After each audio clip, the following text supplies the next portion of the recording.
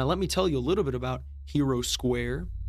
It says, armed with your ability to parry and reflect enemy bullets, you must explore a colorful Metroidvania world that looks like a 1980s arcade game. Return to the golden age of gaming as you fight enemies, face formidable bosses, and discover new powers.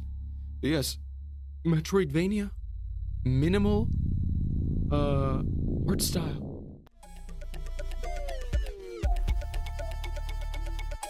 Okay, I don't know what to do there. I guess we'll figure that out later.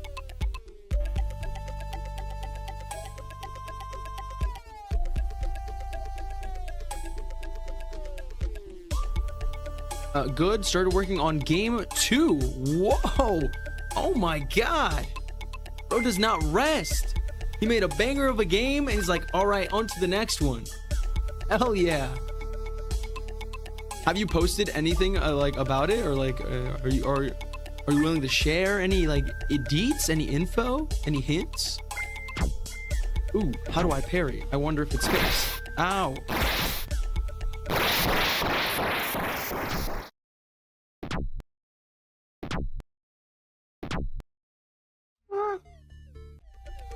Need a bit of a, you know, a breather.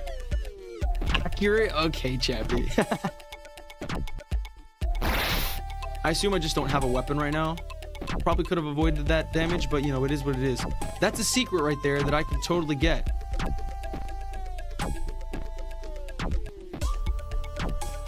How do I get there though? That's a secret. Oh, that thing shoots. Is this oh, game saved. Thank God. Okay.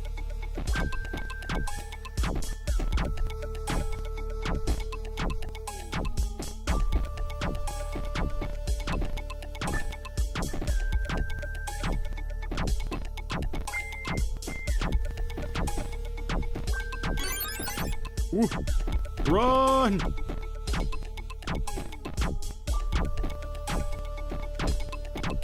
Oh shit. Chappy knows it. He doesn't want to hang out with the rest of us, but he knows it.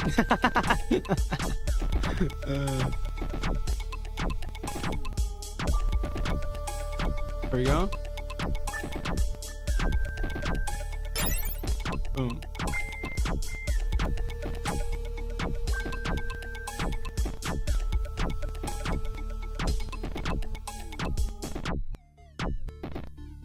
What are these?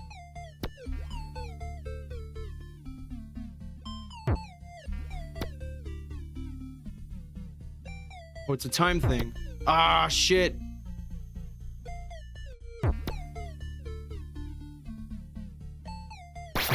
There we go. We got it. We got it. What do you mean? I'm just lurking on Twitch. See? He's there.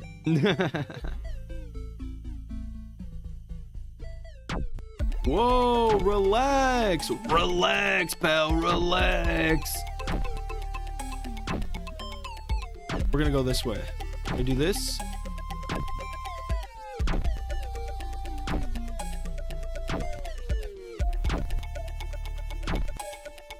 Ah, shit. Ah, I went too high. That's fine. That's fine. That's fine.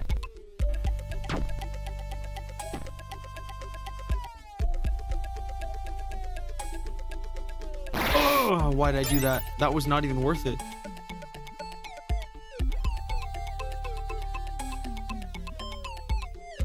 Okay, look at that. Wait, wait. I can't get the fourth one. Okay, gotcha.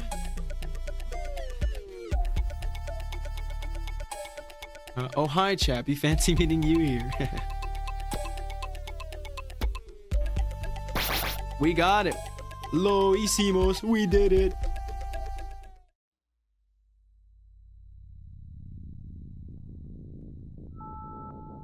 What the hell is going on here? Oh, well, well, well. So that's how that works. Interesting. Interesting. Oh, you are awaited.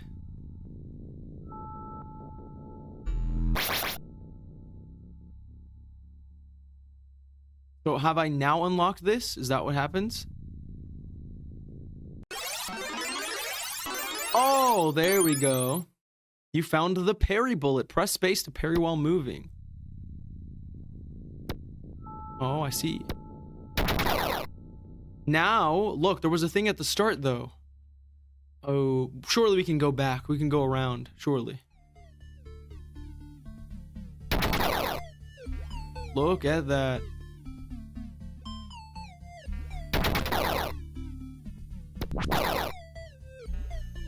Okay, so you need these to parry. There we are. We're back at the start. Hell yeah.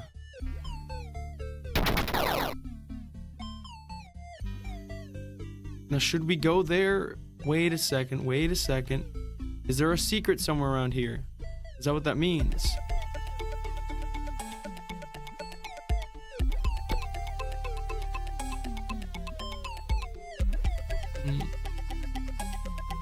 All the meta puzzles, yes.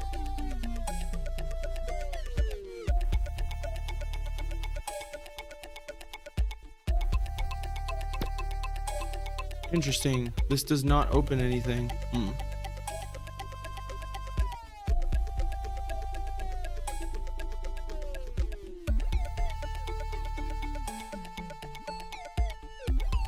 What if I kill this thing now?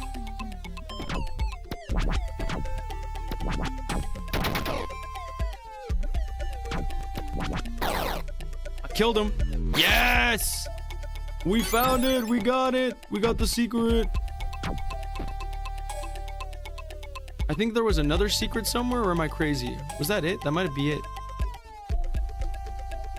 Okay. Let's just continue. Oish! This music, though. Come on now.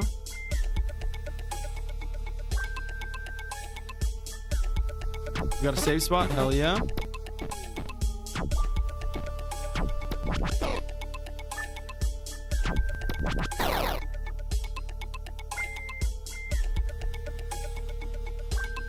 Okay. He's like a ghost.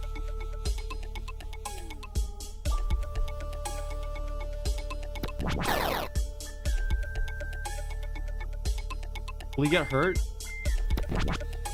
I guess not. Whoa, okay.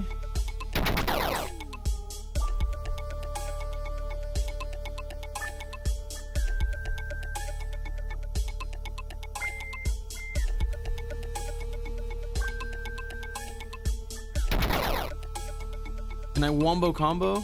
I guess not. You can't kill both of them.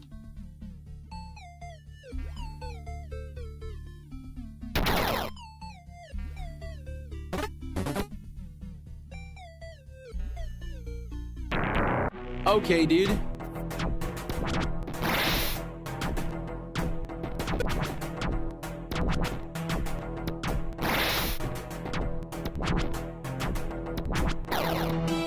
Whoa! Okay, that... Oh my god, I almost fucking died. There was a save spot before, right? I'm gonna go back. I'm gonna save.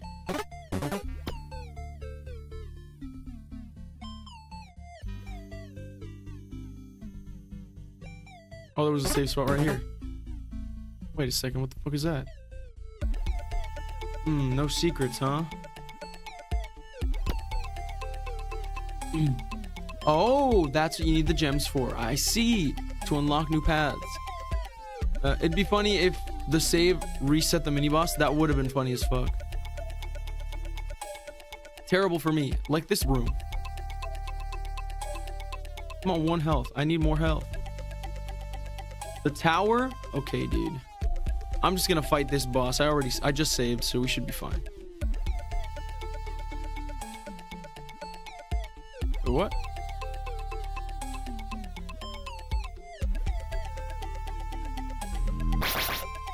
Oh! I guess I found it. What is the below? Oh! You fucking bitch! What the fuck? Unbelievable, dude. You had to mirror it, yeah. Well, I tried. I guess I was just not on level though.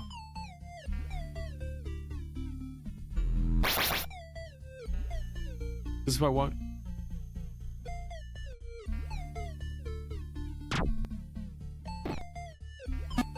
What the fuck? We're playing Pong? Oh my god.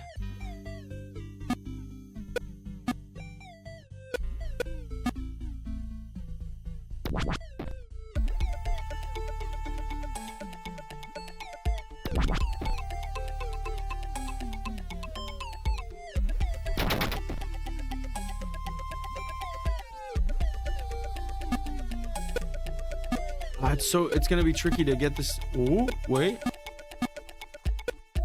Oh, wait.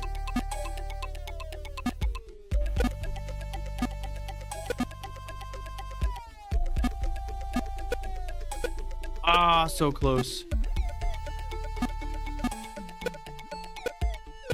Okay, you can't get hurt by those. Wet ones don't do anything.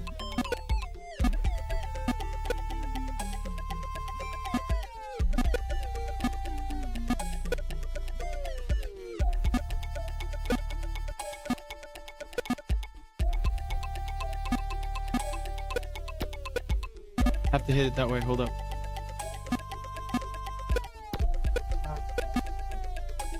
Hold on, I got this. Ah, okay. Hold up. I got this.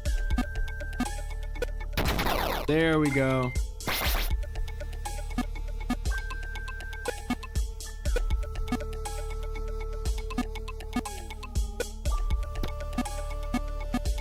Wait.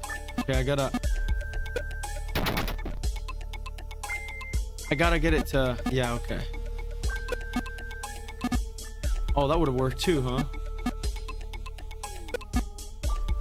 Ah, shit. Come on now. Maybe try making it bounce up first. Yeah.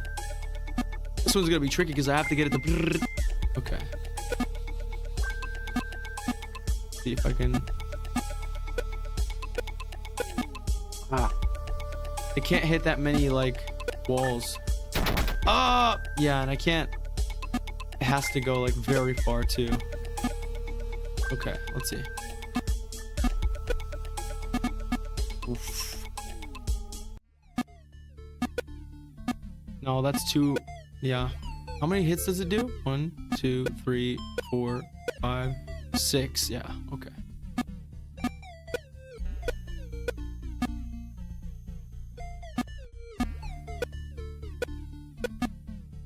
Barely missed. Hold up.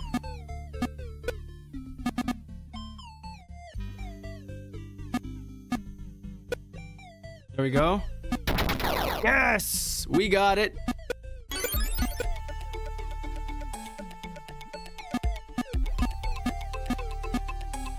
Where am I? Oh. We're saved. We're saved.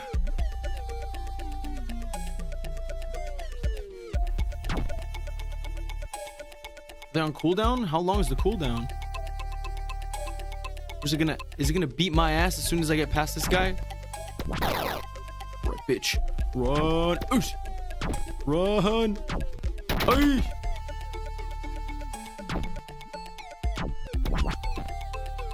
Come on now.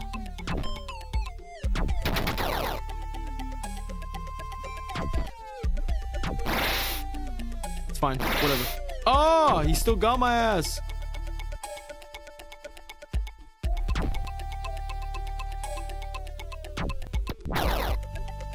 Run.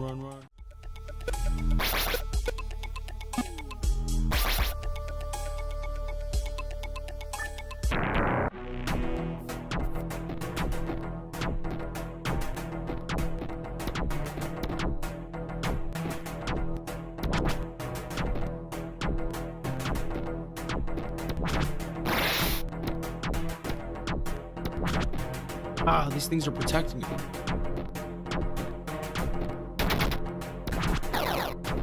Okay, we got one. Oh, woo, let's go, baby. Let's go. Where's the save? What do I feel like this is a trap? There's a key there. Surely it's not that easy. Secret? No. Got him. Always gotta check, you know?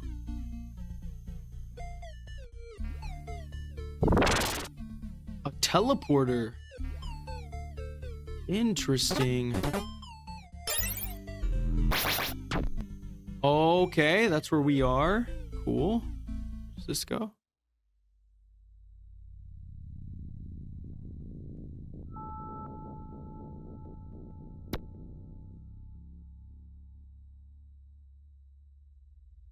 What? This is so eerie. Wait, I need a green key probably.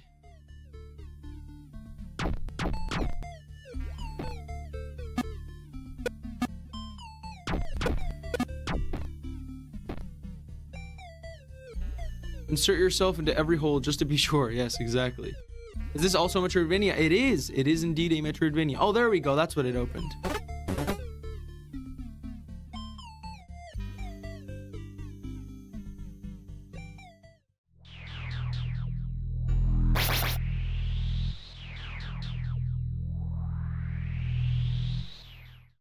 Interesting. So I still need the green key, but I unlocked that at least. I can get through here. Oh, yes. What is that?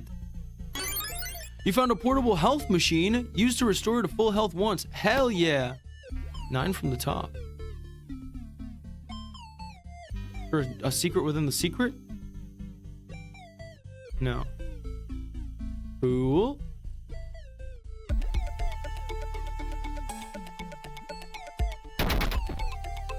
Doesn't go that far. Wait, can I, like... Cannot.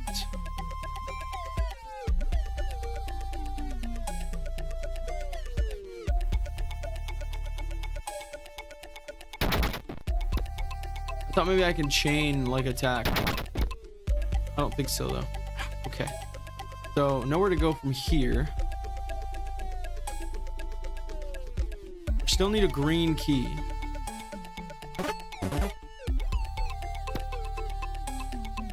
Don't think we went up in the end?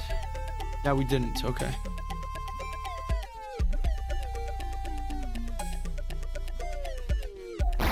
Okay. Fucking rude. Oh, shit. Okay. Nowhere is safe.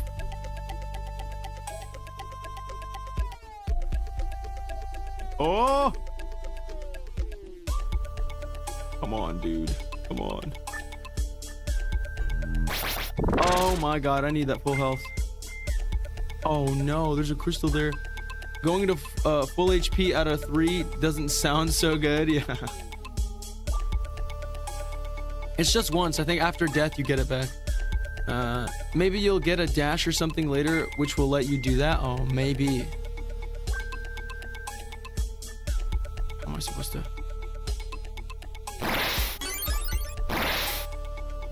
Fuck it.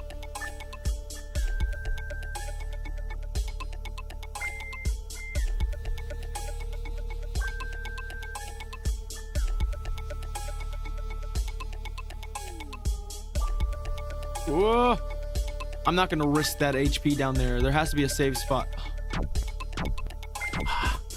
There's no save spot. This is evil. Evil. God damn. They're relentless.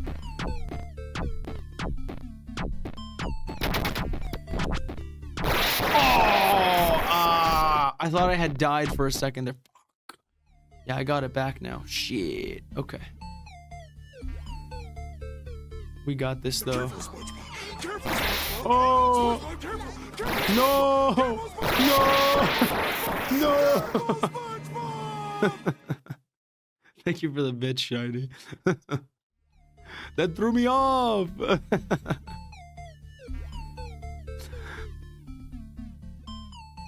Note to self. Telling me to be careful only makes it worse. Ah, you grazed me, you fiend.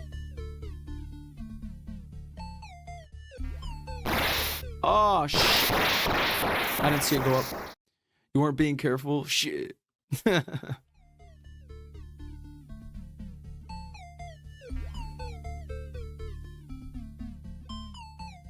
will you learn? When I will never learn. I will never learn. Fuck. I just got double whammied. I thought I had invincibility. Thank you for the bit shiny. I thought I had invincibility.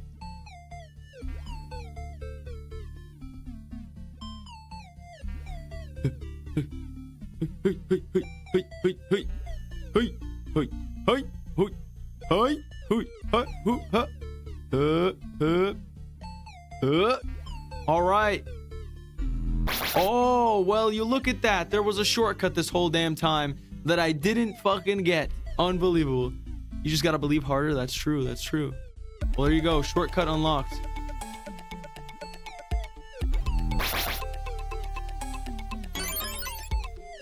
Oh my god, am I a god? Did I just unlock something? Ah, fuck you.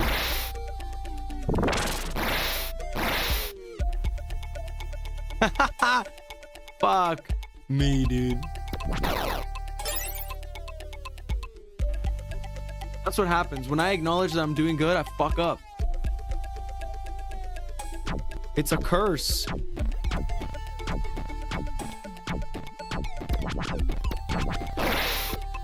Ooh.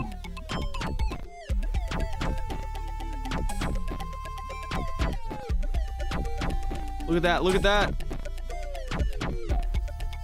Okay, hey, we're good. Bone zone. Not the bone zone. Oh, what the fuck? Why did I do that? I realized I was kind of screwed. And then I panicked. Shit. We're getting better though. We're getting it. We're getting it. Okay. Well, can I just restart me? Just restart me.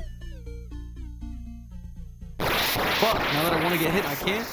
Unbelievable. I took 1 damage. It's over. We got to do no damage run.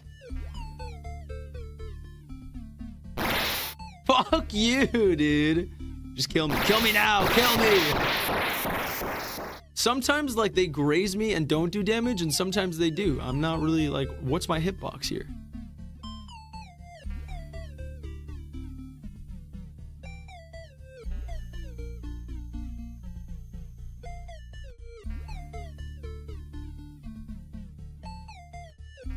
Ooh, there we go.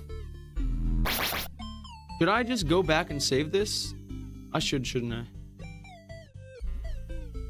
I'm gonna go back and save. That way we have that shortcut so we don't have to deal with it anymore. Boom.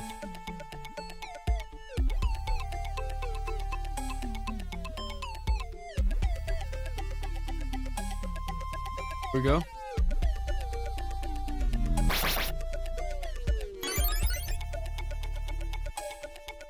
Ooh, baby.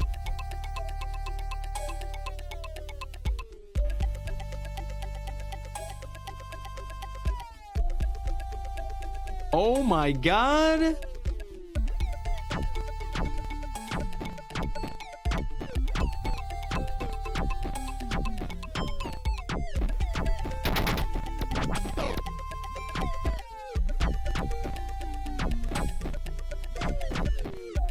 Oh my god.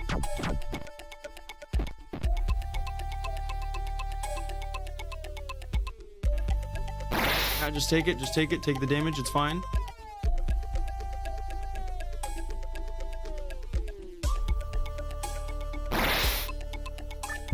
Oh shit!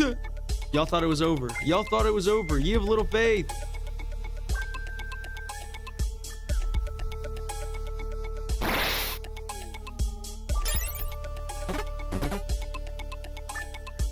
That's right, baby. That's right, baby. How's this? This is a boss fight. Aish, aish, aish, aish, aish,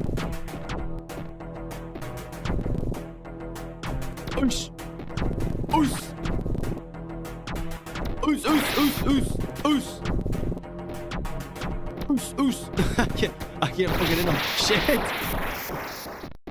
All right, you gotta stay up in his face. It's fine. We got the checkpoint.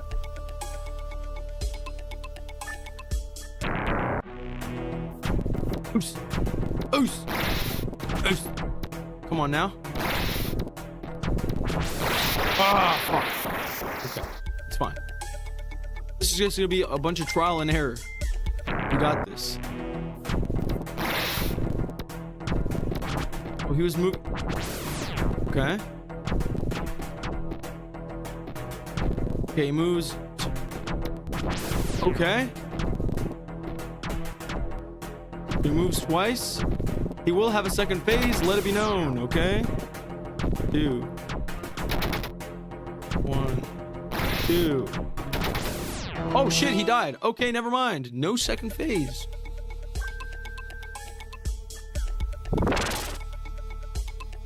All right, that's what I like to see, baby. Oh, and we got the key that unlocks the other compartment. Hell yeah. But wait. Oh.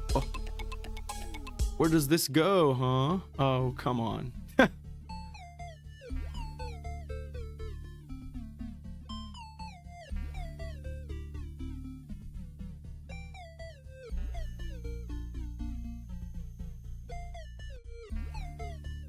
Whoa. Oh, you wretched freak. Oh my god.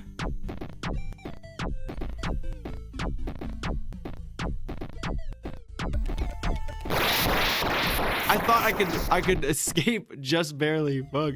It's fine. There was a checkpoint right here.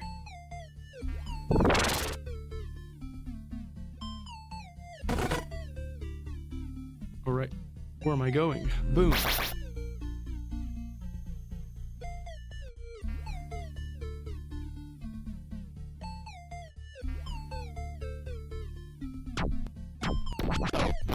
Oh.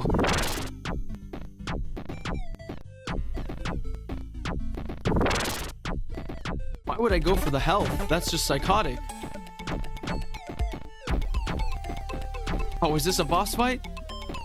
Is that why the other one didn't have a second phase? You got me fucked up.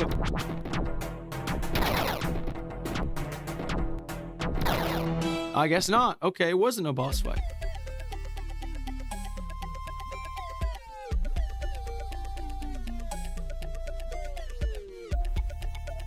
I'm just wondering if the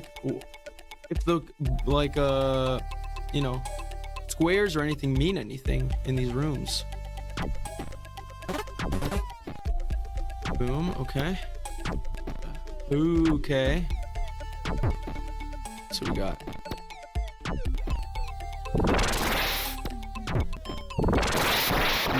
Yeah, that's tricky. Okay, so we're probably gonna have to just go straight.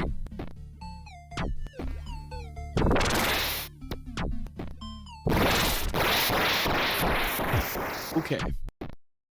Timing is required.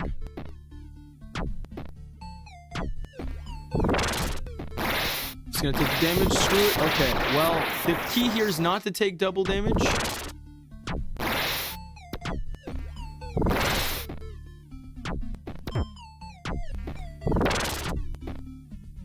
Right, and now the first one's gone. Right, no, that makes sense. That makes sense. So just die.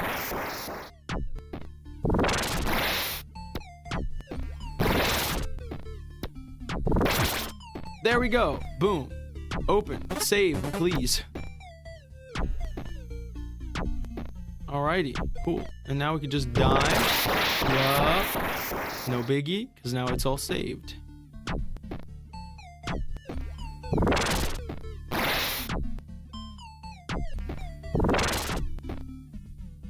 Here we go. All right, we're out. We're free. We're free. Come on, one of these has to be a secret.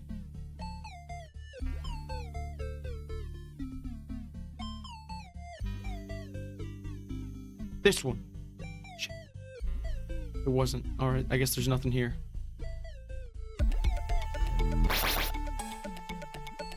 Oh. Oh, well, you look at that. That's what that was. Okay. And now that we've unlocked this... Wait, wasn't there also a place for green key somewhere around here? Or am I crazy? Was there a green key area elsewhere?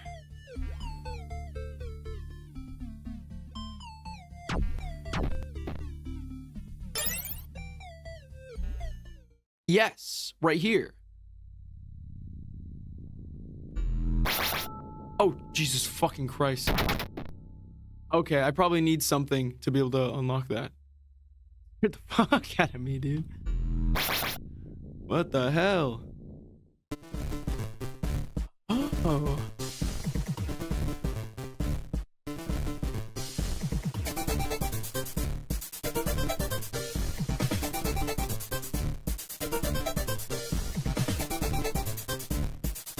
Ooh, shit. Is that a ghost?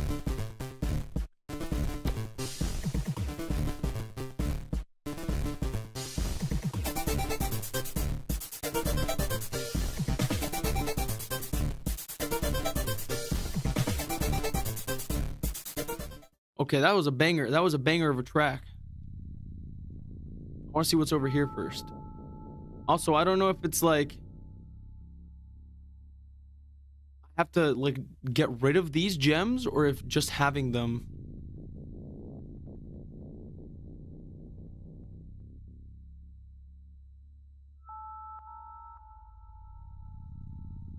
What? Oh. I got it. Neat little puzzle there. Oh, shit. Ay. Ooh.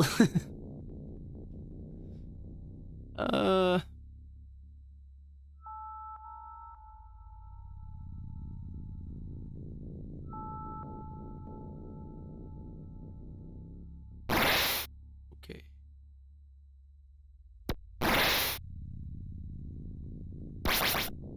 Boom. Okay.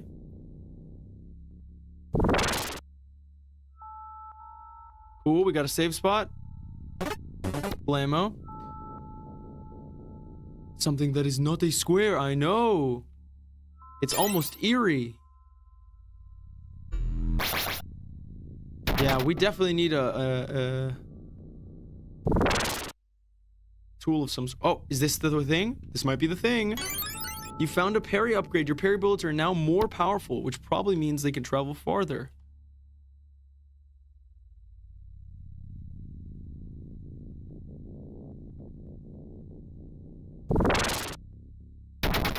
Yes! Look at that. Also, what's this? Oh. Interesting. Interesting designing of the rooms. Ooh, I gotta fight.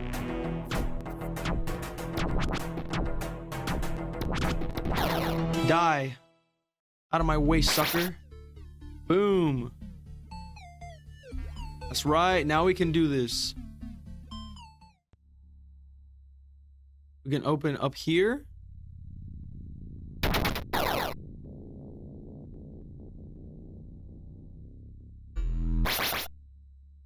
A gem. A delicious gem. Hold on, let me check for secrets. Check for secrets. Scan the walls. No. Okay.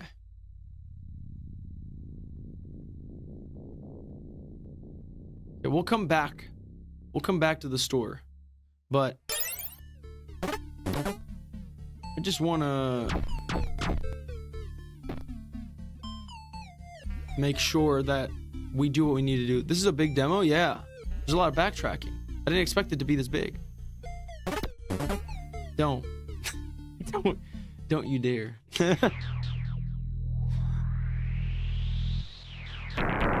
Whoa, whoa! Oh, I thought white didn't hurt. What the fuck, bruh? What the fuck was that? Bro just pulled out a machine gun. What the hell was that?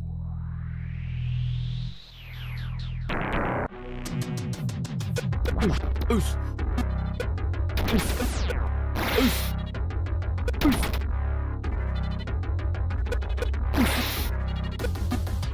Oof. Oh, how many hits does he need? Probably 4. He gets the second phase. What the fuck? Oh my god. That's crazy, but it's doable. All the bosses are like, they're fun to fight, and they're not too challenging yet. Yet. Oh, what the fuck? What the fuck? You really done started with that shit? You fucking bastard. Bro really just gallinged my face in. Oh my god, what the fuck? From the get-go. He just unloaded.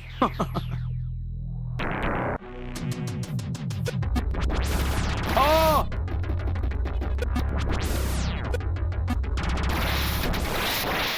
Ooh, can I? Wait, can I hold it? That's insane. Wait, hold up. If I...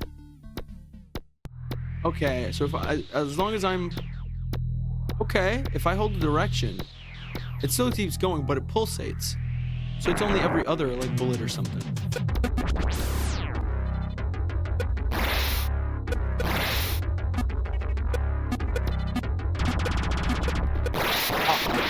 Okay. I just need to go straight into it and just parry him. Get as many hits in as possible. Get as many licks as I can in. Okay, okay. That's crazy. But I can do it that way. Hold up. Is the music different? Okay, dude. Okay, dude. Okay, dude. Okay, dude.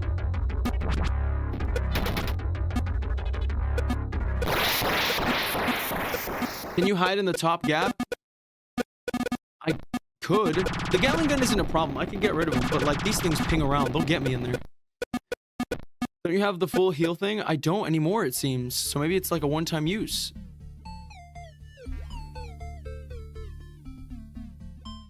I guess it is a one-time use. It's a purchasable one-time thing. When it said one time, I thought it came back when I died. Because it did come back, but that's because I hadn't saved after using it. So I screwed myself, essentially. Oh, wait. If I...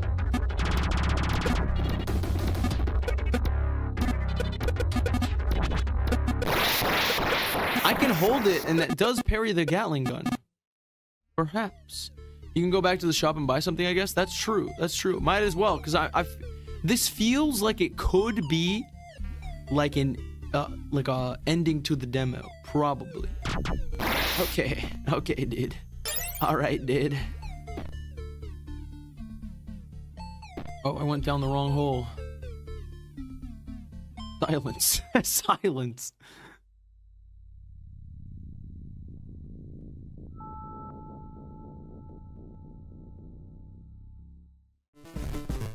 Okay, so that's the full heal, but what's this thing? I wonder. Do I buy the full heal or do I bother by...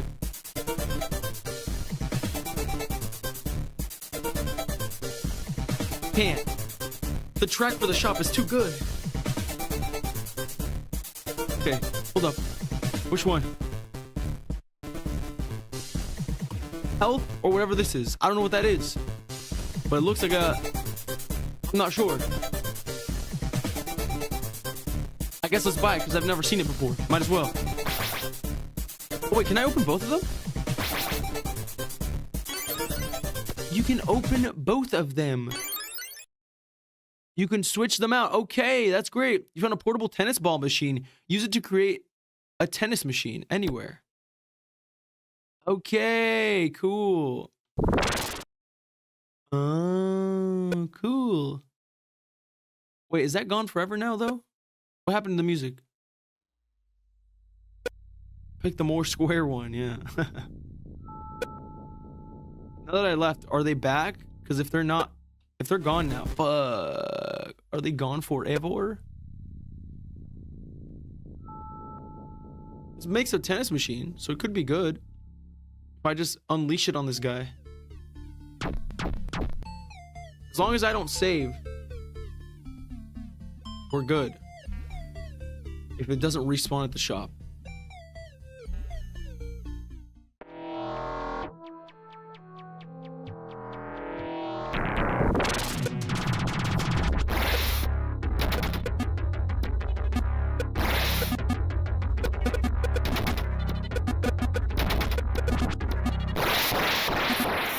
There is a slight cool shit.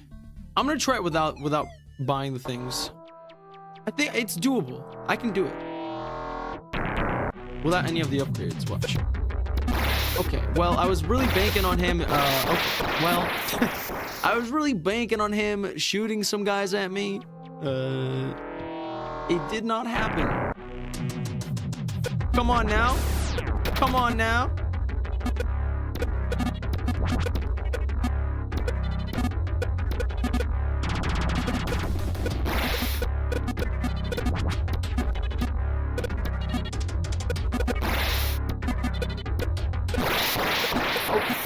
Okay, I watched. Close your eyes. Close your eyes. Don't look. Erase this from your memory. Ah, shit. Bro, getting hit with a Gatling gun from the get-go is just freaking diabolical, brother. Go on, shoot me. Shoot me! I asked for it. So it does have a slight cooldown to the parry. You can't just hit a parry. So long as he doesn't Gatling gun my... Okay, dude. Come on. Bro. Wow. It's doable, okay? Trust me. We can do this. No biggie. It's just a matter of RNG, you see.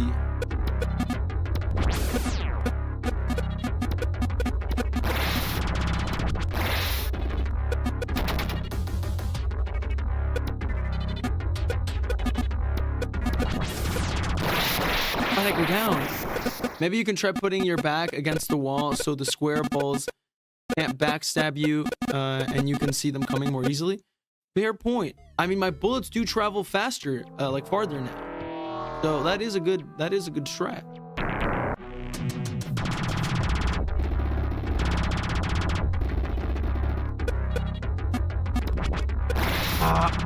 I still have to move though to hit him though, so. And he doesn't like when I'm far away, it seems. Or he's just being an asshole.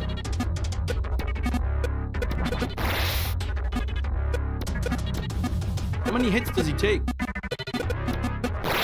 Fuck. We hit him 3 times once.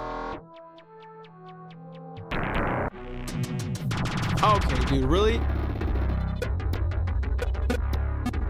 Ah!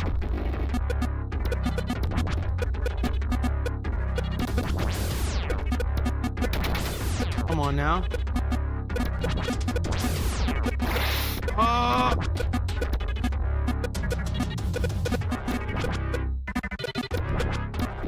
Yes! Don't die, I swear to God. Ooh, we got it. It was 4 hits. Oh! Oh my God! 3D audio up in here. Dude, what the hell? Yo, the soundtrack for this game is bumping. What a vibe. Well, but yeah, let's take a look at the trailer. Look at this. You could see the types of enemies. September of this month, September of this month, yes. Here we go. Let's take a look.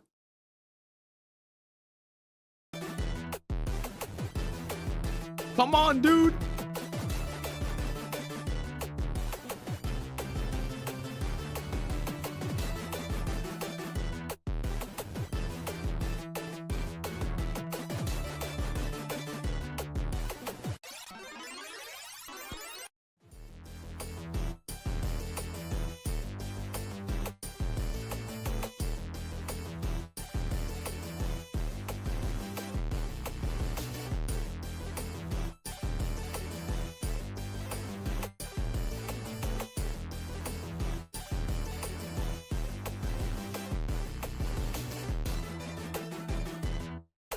Ooh, slow down time. Okay, cool.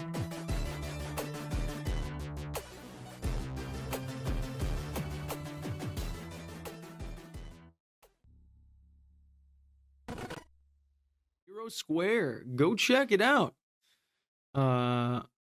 It was a pleasant surprise. Pleasant surprise. Like I said, visually, I was already interested. I mean, the fact that it was a Metroidvania. I mean, I'm a sucker. Come on, I'm a sucker for Metroidvanias. So, well done. Look at this, a lizard. It's crazy what you can do with just squares. But yeah, go check it out.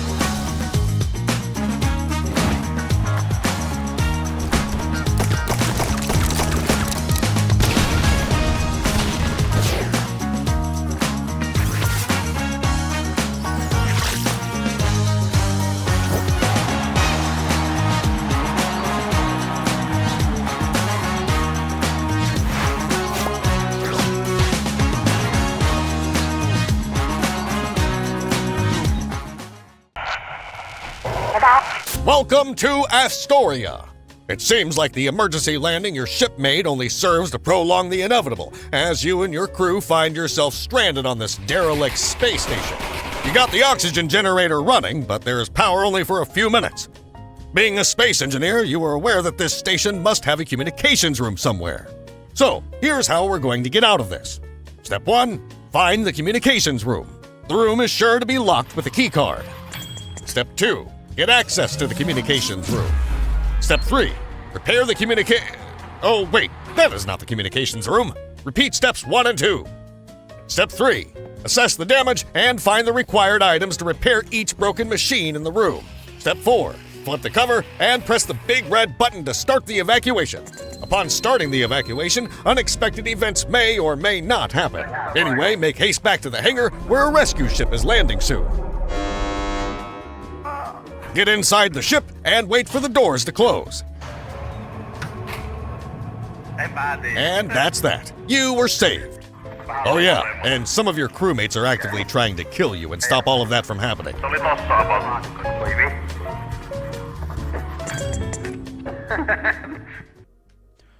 All right, if you happen to be seeing this on Steam, my name is Jared, and I'm very, very thankful that you guys are here today. We are playing the Pegasus Expedition.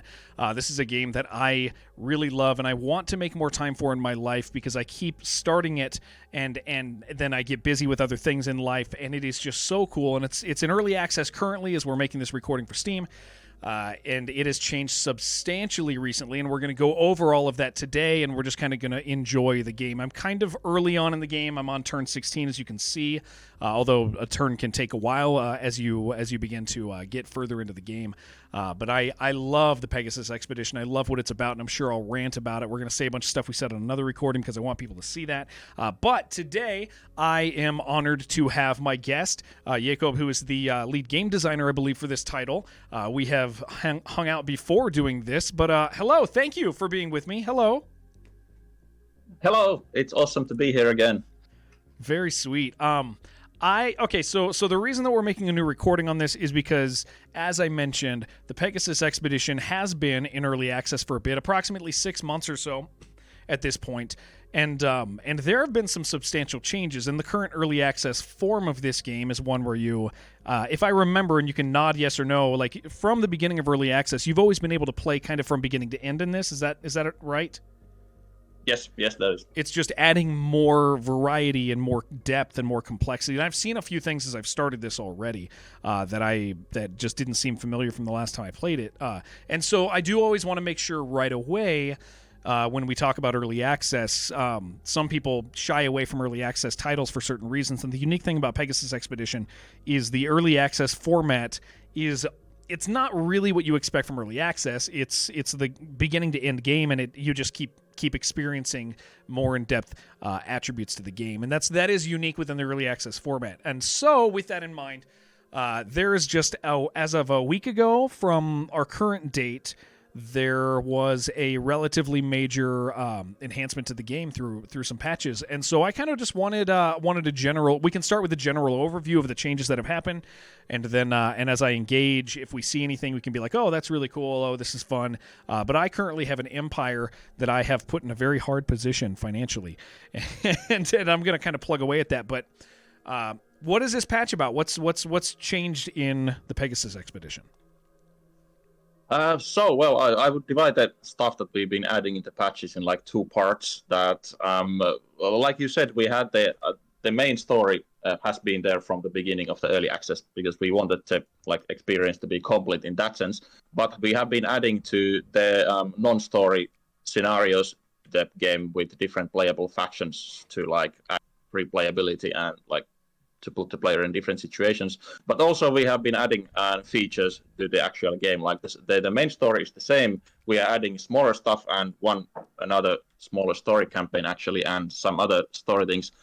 And then fleshing out the strategy game itself. So I'm going to stop you because I want to make sure I heard that right. Did you say Yep. Did you say multiple playable factions have been?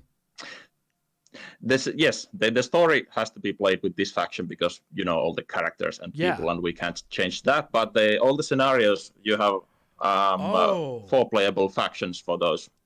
That's really cool. I sorry to interrupt you. I just wanted to make sure I understood because I was confused because one of the amazing things about this game, and I'm going to interrupt you every once in a while to rant about your amazing game. But one of the things that I love about the Pegasus Expedition, if there's people here live, I would encourage you to look at the link in chat.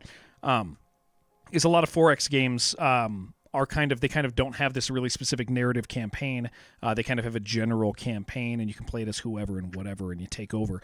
But the Pegasus Expedition has a very specific story, and so that is cool because I noticed at the beginning of the game you can choose a scenario. So you're telling me that with a scenario I can actually choose a completely different playable faction. Yes, right now we have the playable factions are the 3 human factions plus 1 more story faction that is a kind of spoilery, so I'm not going to get deeper into that, but that is all in all 4 factions, and we are adding 1 more quite soon with its own campaign that is going to be very, very, very different kind of faction.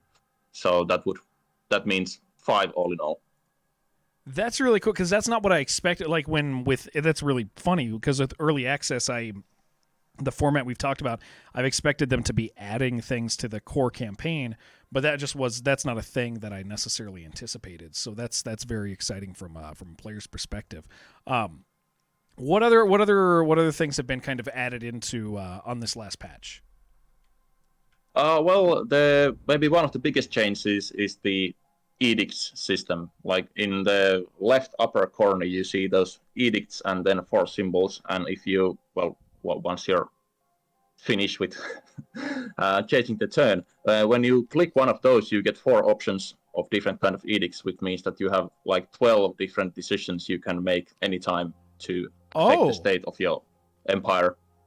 With these edicts, we can adjust our social programs and invest into our populace, its well-being, and its growth. Since our expedition is in a typical state with infrastructure ready for it, it'll be expensive, but our civilians will definitely appreciate it. Doing so will prevent us from enacting further edicts from this category for 6 turns. Oh, wow. Okay. I kind of saw those. I hadn't really known. I didn't realize that's what those were. Also, before you click anything, if you hover over that scale symbol, you can see the actual effects, and that's also for story situation. That's another thing we added in this patch.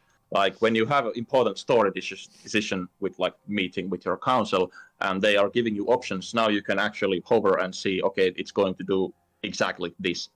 That is hugely no need to guess helpful. that much anymore. Yeah, because this game has a lot of complicated stuff going on, and I mean that really speeds up learning the systems.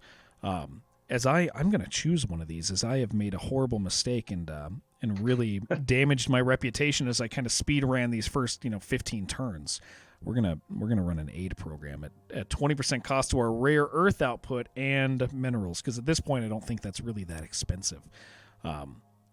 This is very exciting actually. This adds a whole high a lot of variety to this. Oh, this is great. So that's Yeah, another thing. Yes, we got quite a bit of feedback about, especially happiness was something that the game didn't offer enough tools to like manage or affect. So we wanted to give these kind of like extra options to like boost something in your empire in cost of something else.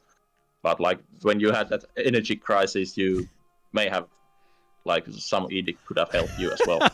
Yeah, at that moment. For those who are just watching the video, I pushed through the beginning of this because I was like, oh, I haven't played in a while, and I want to have like a few bases before we actually sit down and talk about the game, because then it'll have stuff unlocked, and I was really aggressive, like it was really not okay, and we had a massive energy crisis, which you can see is rectified now. I'm feeling better about it, but yeah, this is hugely helpful to that. This is really, really cool. So then, other things. We added a veterancy system for units. So earlier, only admirals gathered experience when they won battles, but now the units themselves gather experience as well. Oh, okay. So that gives a bit more incentive to not just disband your fleets by attacking with them, like you also did. Okay, I didn't know that system. I didn't know that system was in place. I still probably would have done it because I'm a fool.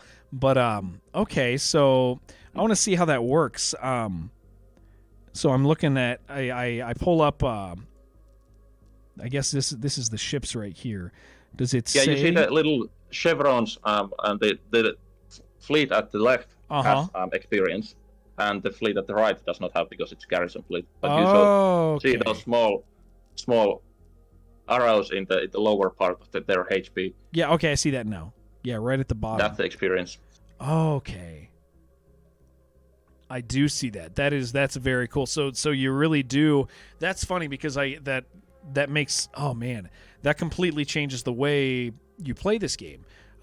A lot, because now there's this massive incentive to keep guys alive, which in turn changes combat styles and retreat thresholds, and because usually I'm just like I'll repair them, but now it's like or now I'll let them die, and then I'll take them back with like 2 or 3 guys and just rebuild, and sure it's going to cost stuff, but how impactful is this, like a level or as they level?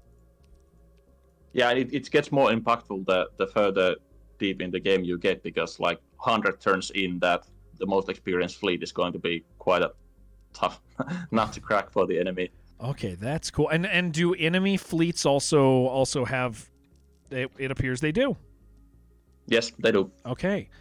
Wow, that's something to consider when you're attacking now too. That is very, very neat. I kind of love that, and I'm glad I'm discovering that now, because what a cool thing. Okay, so we have factions now in place. We have for the other mode, we have edicts now, which is huge. We have experience gain from individual ships, which is really, really great. And this, again, like I just said, this really changes like the entire game, like considerably for me. What other changes have taken place? And then at some point I'm going to kind of ask for any hints of coming stuff. But what else do we have on the plate right now that changes the way I'm playing? Right now, there's one thing that I saw you like causing you some headaches, and is that it's those hazardous systems, because also we got some feedback about that the map is somewhat, the systems are quite similar, and unlike in some strategy games where you are playing on Earth, you have mountains and forests and that kind of stuff, obstacles. So we wanted to get a little bit of that into the space as well. So we added those hazardous systems that are kind of bottlenecks in which your fleets take extra damage, and they take damage when they just sit there. So they are hard to take, but they also are easy to defend. So currently there's an enemy sitting in a hazard system, if I remember, and he's been there for 2 or 3 turns, I think, at this point, just kind of hanging out, not wanting me to roll in. Does the hazard? Oh yeah, hazard. So the at least the system I remember looking at didn't have. I couldn't build anything there, so it's just kind of a place to hold, right? Yes, but it's also barren, so yes, you can't build. Oh, okay. So it almost could be anything in there. hazardous. It could be hazardous, but not barren. Yes. Okay. Let's see. So our recent actions have started to change the way we're viewed by other factions. Well, we're back to neutral. Neither Empress Solak or Roar clan ever cared much for us, but their views are becoming more widely accepted. We should watch our behavior. Of course, Evan. Yes. So this one, I wonder if I have another hazardous one around here that I've seen yet. You got me all curious on them now. Hazardous, that's hazardous barren. Hazardous buildable. That's barren too. Where the Zeus link is. Yes. So I shouldn't keep ships here. This would be not a wise thing for me. Yes, but building like defensive fortifications in system like that is very strong. Okay. All right. Oh yeah. I don't seem to remember this being something previously, but I could be wrong about that. Down at the bottom, like the command beacon upgrade and stuff like that. Oh yeah, the like structures, space structures in the systems. I think they were there in the beginning of the early access, but we tried to make it a bit clearer, like for the player to see. So in that sense, you may not. Yeah, it doesn't seem. Before. Yeah, it doesn't seem like something. Or I mean, I could just. There's so much information going on here that I could have just missed it. But that is fantastic. I want to repair these so I can go and be a jerk to these guys and take them out. That's my dream at this point. I'm a bitter man. I've lost too many people to them. So man, honestly, that's so much that's already changed within just within that, because those are major pivot points, and a lot of stuff changes in response to them. You said it's been okay. So on a more personal note, for you guys as the development team, you've been in early access for 6 months. How's that experience been? I mean, that can be a terrifying thing. It's been very interesting and like eye-opening in the sense that when we had been developing this game for 3 years when the early access began, which meant that we were so blind about everything, like how someone who has never seen the game before would experience things. So that was very interesting, and we had to make some changes, and we have been making changes according to the feedback. So the feedback we have been getting from the early access has been very helpful to make the game better. I think that's like the big point, and that's what I was asking about is the idea that games like this have extremely passionate communities around them.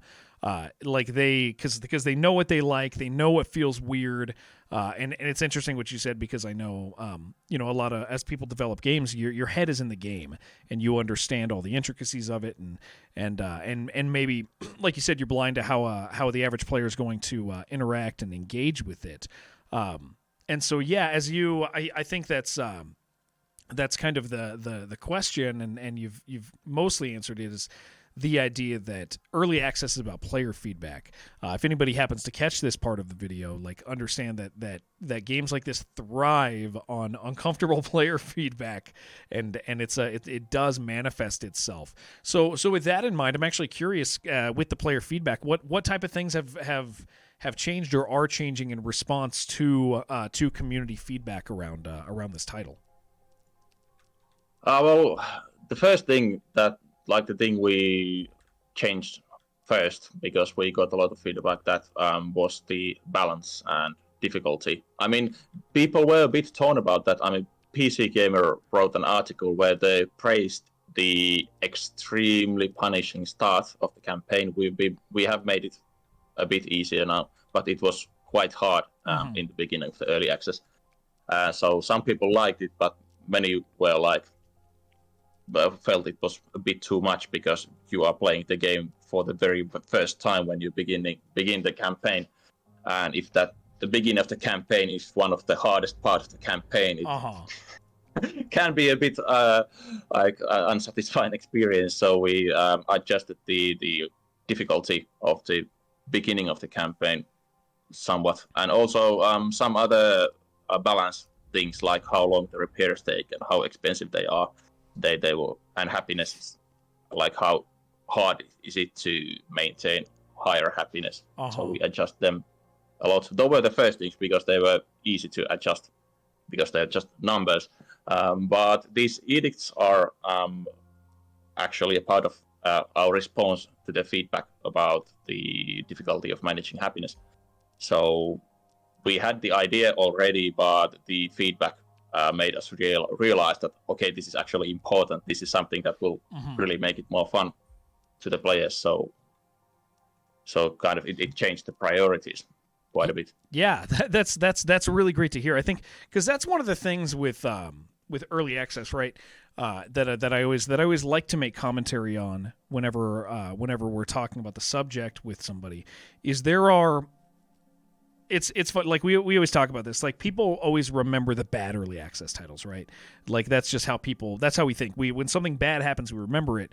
And so the concept of early access for some people becomes the concept of a paid demo, and they miss these sort of opportunities where they see a game that is thematically what they want and that is gameplay like the genre they want and something they've been asking for, and then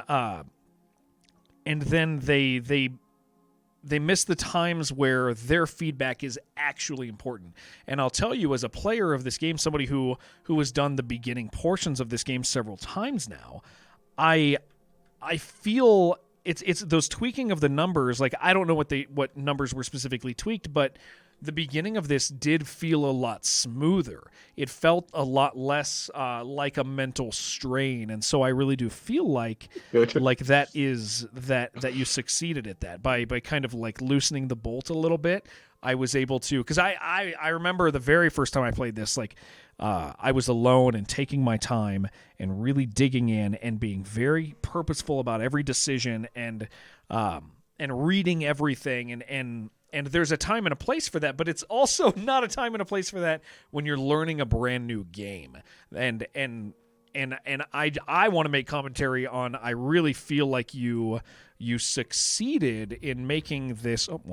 Unresolved communication. You succeeded in making this, like in responding to people properly. Because I feel it from a player perspective, and that's really encouraging. And I have such high hopes for the future with your team.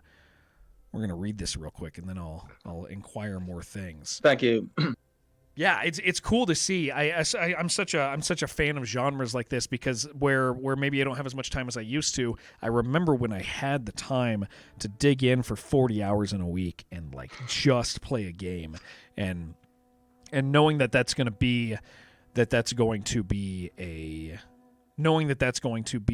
the experience for most people. No, meet cute. That's tomorrow. That's tomorrow. Here, we'll read this and then we'll continue on. What's the matter, Carolina? Nothing specifically. I'm just a little disappointed we're running away from a war only to bring it here. But we are the invaders here, Director. We're fighting for survival. That means we can't be too picky about the means. It isn't the first time in the history of humanity that people have been forced to invade. Can you blame them? Let's do that. No, no, meet cute. No. I know. That's how it goes sometimes. I don't disagree with what we're doing here. I just don't like it. How did you end up being a soldier if you dislike war this much? I'd always thought of people from the Balkans. Yeah, let's do the top one. Well, it was one of those few career opportunities available that didn't come with a price tag. Besides, isn't a soldier who dislikes violence a lot better than a soldier who likes it? You know, the war junkies. There must be more to it than just the price tag. You wouldn't have been the successful otherwise, or are you glad that you're not in the army anymore? Let's do that one. Don't get me wrong, sir. I like the army. Just like firefighters probably like their job, were they also very likely dislike the fires? It isn't that simple. And I'm fine with this job I have now. It's far too important for me not to, though it is less simple, less exciting, less fun too. But we're not here because of that. I'll do just about anything that needs to be done here, whether I hate it or not. I know the stakes. Glad to hear that, Carolina. So something I want to talk about, and we'll relate it to because this is a fresh recording, and it is. I want to rehash a conversation we've had because I know what your specialty and what your particular love and passion for this universe are, and the story writing and all that stuff. But I want to rehash it because I think it has its place in a video on Steam. I love this story so much. Like, I really, really love the idea. For those people who don't know, and I don't want to get into too much spoiler territory, but so often there's a genre of story in game where it is you had to kind of be the bad guy. And that kind of happens in this game, and there is variation. You can kind of be cool and kind of nice, but it opens with a horrible event that kind of makes us the baddies a little bit, but reluctant baddies depending on how you as a player want to respond. And I Jakob, I wanna talk about that for a while, and I want to talk about how that kind of works with how players have responded to it and what you've seen and how that feels as a writer of this game and all of that. But so let me think of how I want to start this conversation, kind of touching that topic. How long has this game existed for you in your head? Yeah, there are two answers to that, because this game you're playing right now, it hasn't existed that long, because during the development, the vision changed quite a bit when we realized that, okay, this thing is actually much more fun than this thing, and we want to do this thing. But like the general, the world of the game and the general idea of what happens in the game has been with us like at least 5 years, I would say 6, even more. And so now that it's in this form, first of all, is it? I mean, as players have engaged with it, have you been happy with their response to it? Because I know you've watched people play and you get feedback. How's the response to that sort of story been? Well, yeah, like you said, I wanted to do a story where there isn't like black and white, that we are the good guys, so we are super good, and those are the bad guys, they are super bad, so we just shoot the bad guys and everyone is happy, because I feel that is often a bit boring, so I wanted to do a bit more like shade of gray kind of approach.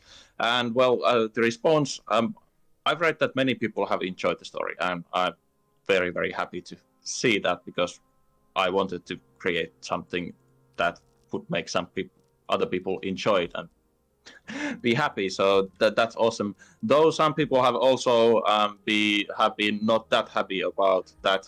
They feel kind of forced into that situation. Mm-hmm. But the premise is that we, the humans, are suddenly invading this another galaxy. And okay, the first contact isn't that peaceful, and that shouldn't be a big surprise.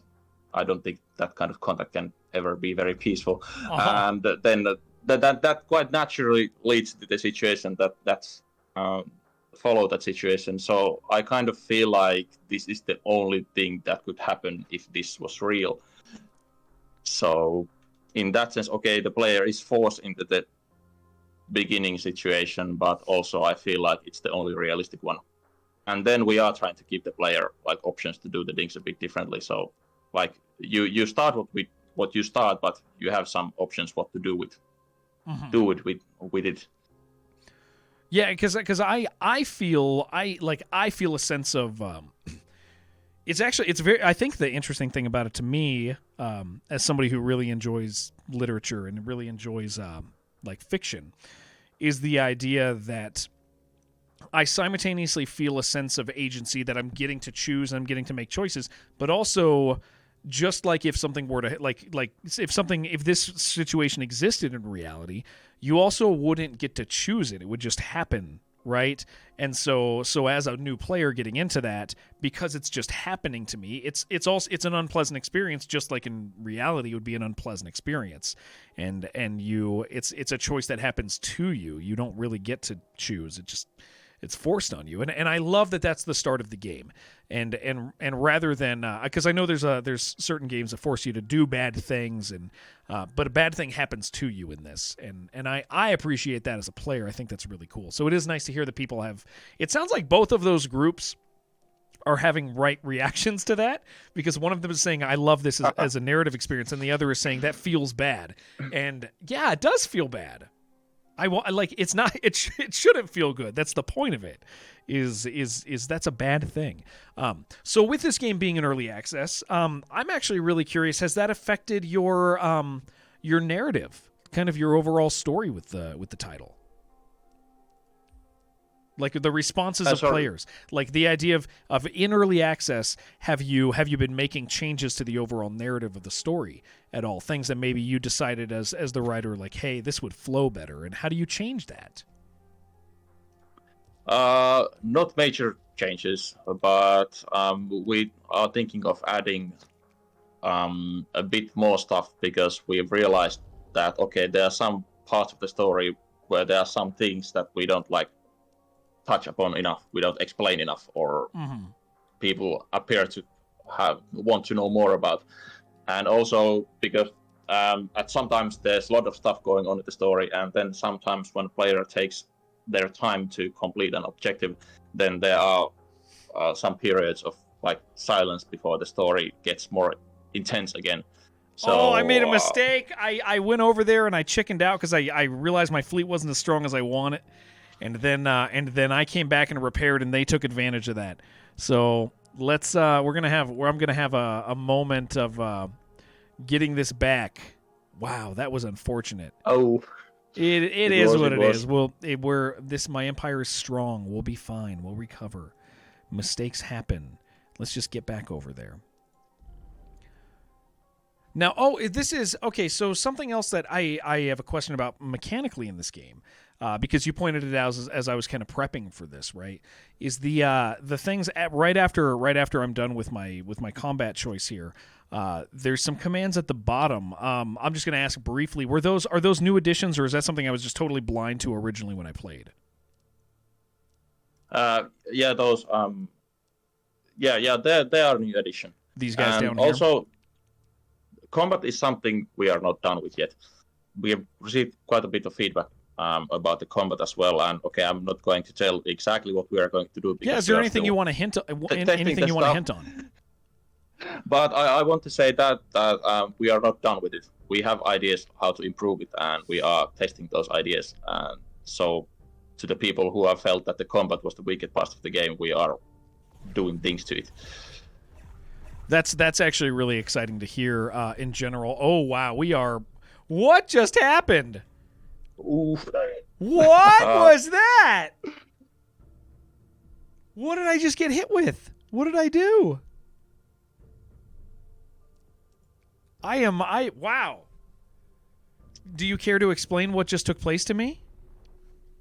Yeah, with one thing we also added, I honestly can't remember when did we exactly add it, but the defensive player has those defense stations, and nowadays, and I think this has been there maybe 2 or 3 months, the defensive player can actively during the combat initiate a self-destruct sequence where the whole station explodes, and if your main force is around that exploding station, it's not that great. That was not great. Okay, I'm gonna have to make something happen here. And so that also changes the way that because very often I found that there's at least originally there was a lot of strength in coming in from a frontal assault one position, but now I see there are now more repercussions for grouping up, and wow, that was cool. I'm glad to see that sort of a thing because the combat is obviously, from my perspective, I have to be much more thoughtful in my approach. So that was something that that was nice. That was nice to see. As horrible as that also felt, that was nice to see. So thank you for that. Yeah. If the enemy has a lot of defensive stations, it's a good idea to spread out. Yeah. That's that. So even if this is before your combat change, stuff like that is really neat for a player. So if somebody were to purchase it now, from the link in chat, they would have to realize that is part of. Oh no, this is bad news for us. You would see those are thoughts that you have to have. So what do they say? I see that you've made your decision. We tried to be patient with you. but you didn't take your chance. Just keep on expanding. Well, I took back my place. Now your time is up. Your place. It was my place. I mean, it was not originally, but it was my place. This is war. Yep. Empress Intense Solic of the Tamanin Empire. Wow. Well, that's unfortunate. Chapter 2.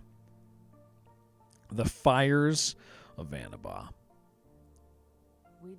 I love these. This art is so cool. But we were never seeking this, and it was only going to get worse. At Annaba, we would see for good who were here to stay.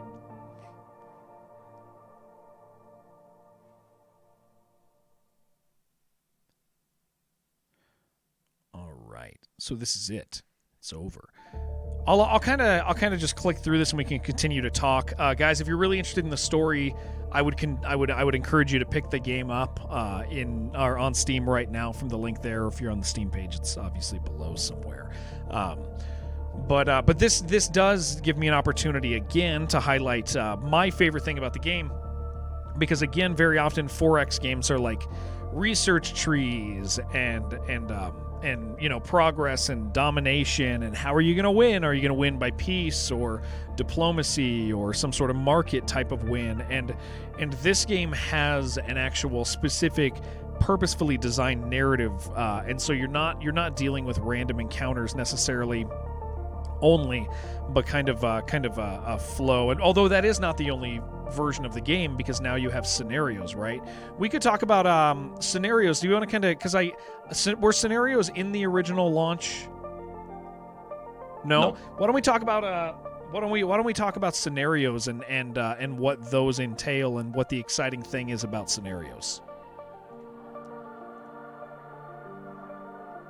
So yeah, well, the first why they exist is that because, of course, this kind of story campaign, it's meant to be one exciting experience, but more there is of a like pre-written story, the more it's like an RPG game, in the sense that, okay, when you play it again, the story is similar, not necessarily the same, but it's still similar. And since we created the strategy game with all the mechanics of a strategy game, craft strategy game, we felt like it was kind of a waste if we wouldn't allow the player also to have that sandbox experience of a traditional 4X or craft strategy game. So that's the basic point of the scenarios. Like, they are the sandbox experience. Mm-hmm. The first one, the Scattered Empires, is the one where you choose faction and then you are randomly placed on the map, and then everyone else is randomly placed on the map and go. Okay. And then the other ones are more like try to pose a specific challenge. Like the second one is one where you start in the middle of the whole galaxy and everyone is getting progressively more angry at you. And the third one is one where you pick one of the human factions and then you have to fight the Tamanin Empire, and not in the way that it happens in the story, but in the way where they remain super strong like they are in the beginning. So kind of challenge scenario, and then there's one more coming of those, and then also that one like special campaign as well.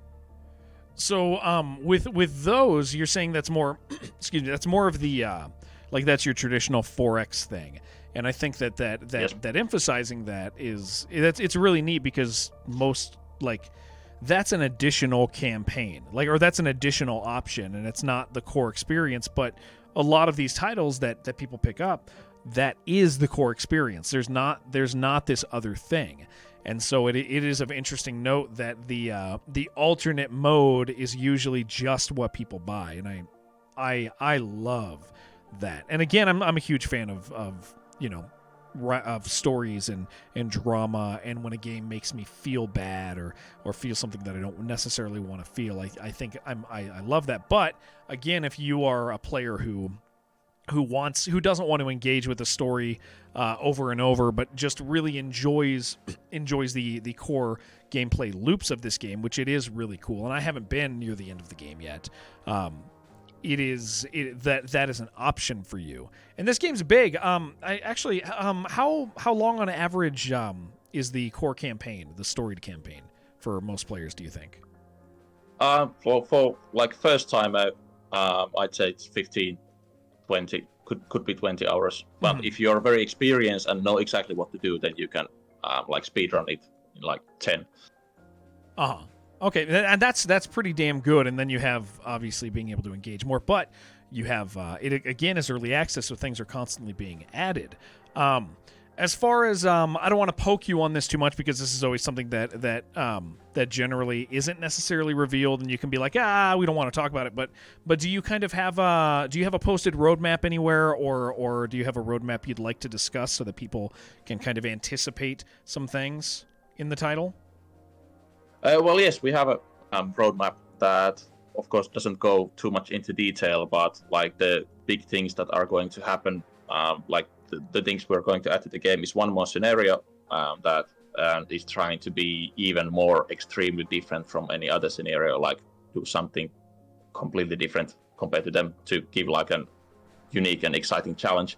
And then we have that actually another campaign. It's not as big as this one. It's going to be a smaller one, but it's still more than just a scenario with a new playable faction that plays completely differently. It's also a faction I'm not going to mention because it's not yet seen in the story. But yeah, those are like the big things we mentioned we are adding, and also of course polishing the different things. As I mentioned, we are going to touch the combat again and also see what else is still in need of polishing. That's fantastic, and that's really good for people to hear. Like they want to know. Obviously, I mentioned with early access, like there's always the fear of like, hey, is this progressing? And you know, this game has clearly progressed, both in noticeable ways and in ways that have just made my experience as a player a lot smoother. So let me think if there's other stuff. I don't want to let you go yet because I have you here, and this is something I want to spend time and is there anything in the game that that you feel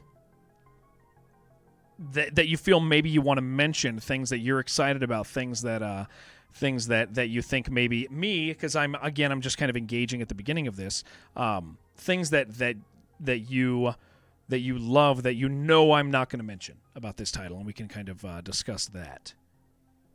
Well, one of my favorite things, and it also ties to the actual what this game is about that, because we have that one long story in this story campaign, and which means that we have different things, a lot of different things happening later on in the campaign. Mm-hmm. Like it's not too scripted, it's still quite sandboxy game, but like there are going to be big things happening, like big threats appearing from outside the galaxy, and even a new like you can actually even go outside of this galaxy in the end. Okay, that's a bit of a spoiler, but no, that's fine. Yeah, like, you can say little things like that's totally fine. That's actually the unique thing about games like this is things like that people want to know before they get into it. Like in other genres, maybe like they don't want to know those things, right? But I want to know what the future holds for me as a player in this title because they're exciting for me, and it makes me want to push through. So that's really intriguing that I get to go outside because it's so big already. I really like that a lot, and that's intriguing for me. And you said, are the threats from outside the galaxy? So here's a question for you, I guess. As you, I know that as a game designer, your head is constantly in the game and you're constantly playing it. A unit veterancy. This is okay. So this is what you explained to me. This is. Let me see what this is. Units that fight in multiple combat start slowly gaining veterancy. When a unit reaches certain thresholds, its rank increases. Unit increases damage based on their rank. Oh man, how cool. So you play this a lot. Oh, I don't recognize this guy. And I don't know why. Maybe I usually, because I know this wasn't in the demo that I played for like 3 hours. I'm going to ask you a question in a second. I got to enjoy this. Okay, the chairman of Pegasus Provisional Government. Are you the leader of the Zeus Link Fleet? Man, your guys' artwork is so cool in this. It doesn't feel like anything else. And I don't think I said that last time, but like, a lot of games you compare it to like, oh, this kind of looks like this game, this kind of looks like this game, but I love your character designs so much. They're just the only. So I grew up playing my Galaxy Conquest game that I grew up playing was Ascendancy, and I don't know if you're familiar with that from like what, late 90s, I guess, probably early 2000s, probably late 90s. But Ascendancy is like some of the characters in here have some of those vibes, but it's just like I feel like you guys have really nailed your own feel, and that's so important within this genre to have your own visual aspects. And I just want to make commentary on like I love these character designs. They're cool as hell, especially the humans too. Like the humans have such pronounced features, and the characters like they really are distinct feeling. And I just, for anybody who is watching this and hasn't played this, one of the aspects of a video game that's really important is things need to be fun to look at. You want to enjoy looking at stuff. And man, your guys' game is so fun to look at. Like I could look at an art book of it and just enjoy myself. So whoever is directly responsible for all of these things, or the teams involved, just I want them to know it's such a great experience. I will let them know. Thank you. Still, but yeah, we wanted to take a. Oh yeah, please go. Bit, thanks. Bit like not at like power armor, lots of lights. Okay, this guy is a bit more like armor and lots of lights, but he's a cyborg. But generally with the humans and others, go a bit more like down to earth and like approach. Our approach was that if like human military clothes haven't changed that much in 150 years, so are they going to change that much in the next 150 years? And we thought maybe not that much, so we wanted to give like a realistic feel rather than very high sci-fi feel, and that's also kind of the theme and mentality of the whole story. Like realism in the sense that the conquering of the galaxy is like we try to make it feel like you are actually there, and the things that would realistically happen will happen instead of something not that realistic.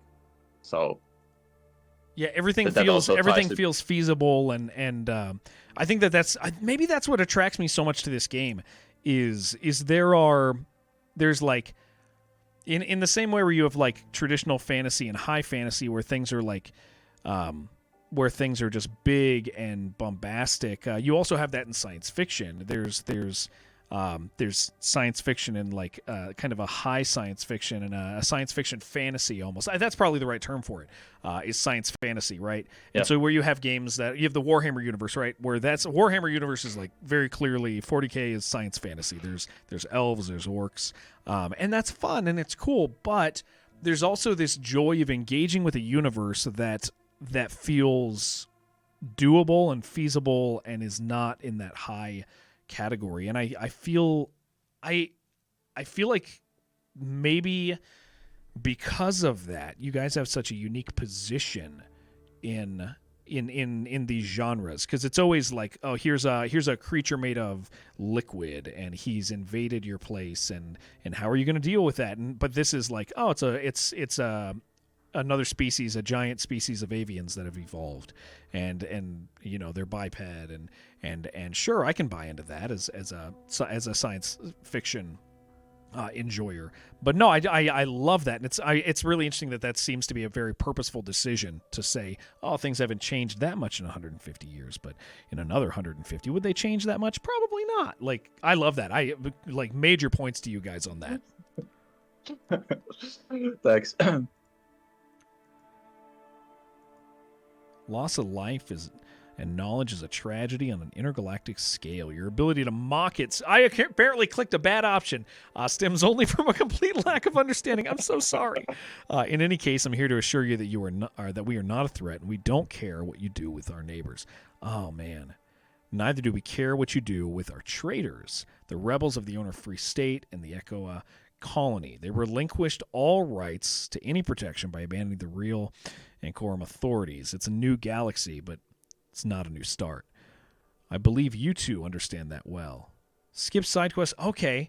We're going to pick it up. We do. I suppose we have reached an agreement. We will let you be. Choosing this option. Oh, I'm so thankful you guys have these. This is really, really helpful. Just to know, and then skip the side story and they get mad. Very cool. Tell me more before I go.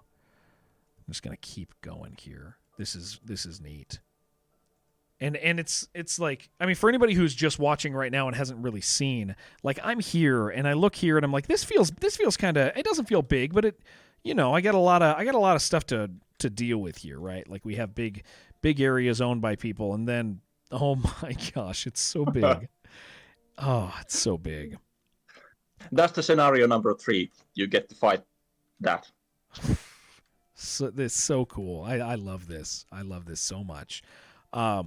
So what I like to do on these streams is I like to bring the developer in, talk to him for about 45, 50 minutes, and then I like to play the game. But before I kick you out so I can just continue defending my little square, and trying to, actually my goal is to, I have some more goals. I actually need to handle these quests. That's what I'm going to do, and I'm going to stop touching it so I can mentally do that. Otherwise I'm going to lose another turn without actually reading what it is. But first I want to say something to you. I love this game. Like, I have not invested the time that I want to in it yet, but it has so much going for it, and it's a project that you should just be immeasurably proud of, you and your whole team, from the narrative aspects to the way that it sounds like you guys are handling the early access portion of it, and it is just it's exciting to see a game come out and then continue growing and continue developing and to just see the game come together. So from my perspective, you guys are killing it, and I can't wait to see what's further down the road as you guys continue down that course. So congratulations, and great job.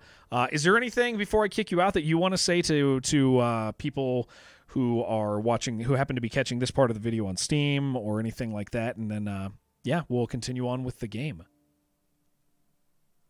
Yeah, well, just I hope you found all this interesting, and it's really fun interview. And also there's the demo, and we're planning to also, the demo is right now a bit older because we haven't been able to keep it up to date with the game, but before the release we are also updating the demo.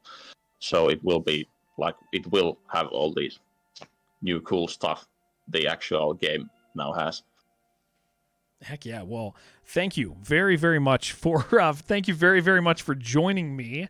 And I guess the Steam video is gonna, so there's two possibilities here. Either the Steam video is gonna restart right now and it's gonna just be the interview portion of this, or it's gonna be a longer portion. I'm gonna get both recordings for the publishers, and they can decide what they want to do with it. But if it's stopping now, then cool. You'll see me at the beginning, and we have a really interesting talk about the summary of the patches and things that have happened. And if it doesn't restart, then you're gonna join me for this next portion where I just get to enjoy the game. So again, Jacob, thank you for being with me today. Okay, sweet. My friend is now gone. I can try to preserve my galaxy. I messed up bad. Pretty bad. So what I know I want to do is I want to find colonizable stuff, but I also don't want to go to war with people. I really need to handle the Roar clan. But most importantly, I have these main quests. You have a chance to have a chance in this war. We need to cripple the Tamarin Vanguard before they're ready to invade. So I have 15 turns. So where is this? Annaba. Where is Annaba? It's probably pretty far. Oh, it's right here. Oh, that's not that far. Oh, it's really not. I mean, we're already at war, so there's really no reason to not be over here with them. Oh, let me turn the music up a little now. Okay. So I need to be handling my fleet. I need to be advancing towards that. Oh yeah, and I love his accent. Yeah, Jim, definitely. But I also love yours. Relation from successful treaties. We're gonna go here. Oh, the tree's so long. It's wonderful. Look at that. Do you see this? I don't even want to look at the end yet. Okay. So let's come up with a strategy. Back here, what are you? Selecting and moving operatives. Select an operative by left-clicking its icon on the star map or its card below. Hold Control to select the fleets, Shift to add or remove. Okay. You can move your selected operative along the lines between stars by right-clicking on a nearby star system. Each operative has 2 movement points and regains the star traveling across. Okay, so operatives. Let's go ahead and do operatives. Can you just move down here? We're going to get them involved with somebody. I don't totally know what to do with them, but we'll figure it out. Way better than Jim's accent. I like Jim's accent a lot. He's razzing you, Jim. Don't listen to him. You're a treasure, man.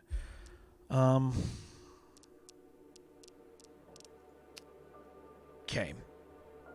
Requires that an appropriate structure enabling it is built there. So we got to see, is there a... I know that I need more. I do have a little money currently, so why don't I go ahead and... Oh, but you know what? Where... Is it here that has... No, there's somewhere I have that I think is going to be better for building ships, right? You're not razzing. Not rizzing, razzing. I don't actually know the difference between those words. Okay, so I should be building stuff down here. Let's get some industrial outposts down here. Look, gravity, hostile. Okay. Oh, I don't have enough resources still. Okay, we're going to wait a turn. But I am repairing stuff here. So I guess my course of action... I mean, if I want to go straight here, I can. And then to here... I'm not too worried about these guys, I guess. Why don't we just come through here? This is kind of... I mean, I'm going to have to guard... Okay, so here's the benefit, right? If I just push through here, I can hold this, but it's a hazardous system, so I can't really stay there. It'll hurt my ships. So with that in mind, I guess I'm going to park there. I'm going to go here, and I'll park here, and we'll see what's going on at Annaba.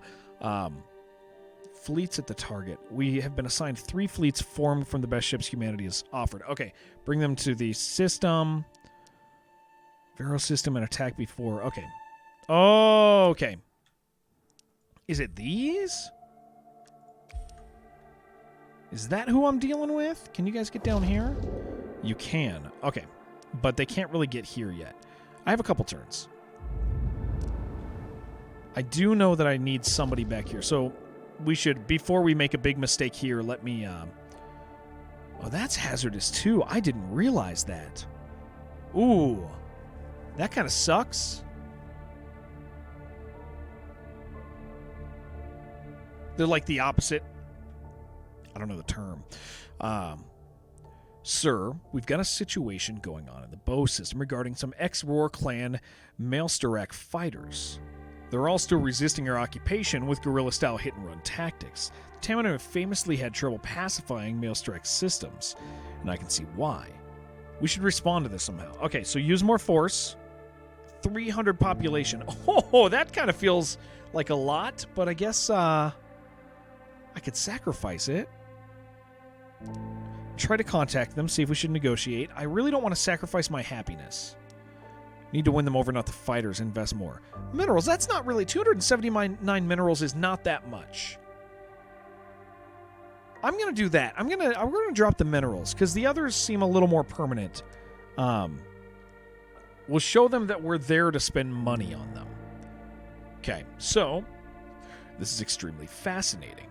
This is what I hoped we'd encounter here. Someone we could actually learn something from. I do think we could learn some guts from the Maelstorak Lorns. Yes, our grunts could be more like their grunts, but I mean to really learn. Those Ankorum are leaps ahead of us. If they weren't such a mess, I think they'd easily rule Pegasus if they just wanted to. Well, they called Pegasus an uninteresting backwater, so I believe their interest lay somewhere else. We should still be cautious. Yeah, first one. According to our Maelstorak sources, they've been very seclusive, choosing remote places to settle and so on. So they clearly aren't aiming to be the next big empire here. They also don't seem to grow their numbers quickly, something our Maelstorak sources believe to be a fatal weakness. I wouldn't trust their assessment of that. It is clear they don't have the capacity much beyond their current holdings. These disorganized remnants of an apparently once great civilization. What sounds more worrisome is what could cause such a collapse. They didn't seem very open about that. Because it's too embarrassing to these superior life forms they seem to think they are. I sure hope it is only that. Well, we really didn't get much out of them. At least they assured us that they want to stay out of our way. It's the most important thing right now. And they're casually ready to throw their own kind to the wolves. we have a free hand to do whatever we want to those split off Anchorum factions. And I'm sensing some hostility here. Miss Jurek? Yes, I bet you are. And I'm not suggesting that we do anything else about it, but I really struggle to sympathize with these, well, whatever they are. Okay, reinforcements from Earth has provided us with one more fleet. It's the best they have. Maybe there'll be enough. I feel like that's irresponsible, honestly.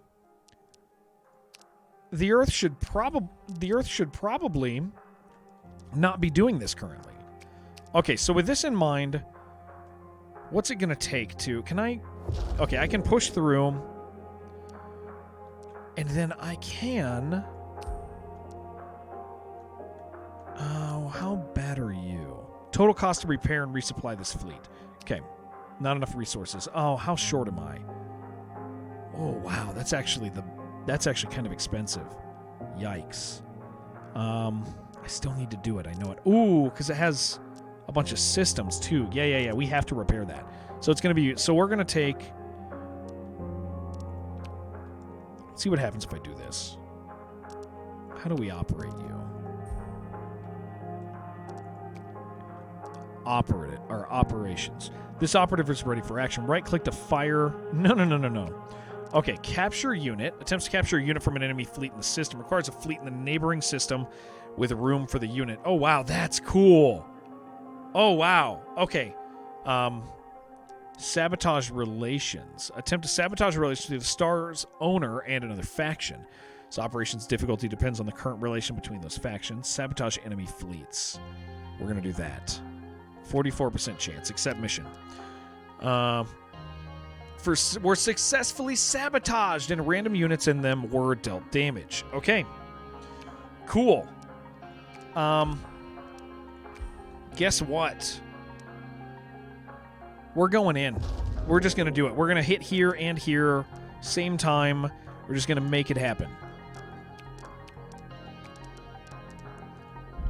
Music's a vibe, dude. It's real fun. One of these fleets is really messed up, and I just realized it. Oh, they are going to kick my butt, aren't they? I guess I have multiple, though. So I can afford, if I want, I can afford to... I'm going to have to bring some undamaged fleets here, though. I'm going to have to send... Anything that survives is going to have to retreat. So I'm going to start combat.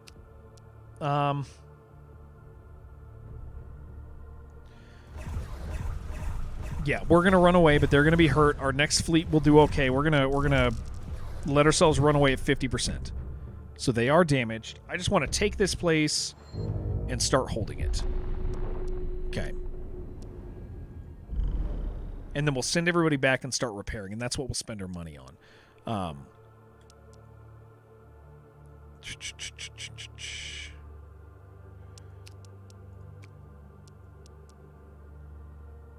Yeah, I feel like this is maybe the right call. Okay. Well, they already don't like me, so let's throw a nuke over here at them and see what that does. Okay.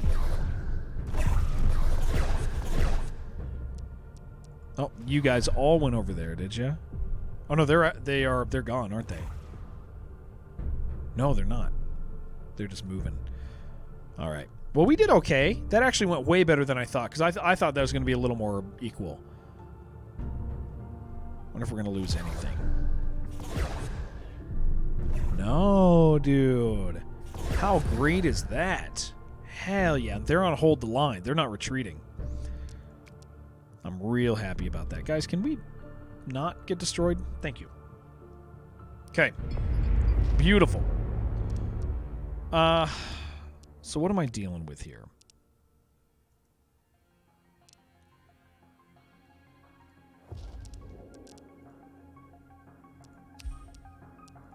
Can you go over here and cause trouble?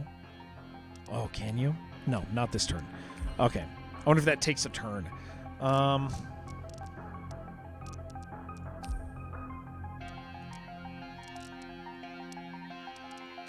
Okay, so we want... I don't want both of you guys. That's the 19. Yeah, you come back over here. Oh, does he needs I think I need to. Okay, I think I need to. Yeah. This is why his attack power is so low, because it's literally just him at this point.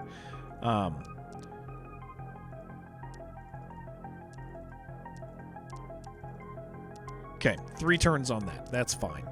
I know I need to get something up here to defend. One of these is going to have to go next time. And ideally, we don't get destroyed here. What are we dealing with? Yeah, let's roll in. We kind of have limited turns here. And then one of these I can send up. And that would be really nice.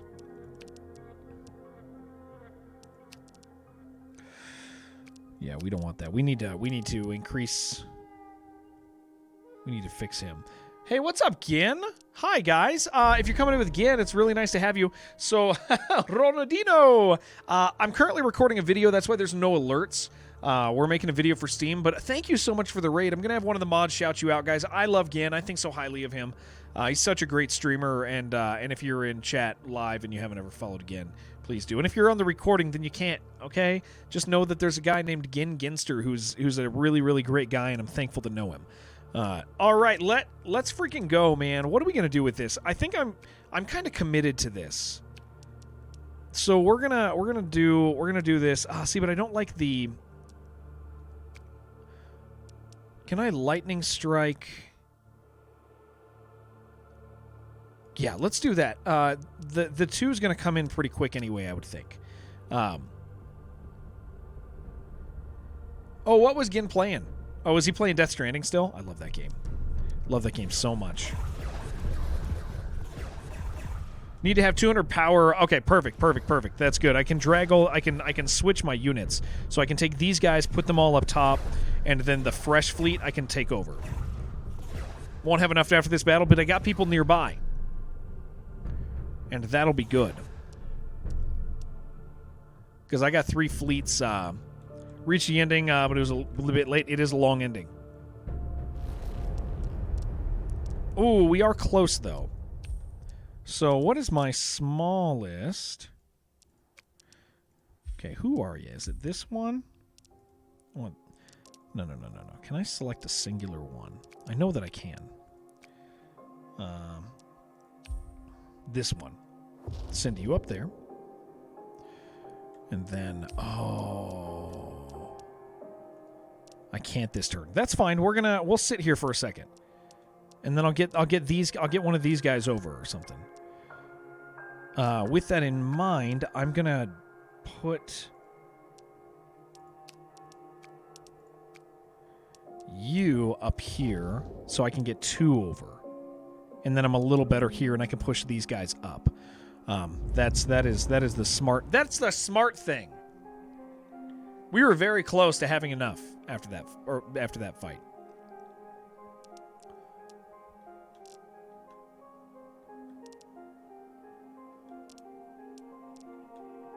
Okay. Before we have plenty, we still have turns. We have turns to be smart. Character Design sends their thanks. They were very happy to. Oh, I love the characters. I love them so much. All right. PPG wants to arrange another audience with you. They weren't really informative about the subject, but it seems they have some purpose. Do we want to hear them out? Of course I want to hear them out. Immediately to tell them, hell yeah, sweet. Yeah, they're oh, it's so cool. Director, greetings again. We've been watching your progress. It seems there's something your species possesses that even we may be lacking. We need more data to know what it is. So what is it that you want? Gene samples. It's a lot you're asking, you know. I know. But we would get them in some way, at some point anyway. Buy a corpse from your enemies, for example. There are other ways, but we believe this is the most open, through direct cooperation with you. What are you offering in return? Information for information. I believe we have a lot to offer you in the fields of science and technology. I need to consult my subordinates. I'm not denying your request right now, but I need a little more information. Completely out of the question. Yeah, hell yeah. I'll trade. I'll give you my genes. I understand. We will await your final decision. I don't see how this could backfire. Wow. Exactly. Really? Because this is outrageous. We'd be handing them a blueprint for some bioweapon or something. Of course. I was thinking more about the opportunity of getting our hands on their technology. Oh, for sure, but what on earth are they going to do with human genes? There's no telling. They surely weren't lying about analyzing them first, but will it stop at that? Maybe they'll build a human clone army of their own, huh? Maybe.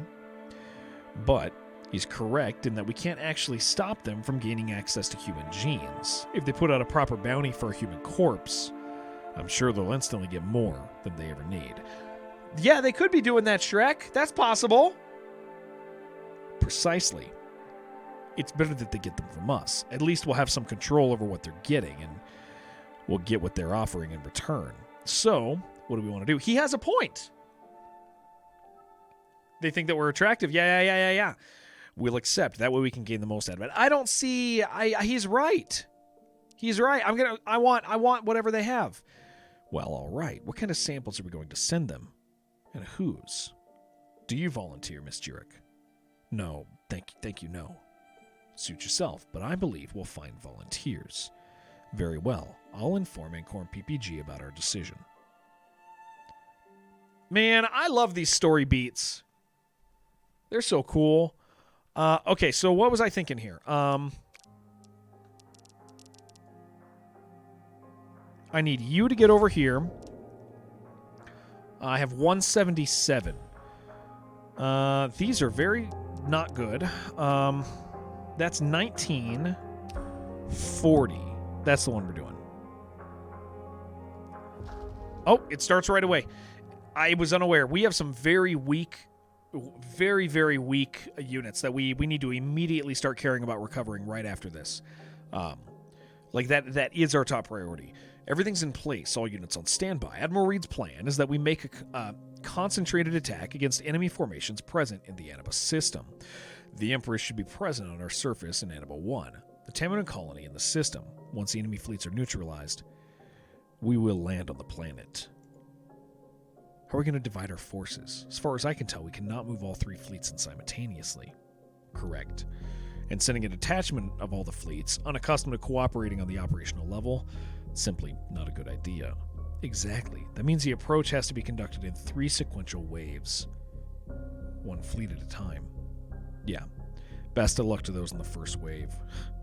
We've got a local numerical we've got local numerical superiority, but it'll take a while before it starts to matter. We haven't determined the order yet. It'll be done as soon as the fleets move out. The decision is ultimately in your hands, Director. And we've supposedly defeated the enemy fleets. We land on the planet's surface, you said? Yes. It is a shielding system powered by the planet's core, meaning we need to soften it somewhat, and then we land the planetary invasion force, hopefully capturing the Empress. Are you guys excited about capturing the Empress? I am. All right.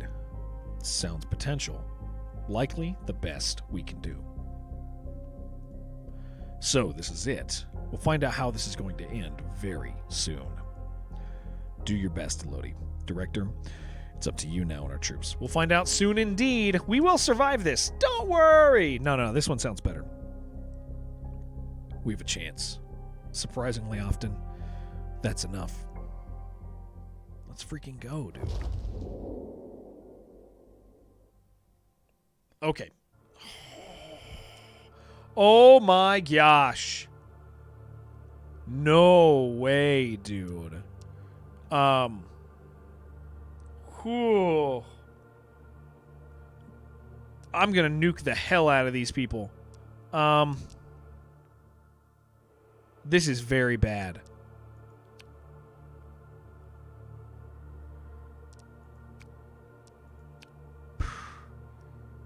Cautious advance. This is probably the best bet to weaken. Oh my gosh, dude. I didn't know what I was getting into, guys. Am I gonna fail? Go. Go, go, go.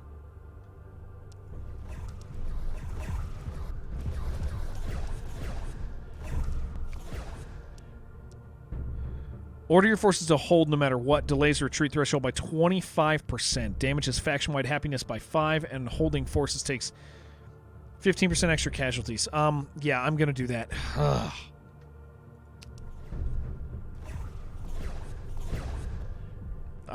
This is worth the risk. Ooh! Look, though. Look, we're doing okay. Way better than I thought. Oh, I thought we were just going to get absolutely demolished. Contaminated munitions. I don't have the ability to do it yet. Oh my gosh. Is this... Look at this. Look. We're gaming. Oh, man.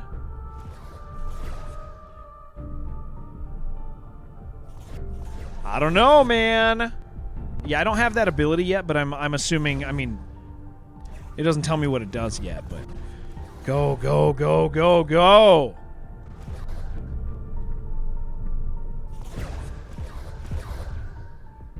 I'm a happy boy right now. Look at that. We might not even retreat.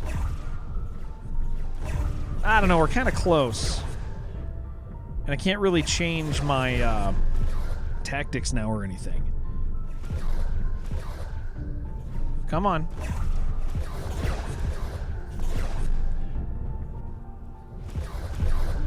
Oh, man. We're gonna do it. I don't know, man. I think we got... Oh, yeah, we got this. We got this, dude. Hell yeah. Look at that. Now get up here. Get him. Oh, are we just going straight there? That's it? That's all we got to do? No! What is... Wait, hold on. Oh, I panicked. I think that was good. It was good. That was good. I thought a big explosion happened. I was very upset about it. At that moment, Look at that. we thought we had won. I'm so good at this that game. We had everything under control. Uh-oh. Oh, that no. We had set off a chain reaction. That doesn't bode well for inside me. the planet. I think they just said. We tried to pull the landing force back. It was too late. Oh, man. That's... Okay, that was a bad thing. Damn it. We're fine. Everything's good. It's okay. That was a main quest. We did it so fast. How are we doing here? Buildable. Oh, my gosh. Okay. It's fine. We just did so good. You were 100% sure? See, you shouldn't doubt me. I'm, like, really good at this stuff, you know? Oh, man. It's like people are always like, Jared, how are you so good at gaming? And it's like, guys, sometimes you're just made for a thing, you know? Sometimes it's clear. I don't know where I'm going with it. Yeah, sometimes it's clear you know what you're doing. And that's us. This exact moment. Please repair this fleet. Not enough resources. Yeah, we're poor. You wish you were as cool as me? Jim, you're actually cooler than me is the thing. And that's no joke, dude. That's no meme. Jimothy. Can we get over here? Sabotage enemy fleets. Yeah, get it. Enemy fleets were sabotaged and a random unit in there dealt damage. Mishap caused the operative to take 1 damage. Oh, that's fine. Alert levels up. Uncool and also poor. Dude, that's me. That's us. That's us together. Okay, I really, like our goal right now, we need to, like, chill out for a couple turns. Like, we really gotta. I'm gonna lose everything if I'm not careful.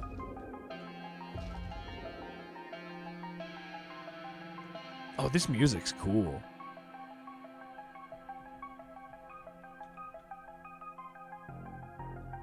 Short-term 49. Long-term 68. Okay. Oh, I'm nervous. We gotta, like, 4 heal. days after Annaba, Uh-oh. the planet was still burning, but the consequences were slowly becoming clear. We were desperate to achieve at least something, and fast. So when we finally got here, we came in with force and very little patience. It wasn't a real surprise where that led us. The Stamanin Empire was the pinnacle of civilization so in the cool. Pegasus Galaxy, and it took us less than a year to put an end to that. To us, this place is just a means to achieve an end. The Tamanin Empress died at Annaba. Oh, oops. That victory was a miracle Sorry, aided guys. by pure luck. Now, we don't need luck or miracles anymore. There is nothing standing in our way. Oh, we are bad. We've gained a foothold, for sure. But to make it permanent, we need to start settling people here. And for that, we need suitable worlds. I love it, man. And the build up to that, like, that was such a cool fight. The Empress Intense Solak is gone, along with most of the Tamanin Annaba fleet. Nothing on the surface or the orbit of Annaba 1 survived. You'd blow up a planet? We got the planet blown up all right and killed the Empress we were supposed to capture. A big chunk of our landing force was too close to the planet, too. So, what the hell happened there? Nobody told me we were going to do that kind of a thing. We weren't. It wasn't entirely planned. We knew the shielding system was powered by the planet's core and overwhelmed it. We were softening up the shielding infrastructure. The rest was a complete surprise. Happiness? Ooh, I can't afford the happiness. I gotta lose galactic reputation. I know my happiness is pretty low. Or it's, in the middle, which sounds bad. So, one could say it was partially intentional, but it hardly matters now, Miss Jurek. It's war, and these kinds of things happen. Well, yeah, but you can occupy a planet or blow up a planet, Dr. Lawrence, and we just did the latter. We're setting a precedent here, and it ain't a pretty one. Perhaps, but the situation within the Empire's developed rapidly in recent days. They don't have a clear heir to the throne. What's the situation in the Annaba system? Is there anything noteworthy left? Yeah. Well, a big part of the planet's outer core detonated itself once we overloaded the planet-wide shielding system. I won't go into detail, but it's pretty ugly. Debris and remains floating all around. Annaba 1 is gone for good. Unfortunately, some of the other planets may support minor outposts, but the Annaba system has certainly lost its significance very well. The succession crisis can't be good for their war efforts. No. Most certainly not. Their chain of command was very centralized around the Empress, so without her, they seem to be struggling to remain functional. Given that there are rumors of more than 3 claimants on the throne, all backed by some army formations, for the moment, it looks like they're no longer considered to be their problem number 1. Really, even after Annaba. That's almost a little insulting. It is a little. So what now? What's going to happen inside the Tamanin Empire remains to be seen. But the second-in-command of the late Empress Solak, Admiral Eric Hanori, remains actively hostile to us. He's rallied the remains of the Annaba fleet group behind the front lines, and it's clearly planning a counteroffensive. His chances of success shouldn't be that good, given the losses we've inflicted. Can't blame him for not trying, though knowing when it's time to give up would be good too. Admiral Iraq Hanori was a close associate of the Empress, and likely a lot more loyal than the rest of their top brass. He has to be quite upset about her death. So, for the moment, we should prepare the best we can to face Eric's counteroffensive. That's what we'll do then. All right. Welcome. It is good that you decided to accept. I was wondering about this. Yes, but we'd really like to hear what you're about to do with these samples. We've been watching our progress closely, Director. It's obvious you're doing something right, maybe even better than us. Perhaps it's genetic, perhaps behavioral, but we're interested in finding out. Not to harm you, but to improve ourselves. We may even end up adding a small bit of you to ourselves. Suppose I'll take that as a compliment. You should. We do not easily admit that there's something we lack. We've arranged a few of our best minds to answer any problem your science teams may currently be working on. I'm sure that'll be considerable help to their progress. Thank you. That's it? You get your entire genome in return. You answer a few questions. I don't want to. No, we're going to be cool. Yeah, that really wasn't that big of a benefit, but it's fine. Can you add a small bit of yourself? I love you guys, man. You guys are funny as hell. Wow. Oh, man. So it's like now that I've done this, I'm like, oh, no. Settlements established. Permanent presence. Okay. We got that. Perfect. So, man, this is so fun. I love this game so much, dude. Destroy the Roar Clan. Are they just up here? Is this all there is to them? Repair our fleets. What are we doing, guys? What do you got? 25. 2. We're kind of a mess right now. 74, 114. Okay, I want to move both of you guys down here. Can't really move there. I need to move everybody around. So next, I'm going to go next turn. I want to... No technology. Okay. Diplomatic aid. So I have an idea. I'm going to move the 2 guys here. I would like to take them out. And I'm going to take them out next turn. And I wonder if that is... I wonder if that's their last place. Uh-oh. Oh, they are a mess. Oh, no. Oh, they're not in a good...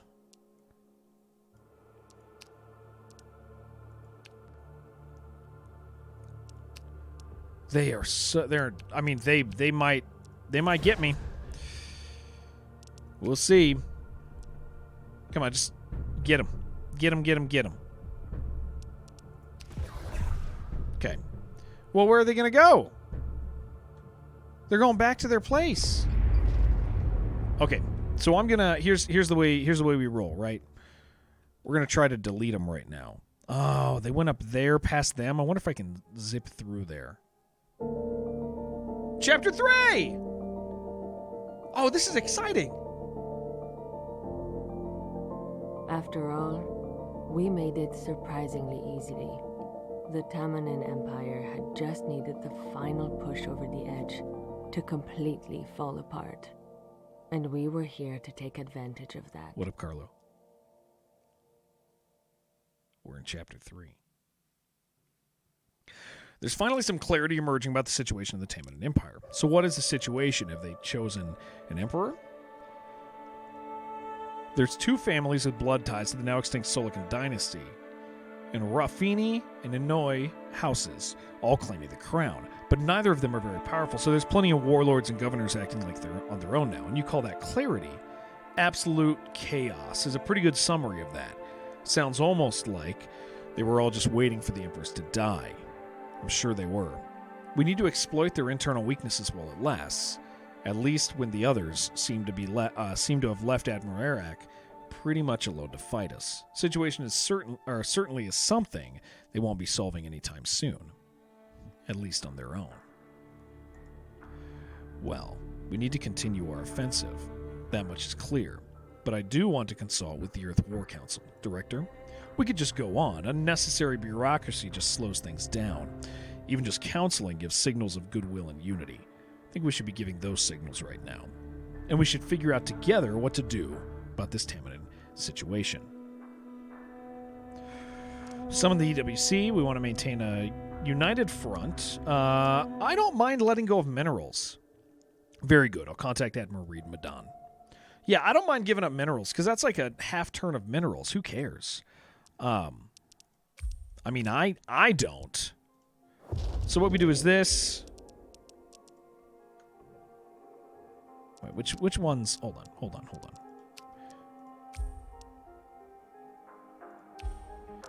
You go here. You go here. Okay. I feel like we could take them out. Here's what I'm going to do right now. I'm going to stop the video, actually, and we're going to cycle it because Chapter 3 is a really good spot for the video to end.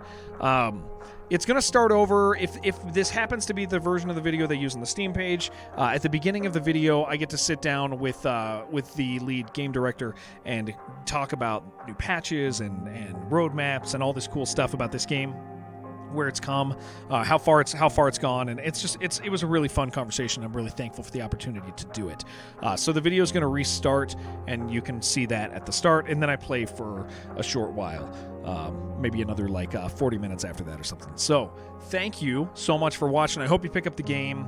It's a killer game. I really think it's cool, and oh man, I love the early access format. If you don't know what that is, you can play the game from the beginning to the end, and as they end up adding stuff, it adds to the campaign. It's very cool. So there you go. The Pegasus Expedition is really cool. Restarting video now.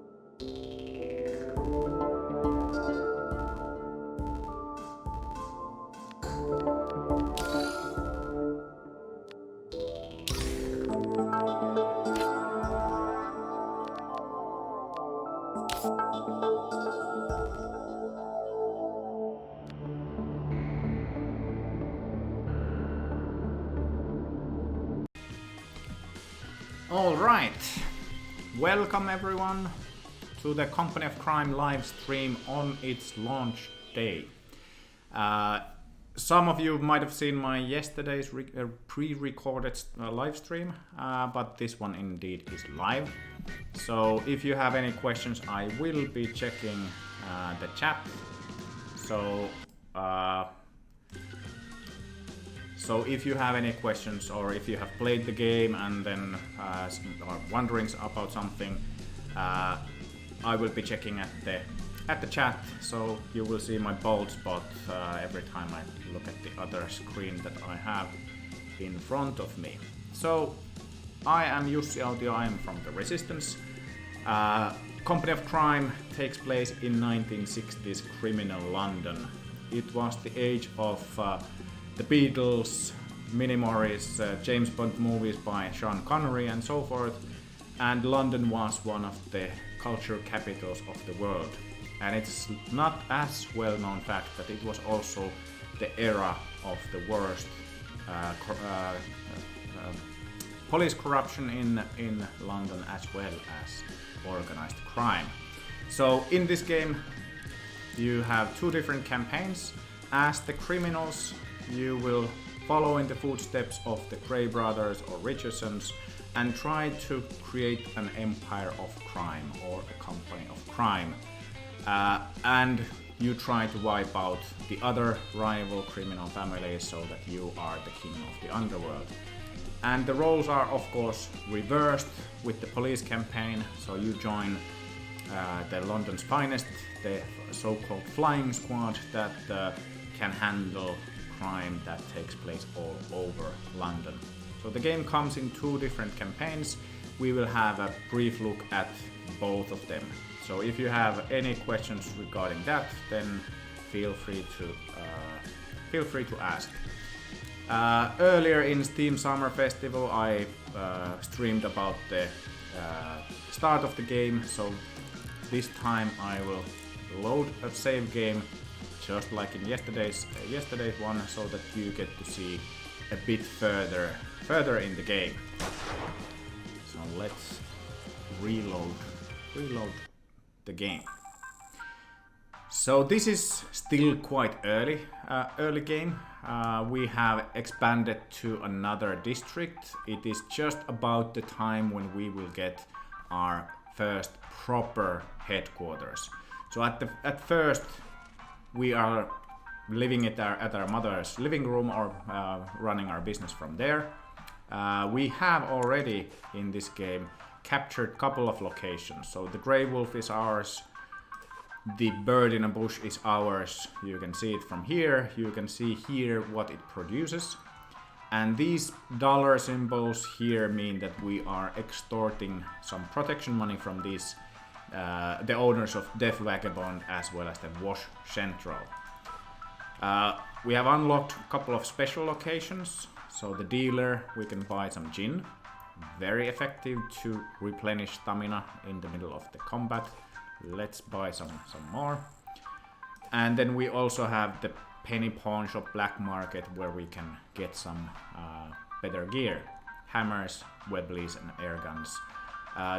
They cost money, but also some influence, which is the other currency in the game. Kind of mashed with the currency and research point, because whenever you want to get something special, that costs not just money but influence as well.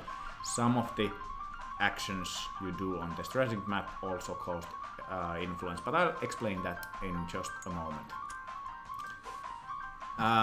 Another thing to bear in mind in the game when you are building your criminal company is that you need to instill respect and fear in the population. Here we see the Newham's figures, they are quite high, so Newham is very well in our control. But if we go to the Tower Hamlets, we see that, both are 0. These two values, respect and fear, dictate what type of assignments you can do on the different locations on the map.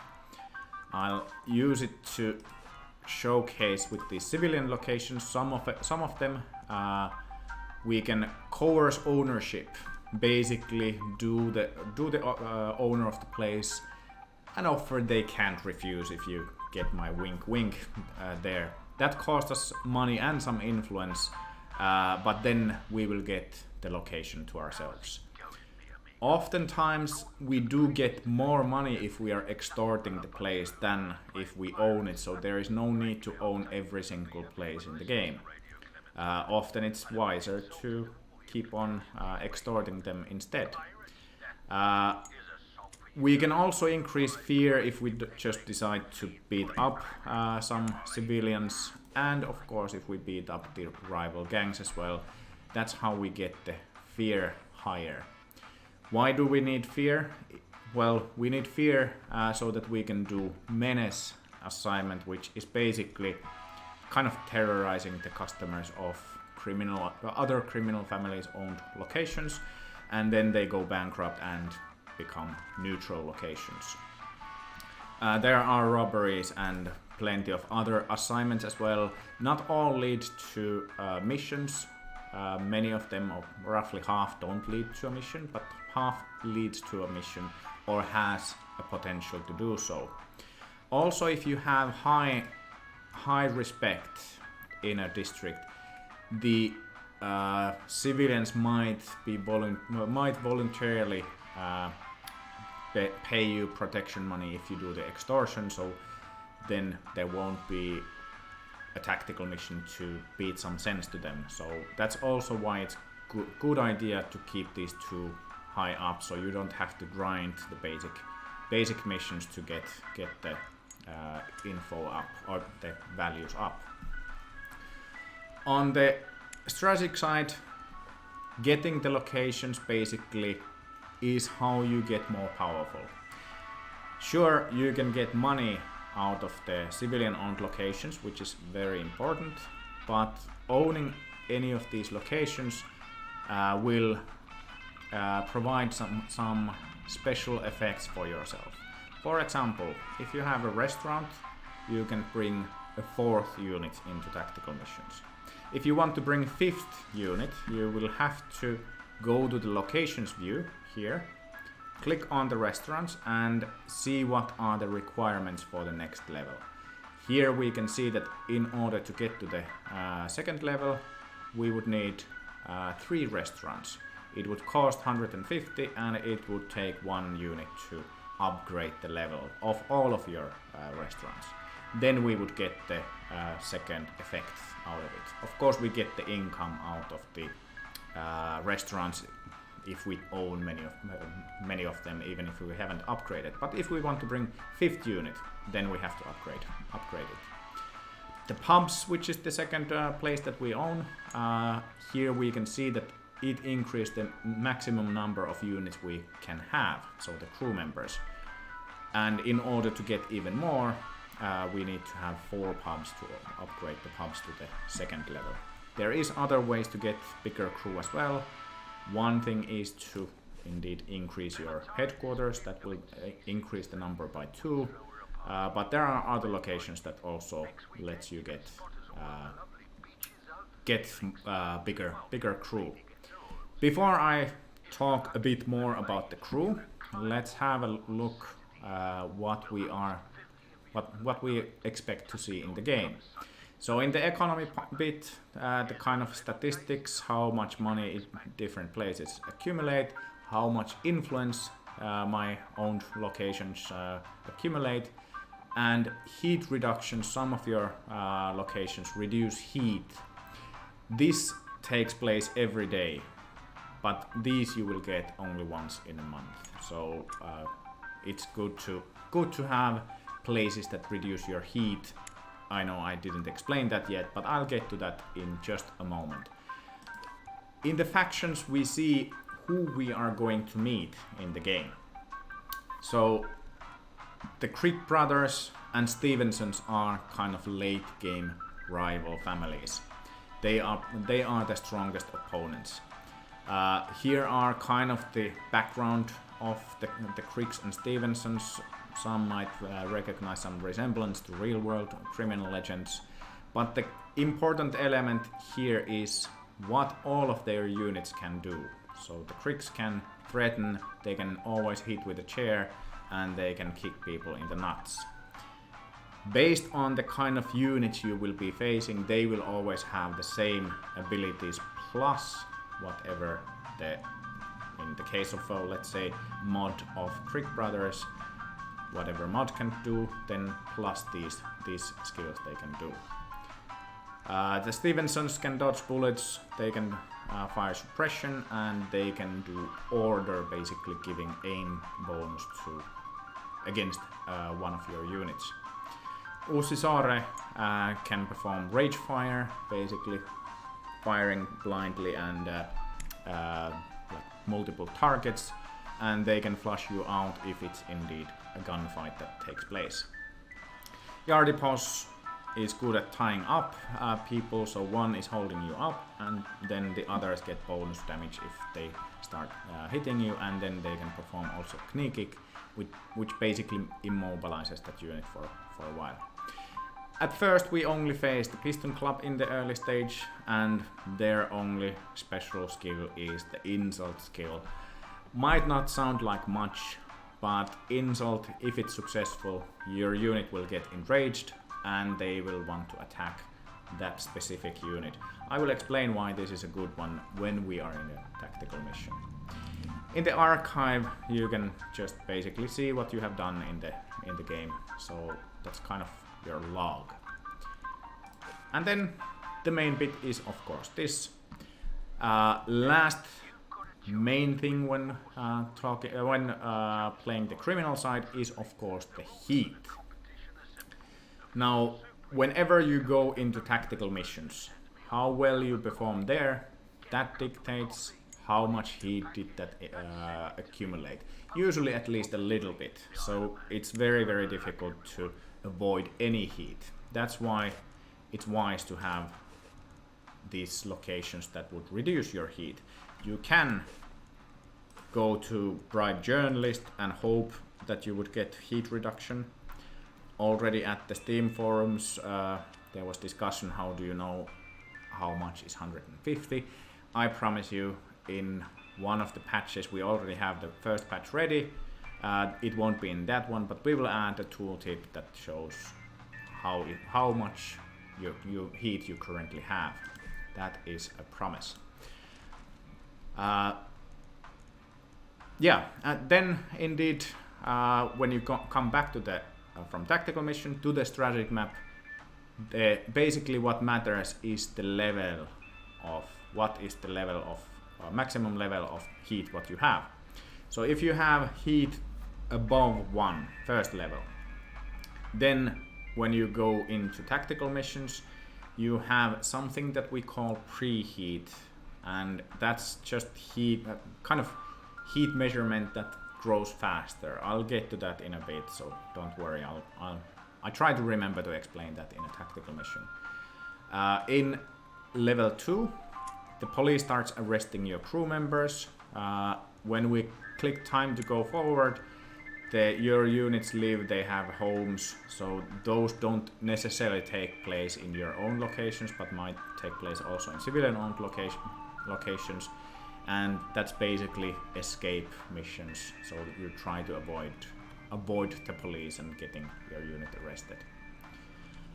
The more serious fight from the police starts happening at the level 3, because then occasionally police will raid your place. For example, I might lose the bird in a bush. That means that it will trigger raid mission into this place.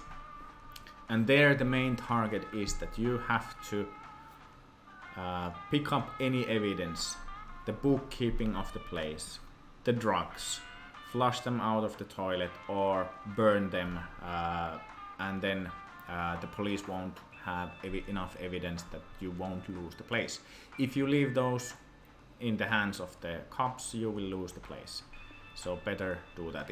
I would say it's wiser to take care that you dispose the evidence, even if it means getting some of your units arrested, than losing the place. If your units do get arrested, they go to prison, and you need influence to get them out of the prison. In this case, they won't immediately return to your regular crew, but they will be on the recruit side. So they are there for you to recruit. And yeah, I think this is it. I will see if there is any questions, or am I visible on the live stream, because I think it's still yesterday's stream that is playing there. I try to refresh the page, sorry. I just want to know if there is any questions. Yes, indeed it is. So chat, yes, there is one. Hello Raymond Review. Good. Yes, excellent. So intentionally I left the game in a situation where I can also showcase one of the story missions as well as a cutscene that follows it. So whenever you're playing the game, or getting ownership of different locations, that kind of makes you more powerful. But to progress in the game, you need to check out what are your objectives and then try to fulfill those. But you don't have to fulfill them immediately. So oftentimes it's wiser to gather some strength. Make sure that your units are rested. Like here we can see that 2 of my units are fatigued. Their stamina from previous mission is not full. Every day they rest a bit, so every day some of the stamina gets refilled, and then they are fully functional. If I put them into assignments, they won't rest, so the stamina recovery doesn't take place. If the units would be wounded, then they can't perform any assignments, so they are not available to be chosen there. You can make heal assignments though, so they heal a bit faster than the regular standard speed without the heal assignment. But that heal assignment is basically the only thing you can do. But let's go to the meeting with the Piston Club. These there. Yeah, with pretty much all of the assignments apart from the healing assignment, of course. So healing is for that specific unit. Usually you can put 2 units to make it a bit faster. And if you guys have played and you would have within like a few days a lot of tactical missions, then some of them will go into auto resolve. Basically it means that you choose who goes there, you see the success chance and the chance for something nasty to happen. So the chances how probable it is that someone gets knocked out, someone gets arrested, someone gets wounded, or someone gets killed. and you can eradicate the worst ones as long as you have level 3 and level 5 units so involved. Then the worst ones killed or arrested won't happen. And yeah, let's then put the time to go forward. Here you can see that indeed the time frame in our game is weeks, months, even years. So you will be playing quite a long time, and there is monthly reports and so forth. Now we got some of the items we ordered. That is good. And let's let the time flow forward. Here you can see that every day the heat is reduced a bit thanks to our headquarters. And now the go-to meeting is ready. Yesterday, if some of you watched my yesterday stream, the AI actually attacked before this happened, so this time they didn't.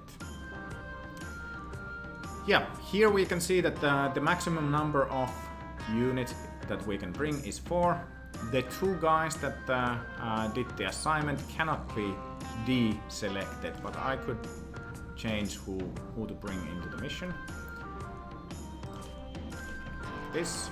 And then if I click on the unit, I can see what kind of special skills they have, what is their health, stamina, what is the difference between health and stamina. Well, when you punch someone in the face, they lose stamina. If you stab someone in the stomach, they lose health. And if health drops to 0, the unit dies. If stamina drops to 0, they just get knocked out. But you can still keep on beating the knocked out unit, and if stamina goes to -10, then they die. But usually killing people that's gonna raise your heat so much, so that's not very good idea. Then the intimidation, pretty much that's the aim skill, like how successful it is to force others to panic or the insult success and so forth. And melee aim is how probable you are to hit. So if it's 71, you regularly attack, you have 71% chance unless you flank them, unless they have defense value or some boost or whatnot. But the game will show how this comes. And indeed, range aim is whenever you use ranged attacks. Here we can clearly see that the brain unit, which this is very good at range attacks, not so good with the regular melee attacks. And then defense, this is already high enough that it has a bit of defense value as well. That is basically making sure that the enemies won't hit as it's a reduction of the enemy's aim probabilities and how many movement points they have. These of course increased by whenever units get a higher level. You can also see who is higher level by the change of clothes to slightly more fashionable clothes and so forth. And I think we bought that gin. I think my colleagues are drinking gin at the moment at our launch party, so hopefully I'll get to drink some as well later on.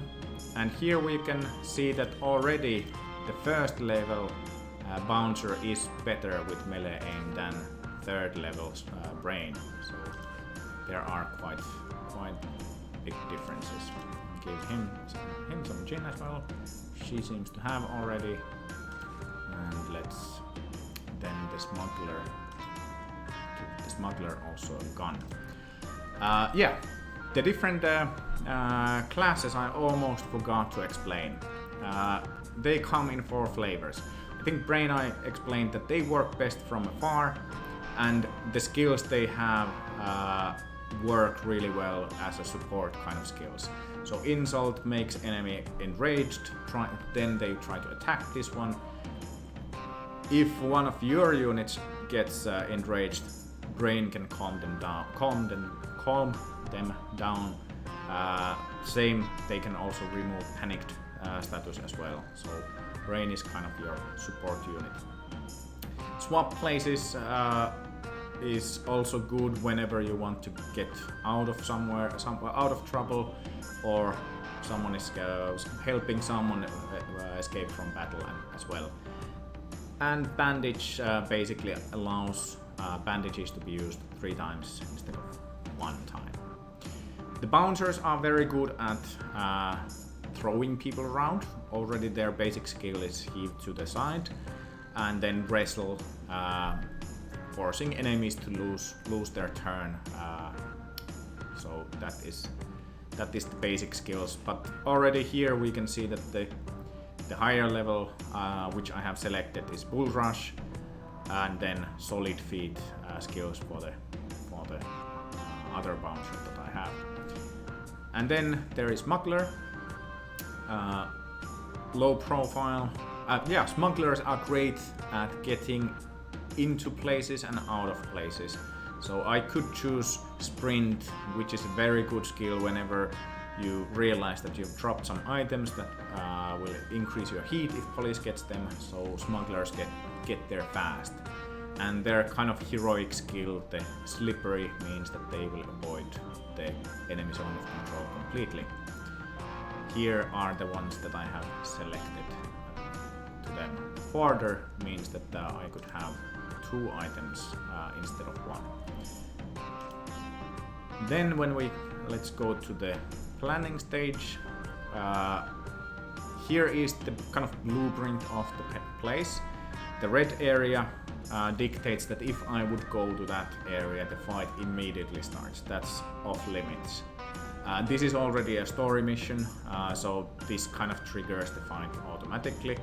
But in regular missions, if you want to kind of scout the place, maybe this is a civilian to kind of who is where and so forth, know that if you go to this area, then the fight gets triggered. These are of course potentially the enemies, they might be civilians as well, and yeah, I think I will this time I will split these to 2 different locations. Sadly, I didn't. The only torture that I have, torturers are good at poking people in the eye or kicking them into the buttocks, basically causing status effects, making them lose their zone of control, which I will be explaining now in the mission. When it loads. Yeah, what tools do players have to reduce heat? Indeed, owning some of the locations, they will automatically reduce the heat every day.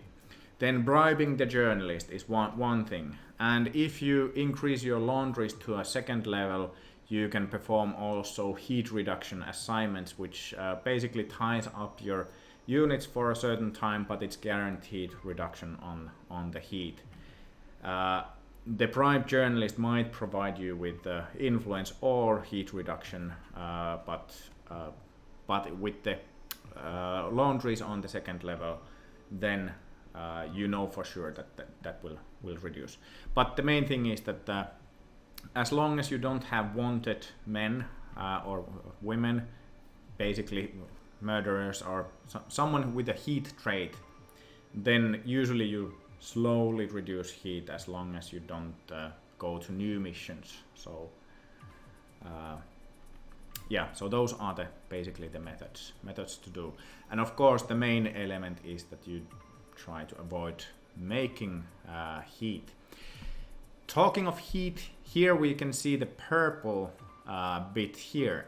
That is the pre-accumulated heat.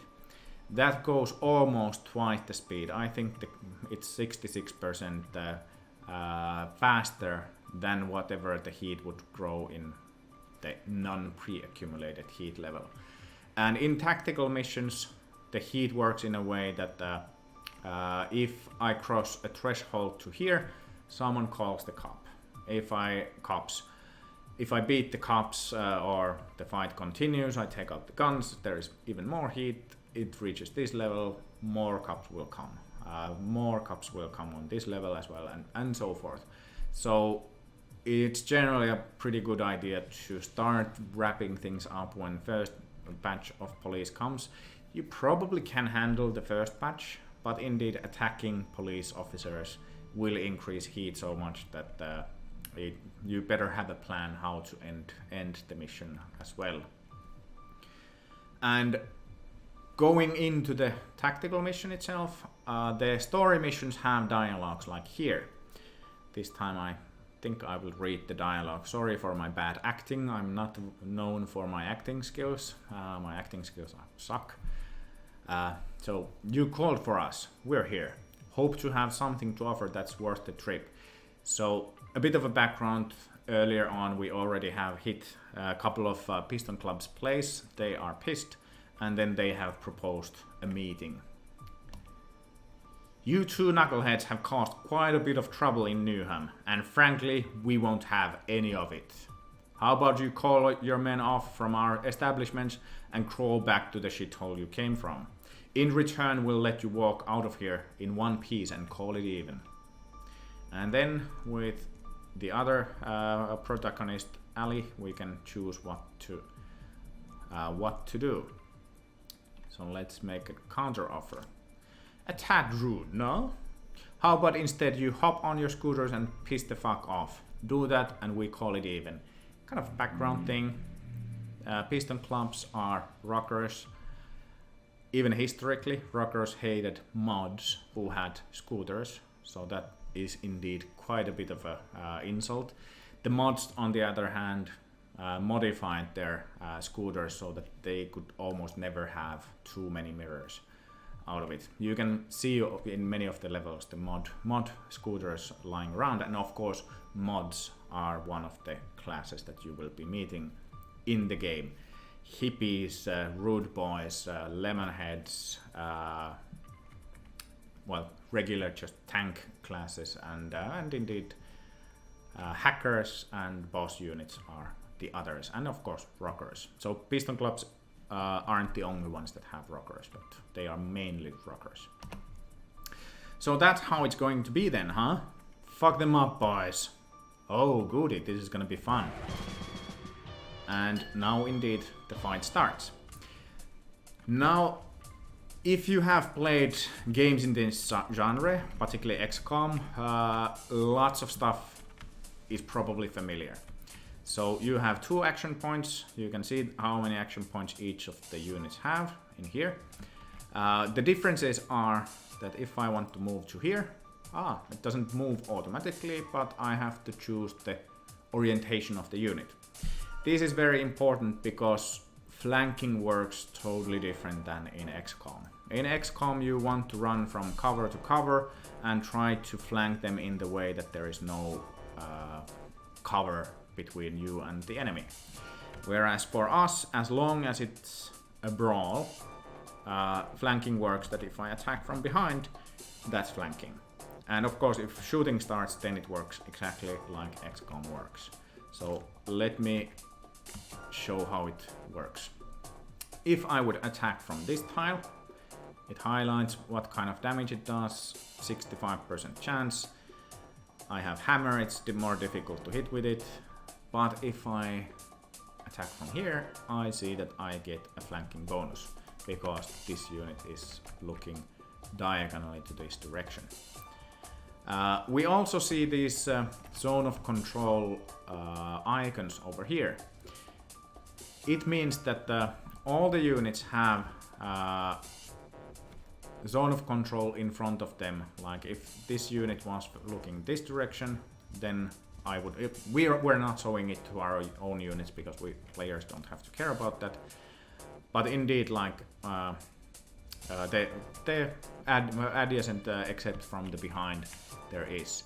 You can enter zone of control, but if you start moving either within zone of control or away from zone of control, then it will trigger a free attack. I will illustrate this. Here is a zone of control tile. If I would be moving here, it shows that but you will trigger an attack. So let me do a stupid move. I'll attack from here. Yes, it hit me, and my move was interrupted. So I lost my action point in there.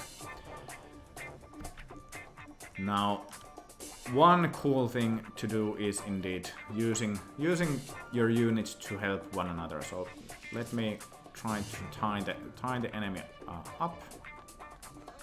That was a success, that's good. And then let's give Ali a chance to hit that guy when he's being held over.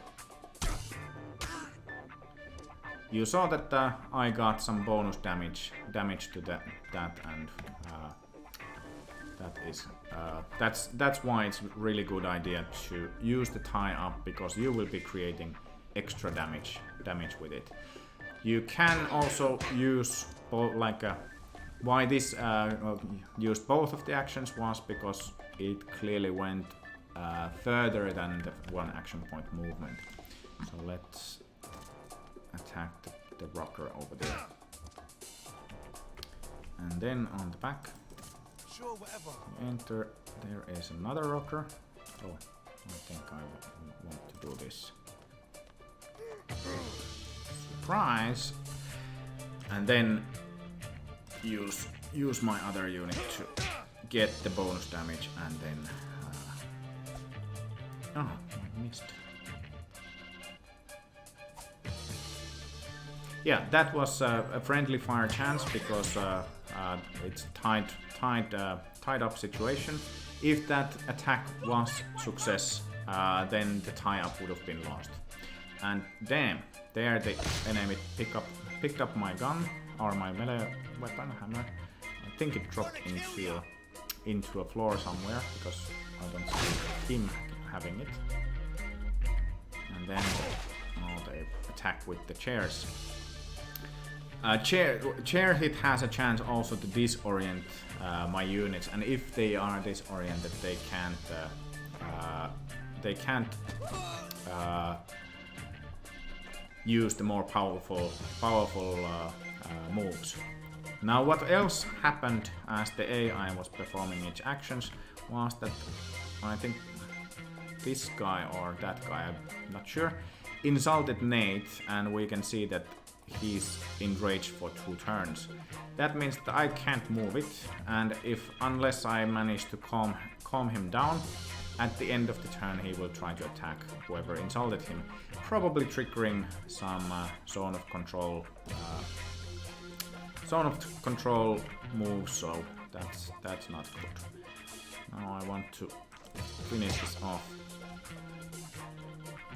I could also kick, but that's now not a good idea because push kick basically moves the enemy backwards, but there is my own unit there that would create bonus damage for both, so I don't want to do that. But instead I will take a bottle and hit with it, and that wasn't a success either. Now I will try to make sure that I don't think I have a chance to save Nate because he's stuck there, so let's see how that works with the enraged status. Lightning hands is a great thing, free melee attack but no movement included, so let's try. Wasn't a success, but that didn't take any action point, but it of course has a cooldown, like most of the actions that you do have a cooldown. One thing, by the way, is that in the objectives at the top left, you see that what is missing is that don't kill anyone. Particularly when attacking civilians, often you have objective not to kill anyone. If you're extorting protection money and you kill someone, that's gonna be a failure in any case. Or if you try to coerce the ownership but you commit murder in the process, yes, you're not gonna get the place to yourself. But here I could be fully free to attack. Here we can see that it's too close to this guy, so if I start shooting, then that's not gonna be so successful. So, but if I throw and down, normally I wouldn't do this, but I'm showcasing stuff. So if I indeed shoot the enemy, okay, that wasn't a success. We see that this elevated into a gunfight status, and now even more heat came. I think it was somewhere here, and well, shooting with guns, that is loud. So okay, the good thing why the enrage didn't work is that the only way out would have been to jump over here, but that was also blocked. So why the enrage actually didn't do that negative stuff was that the enemy had blocked all the pathways for an age. That's good. Ouch. Good. That's not nice.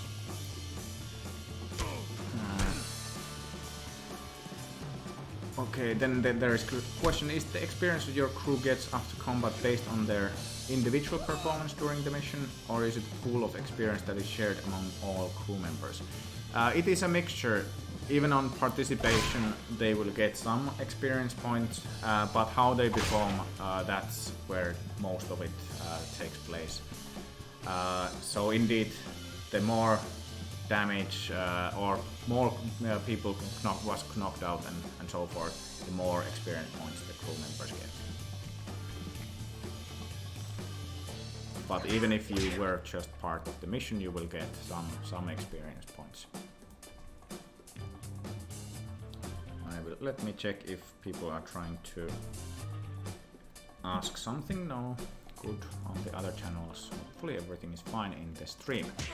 My phone was beeping. Yeah, the one thing that well, I did dumbly, because this guy has an air gun, and air gun is a special gun that even though it's a gun, it doesn't start a gunfight because it's so embarrassing. Embarrassing weapon. So others don't feel like picking up their guns instead. Now this is also a good tactic to play defensively if there's multiple enemies that you block the pathways, but you can always also get away with that by kicking the enemy backwards. You will notice that by default on criminal side most of your units have that skill, but on the police side they don't. So that's also one of the differences between the classes of the police and criminal campaign.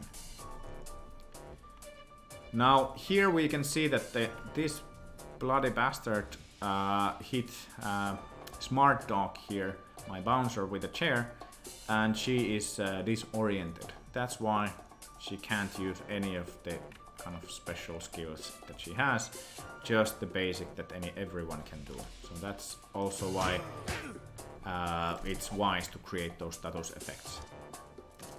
And Nate is still angry, but the zone of control is not behind, so that's now also good thing.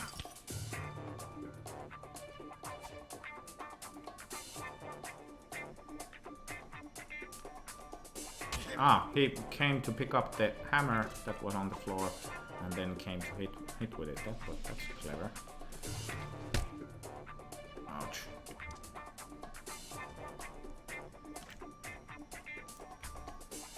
Now I will create extra damage to that. Oh no, I didn't. Okay, if it's knocked out, then apparently it doesn't work. Now I want my hammer back, so I will pick it up.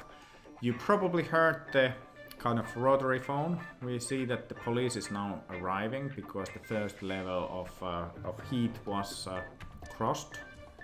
So that's good. Now I will shoot that one in the back. Ding, ding, ding, you're out. Yeah, as you see, even though weapons do create the health damage, they do some stamina damage as well. So she was knocked out by the gunfight. In the forums there was some questions how to help your unconscious mate or even yourself. Well, drinking gin is something, and if you have someone close to you, you can give the gin to them as well. So that's how you can save your mates.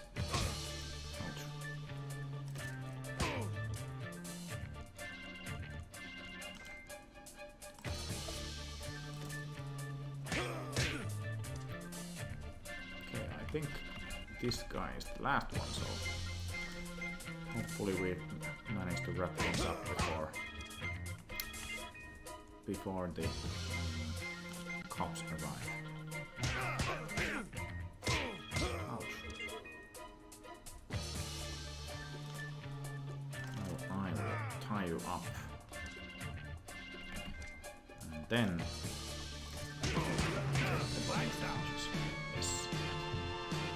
many of the missions end when the objectives are fulfilled, as long as cops aren't there yet. If they are, you usually have to escape. The story missions tend to also have special ending conditions, but normally if the cops are coming, then you have to escape the level. If you manage to perform the level so that cops weren't called, then it ends whenever you fulfill the end conditions. And here we see I performed excellent. I did an excellent job. I knocked out 6 enemy units. 5 of my units need rest, and 4 were wounded, so that is not as good. I'll let you listen to the cutscene then. But in the end, now is a good time they were left questions. running like hounds with tails between their legs. Our operations have expanded so much that we need a more suitable HQ than our old gaff on Barking Road. I had a bit of a chat with the owner of the Blind Busker. He was kind enough to sell the place If you meet for a hefty retirement fee. Talk. We need to plan our next steps with care. South side of the river is run by the Utes Tsore, a pucker Italian mob, with suits and all. Haringey up north belongs to the Yardies, the Caribbean immigrants. They're not that territorial, but we shouldn't underestimate their numbers. Okay, so there is a question. If you meet all objectives to win the mission, can the police still make you fail if one or more of your team escapes? That depends on the objectives. If someone is carrying the evidence, for example, and police arrests that or beats them up, then it will turn into a failure. But just getting your units arrested, well, the mission will be success. You probably get lower rating, but you get whatever. If it was a coerced ownership mission, for example, you would still get that location and so forth. So it kind of just getting your units arrested doesn't mean failure, but if they were carrying some of the objective items, then yes, it will turn into a failure. And now, indeed, we see here whatever effect this story mission had. Story missions always have special effects. We see that we increased heat by 80. This one is tied into 2 things, basically the items you left behind and how much heat did you accumulate in the tactical mission. Not all, it's not one-on-one, but rather there is a multiplier between. One thing, if you have played the game and have played it badly and you have lots of strategic layer heat, you will learn that I start missions with heat already. So the heat, in this case, how much heat is given is based on how much extra heat was created in the tactical mission.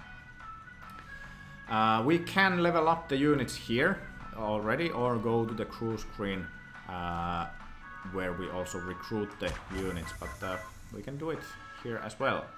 So this would be now level 4 bouncer. You can choose throw into a wall, causing massive damage, or headbang disorienting enemy and doing damage. So this needs to have some sort of wall next to it, and this needs some sort of surface where to hit the head. And then the description. For some reason I like headbang slightly more. Even though we have tried to balance it out so that it's always a tough choice. Then the brain, either flushing enemy out of cover or doing suppression to pin the enemy down. Works exactly like in XCOM, except that if it's a liquor cabinet you can do it also in a brawl, so just throwing some liquors. And then the level 2 bouncer, bull rush or haymaker. I like extra damage, so let's choose that one. So now we have new headquarters. We no longer operate from our mom's living room. We unlocked Yardipos. We basically wiped out the Piston Club with this, and the Ussisori faction as well. And with the new headquarters, we got two more to our crew limit, so we can now have 7 units. And then indeed the Yardipos immediately sends us a message. Wahguan brother, Wahguan sister, they call me the governor. We heard you're the new chiefs in Tower Hamlets. Tell you what, I'll make a deal with you. If you let our pusher sell on your streets, we won't stop you from taking the whole district. We hope you'll be more understanding than your predecessors. Okay, so not immediately hostile. And then we have a new objective to own Tower Hamlets. So that is the next thing to do. We also now see that, okay, there is the Yardipos location, there is the menace, but oh, we need indeed the fear to raise into 50 if we want to get this French legend location out. With beat up we can increase the fear and respect both and get some influence as well. And robbery clearly brings us some money.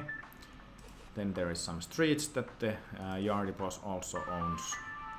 Extra restaurant.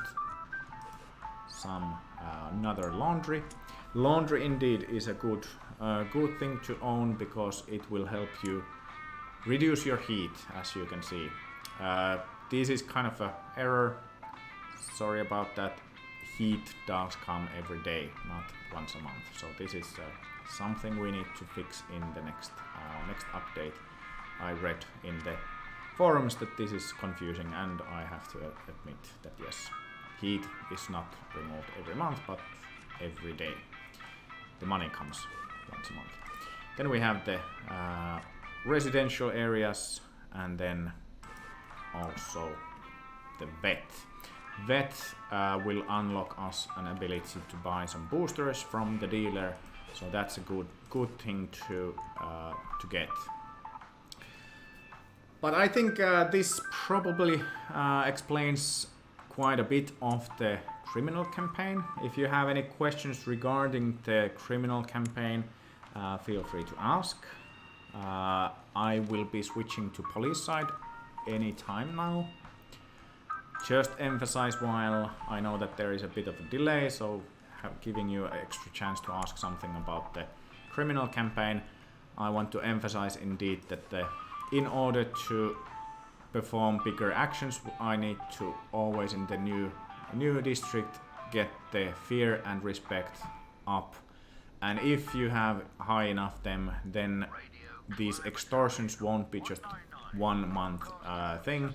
Like if you have a little fear or respect, then you have to do the extortion every month, but then they will continue from month to month. But I guess there is no questions regarding the criminal campaign, so I'll jump into not save game, we go to the main menu. So if you purchase the game, you will notice that the police campaign will be locked at the beginning. This is partially us saving time from making 2 tutorials, partially because you need to understand how the criminal side works in order to get full speed ahead with the police campaign. Because police campaign is slower in many sense. It's a bit more reactive as well, and more kind of detective work in the sense that in criminal campaign you can choose your own speed basically, that when you want to attack, when do you want time to pass, so that you reduce your heat and you get rewards whenever you get new location basically.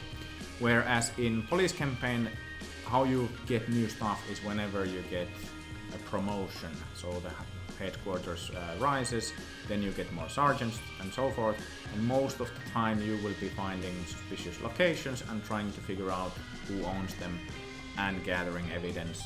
And when you have enough evidence against the criminal faction and you know that this is now owned by Piston Club or Usisore or the Creek brothers, then you can raid them. And then the roles are reversed indeed, that you want to arrest the criminals before they pick up their accounting books and burn them, or the drugs and so forth. But enough about talking, let's show how it works. And indeed the game comes in 3 difficulty levels. These influence how strong the enemies are, as well as how much heat in the criminal side, how much heat you accumulate. So let's play with the box standard level. Found something. What's that? And our cute kind of turn of event, there is a brief super short tutorial on the police side as well. If you have played the game, you will notice that this is the same jewelry shop if you're playing the criminal campaign, where indeed Nate and Ali are protagonists on criminal side, rob the place, they get their starting money and get their business running, and now it turns out a bit different because this time Graham happens to be on off duty and then enters the scene. So help, what's going on there? And then we rush to help. Police, raise your hands in the air and get on your knees now.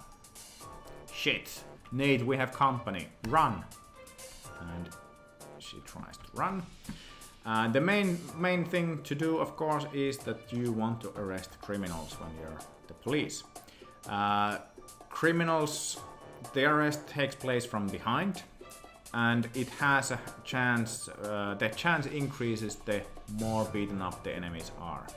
So often it's a good idea to beat them up first before you start arresting. But this is a tutorial, so we have set up that, well, it is always successful. Nate, the pig got me. And then the Nate comes to help. Alright, Copper, you're done for.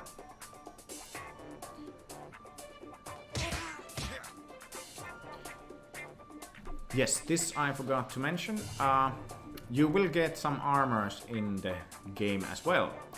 You will notice that them by having the white symbols around the numbers, and then when you open up the bars, you will see how strong the armor is.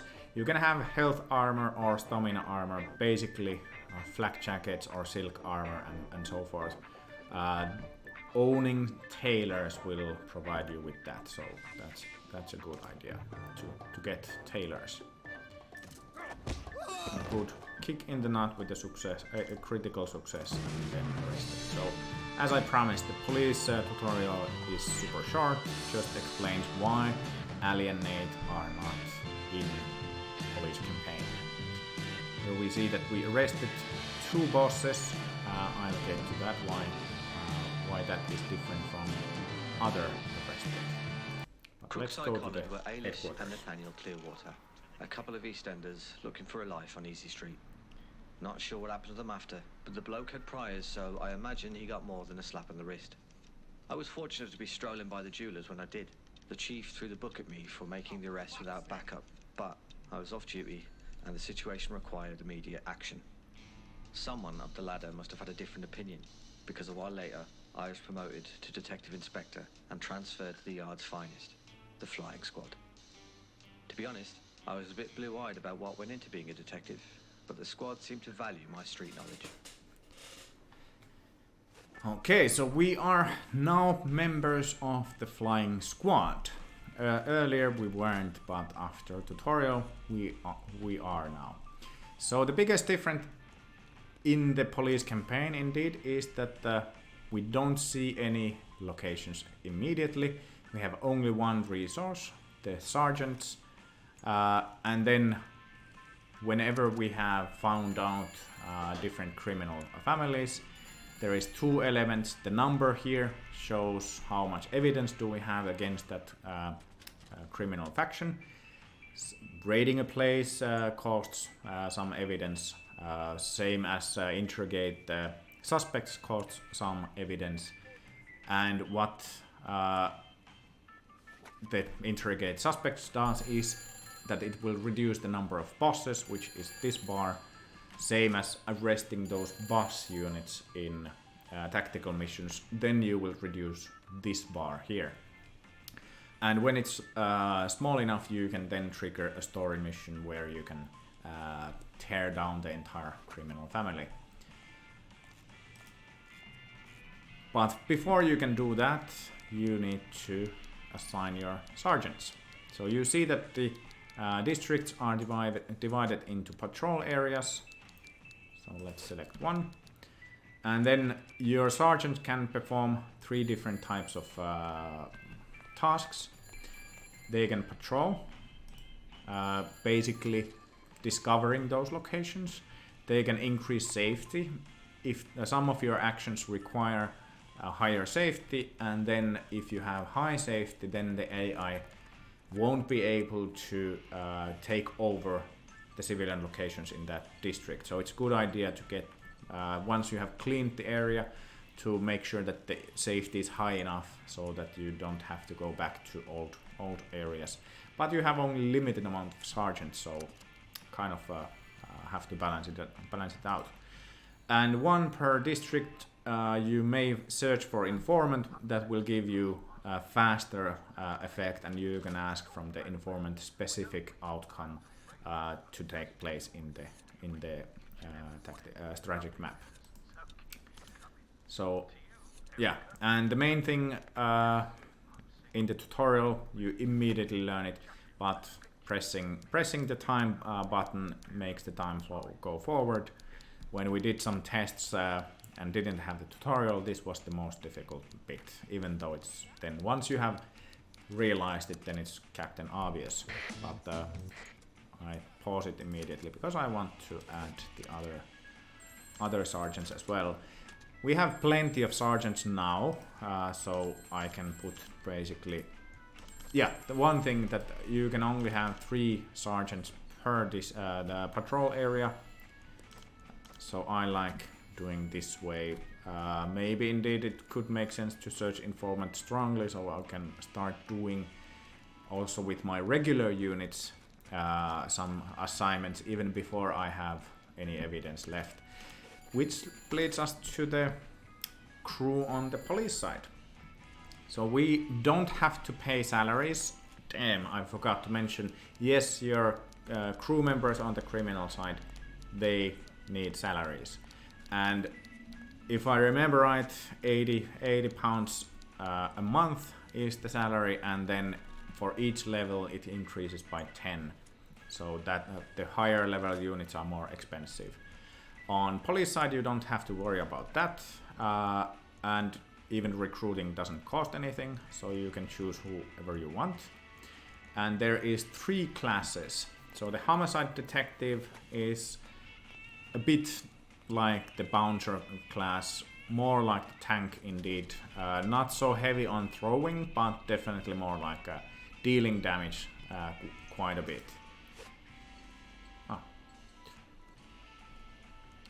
Yeah, sorry, I got confused. I thought I didn't have any. So I switched to the recruit side. Then we have the forensic investigator.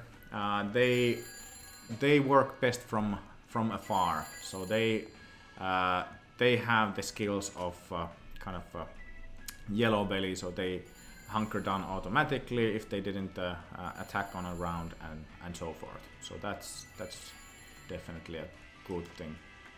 And then the interrogator is a bit like the torture on the criminal side, so they know when to fight dirty, do the headbutts or finger strikes and so forth. And we can have 6 units. All the bonuses increases to the crew size or how many units can we bring to a mission is earned by promotions. So as long as you follow the story of the game. Let's take Shadow here. Don Juan sounds Drinks good. on me tonight. Maybe also Archie. Jolly good. Pitbull. And now we let time flow. And here already we discovered suspicious location. We successfully fulfilled also one of the objectives. And what we also see is that we actually discovered multiple locations at the same time. We don't know who owns them, so it's unknown. That is one of the key things we need to figure out. We know that something fishy is going on, but no hard evidence yet. So still we need to continue. Let's let the time fall forward. But then we have a reporter in trouble, so one of the story missions. So we received a dispatch call about possible mugging in progress in front of a pub called Grey Wolf. Petty crimes and should be handled by the sergeants and constables, but since we're driving nearby, the flying squad can handle it. So let's go. There is roughly 24 of these kind of story missions, a bit special, that also puts the story to go forward. So let go of me, you goon. Sure thing, Bird. We just want to have a look at that camera of yours. Get your hands off. I'm sure you took some pretty pictures of us. We'd like to look at the film. Help! I am being attacked. And then we happen to be there. Police, let go of the lady and keep on walking. Looks like the filth is here. We'll deal with you later, missy.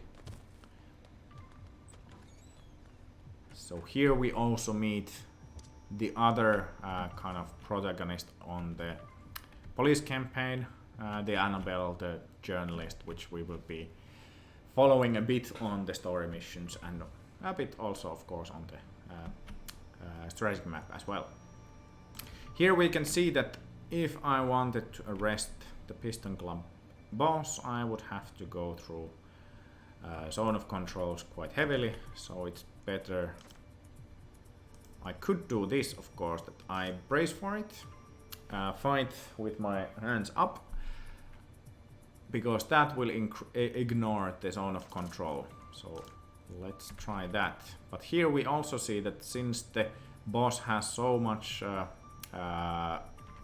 stamina left, the success chance is quite low. So maybe I will try my chances with the rocker instead. Ah, yes, good. Even though it was only 45% chance, sometimes it's worth the try. And then for the rest, I think I will use my fists. And then indeed this kind of moves are wise. They are positioned quite nicely there, but if I heave them here, then my other units can maybe deal with that instead. And Graham is a special character. He has extra skills, like high-level skills. That's why at the end of the turn he manages to get the brace for its status. And I will attack from behind. And now let's see what's the success chance now. 73. So instead of 30, it's half beaten. Now it's a higher chance. So, and we were successful. You're going to the clink. And here once again I want behind. Let's beat them up.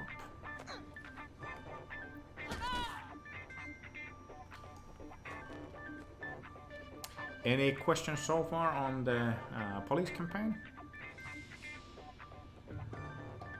Okay, they tried tried to insult, wasn't successful. Remember that the insult would create the enraged status. Yes, one thing that I didn't mention in the yesterday's stream, because there was no order involved. There is a third faction in the game, kind of shady faction. I will let you discover a bit more yourself what the order is, but sometimes there is this weird looking guys doing some other stuff on the levels. Where if you're playing the criminal side, sometimes they attack, sometimes they behave like civilians and don't attack you, but you can never know for sure. Let's try some eye gouge and then wrestle. Eye gouge is good because it will end up in a wrestle move, which basically means that the enemy doesn't get its turn because they are locked in a wrestle. Push kick. Stay down. Now, is it the last one? Yes, it is the last one, so I will just skip. Now, since the only enemy is losing her turn, so then let's do some headbutts. Okay, that was a miss.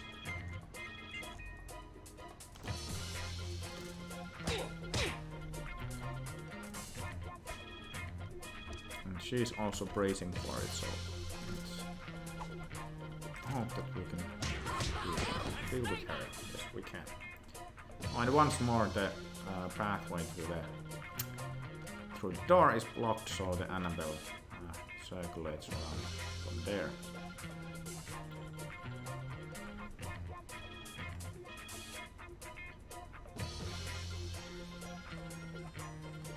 Thank you for getting those gorillas off my back. Not a problem. Detective Graham Brooks at your service. Annabelle Croft. Pleased to meet you, Miss Croft. Do you have any idea why they were bothering you? I'm a reporter at the Big Smoke, one of the locations in the game, by the way, particularly on the criminal side. I'm currently researching youth gangs in the East End. Those men are part of biker gang called the Piston Club. I believe they are extorting the local business owners, but none of the owners admit it on record. The Piston Club does their collection rounds each month. This time around I took some photographs. They saw me and tried to take my camera away. I could look into the matter. Could you perchance deliver me copies of the photographs? I sure can, though it'll take a day or two. So that was the first story mission on the criminal side, introducing the other main character. Sorry, on the police side, of course, introducing the other main character. And now we can level these up as well. Let's get the throw to wall. Once again, the Annabelle and Graham are special characters, so they start with being maxed out already. So Annabelle sends a message. The Piston Club is most definitely up to something. I delivered the photographs to your office along with a list of addresses I suspect are under extortion, although I don't have proof of it yet. I'll be sure to inform you if anything new arises, and I hope you'll do the same, off the record of course. So now we need to find criminal activity. Let's see. We know that the Grey Wolf is owned by some criminal faction. We don't know yet. So whenever you're progressing in the police campaign, there is basically 4 status for each of the location. You haven't discovered that the shady location yet. You have no idea whether it's civilians or is it victims or crooks. You know it's crooks, but you don't know yet who. Now it's of course Captain Obvious, since we are at the beginning of the game and we only have unlocked the Piston Club, then probably is Piston Club, but in any case we don't have yet evidence of it. So let's let the time flow forward. So now we found that here is some criminal activity taking place. This type of symbol shows always that yes, there is some criminal activity taking place, and the color of the piece basically means who is it doing for. So you know that I will get evidence if I'm successful against the piston club, and as I said, if we discover where their locations are, we need evidence before we can rate them. And let's do a stakeout there. We see what the stakeout provides for us, some increase in safety and some evidence as well. But yeah, I think this is pretty much the thing to know. One more thing before I start wrapping things up. Maybe I'll play the stakeout still, because that will create the crime scene. Oh, there is another stakeout chance. Let's go there as well. And now our stakeout mission is ready to start. Here we can see that these two are already on another assignment. So if they are wounded both, then that assignment is cancelled. That's why there is the alert sign that they are already on some other assignment. Makes sense to maybe select some others instead. And with the police, we can come packing already from the get-go. We already have the whiskey from the very beginning. But if we use the weapons before crooks have used them, that's police brutality or excessive power, and we will lose temporarily the unit for internal investigations. And if we commit really bad police brutality, we lose that unit for good. Let's see. Come from both sides. A bigger place, quite a lot of goods.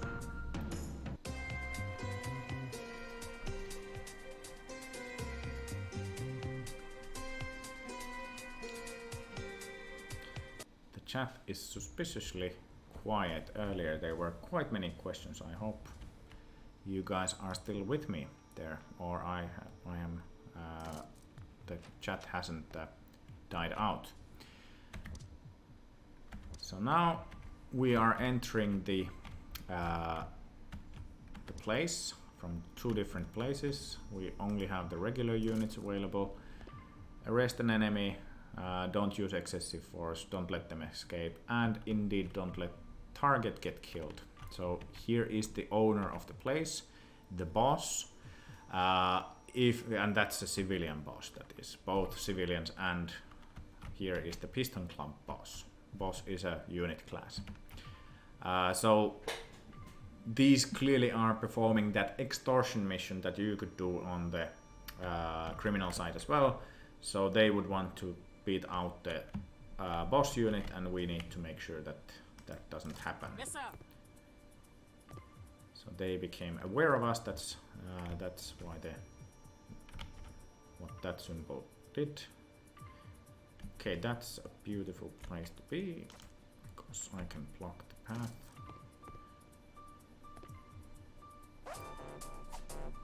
And missed, of course.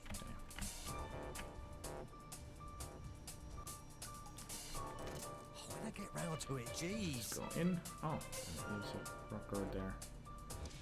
So I will definitely go help my mate. Yeah, the benefit of playing the police side is that we, from the very get-go, we can get the police destruction, so we have melee weapons at our disposal. But ouch!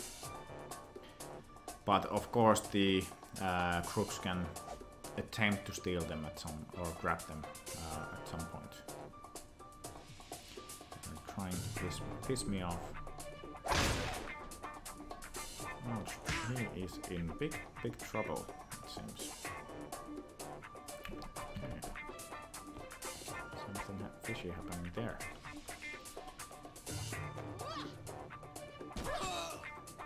Yeah, throwing someone to a door or wall will provide some bonus damage. Okay, and there is clearly someone insulting there as well, and dealing some damage, but we don't have anyone to see there, so we just see the effects.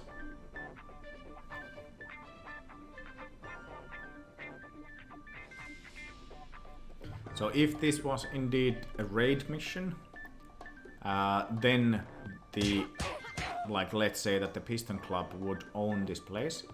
What the AI would be doing is to try to pick up the accounting books and then go to the stove to burn it. And if they are successful with that, then you would fail and they would still keep the place as their own. But this is seems to be a regular extortion taking place. I have to use the whiskey because this guy was getting beaten so bad. And 3, so I think I will use the other move to brace for it, and hopefully I'll get to help soon. And this one he's not gonna make it. Some bonus damage as well, and then yes.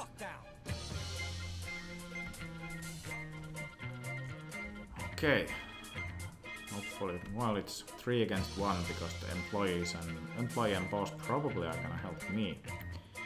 So here I don't think I have that much to worry. I can just beat.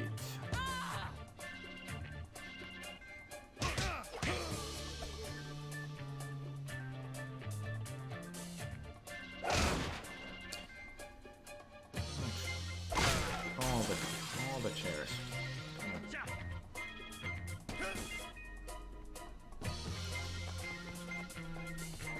I think he's going to get it. Ah, okay. Thank God he didn't attack my unit because he's in really bad shape. He'll be wounded for quite a while, even if maybe might got killed even.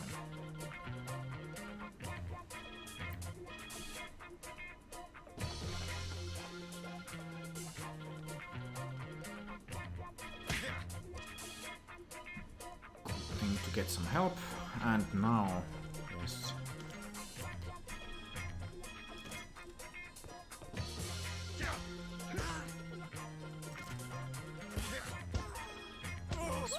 Attack from behind is the way to go in the game.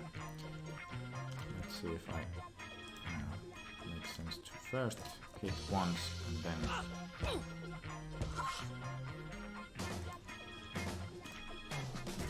try to arrest. A reminder indeed is that the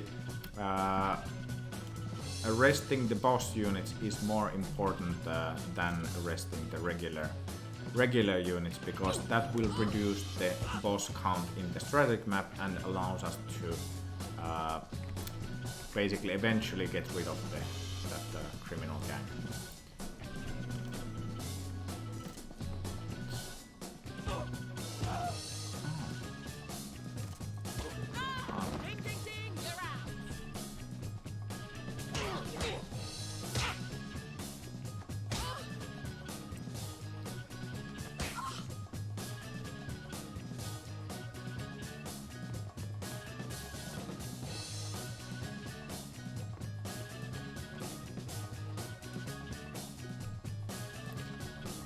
Okay, I think I can arrest behind.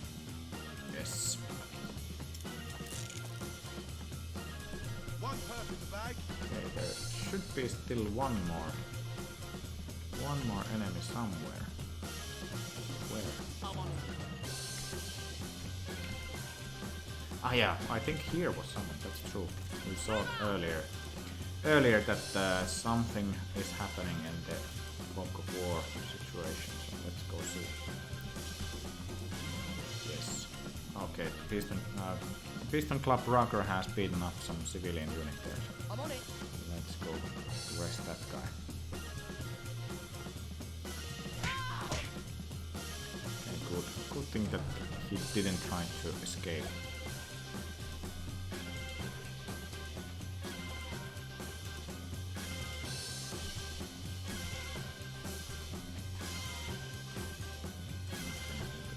Maybe not that way. Just use the regular police approach. Put the handcuffs when they're down. Okay, now so this guy can come to the help. Okay, so that was successful. So 1 enemy boss arrested, or criminal boss, and 5 others. Let's go to the map. Let's level this up. And indeed 2 units wounded and 2 fatigued. So that didn't go as well as my missions on the criminal side. But what we now see is indeed the crime scene. So whenever somewhere has been some crime taking place, the location will be a crime scene for a while. So it's better that you investigate the crime scene as soon as possible, because after that you can then I don't want to go to the, let's cancel this. I want to show this first, and then you get to basically perform other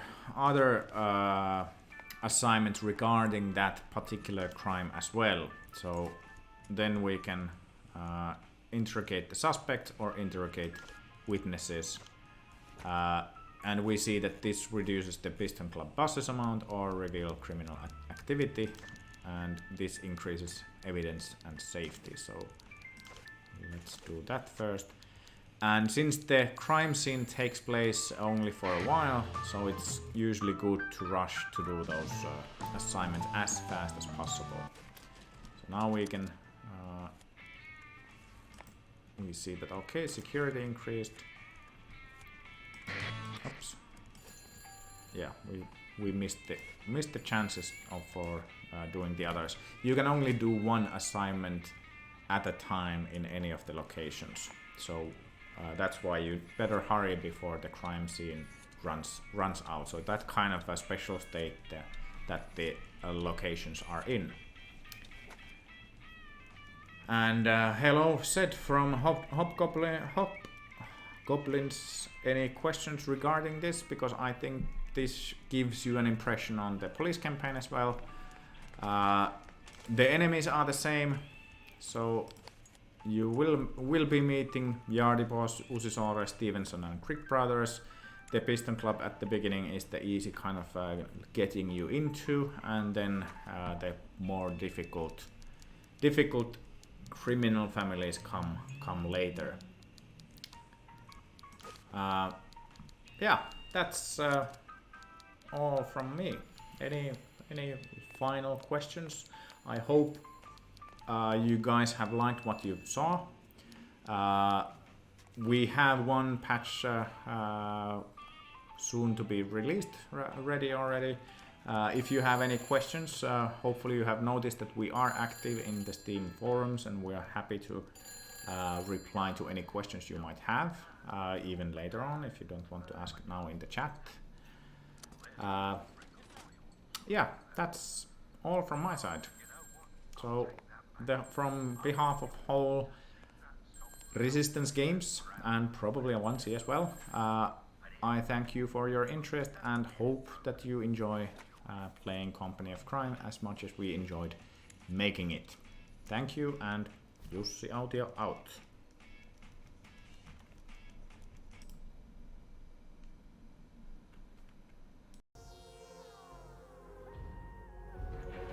Welcome everyone, my name is Jaakko, I'm one of the developers of Astro Protocol, and I'm here to introduce you to the game.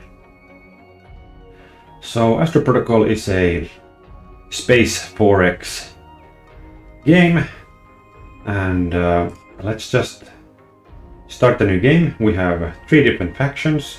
There is the United Tellus, which are these human faction, then this alien Sentry Syndicate, and this ghost-like Yimono Union.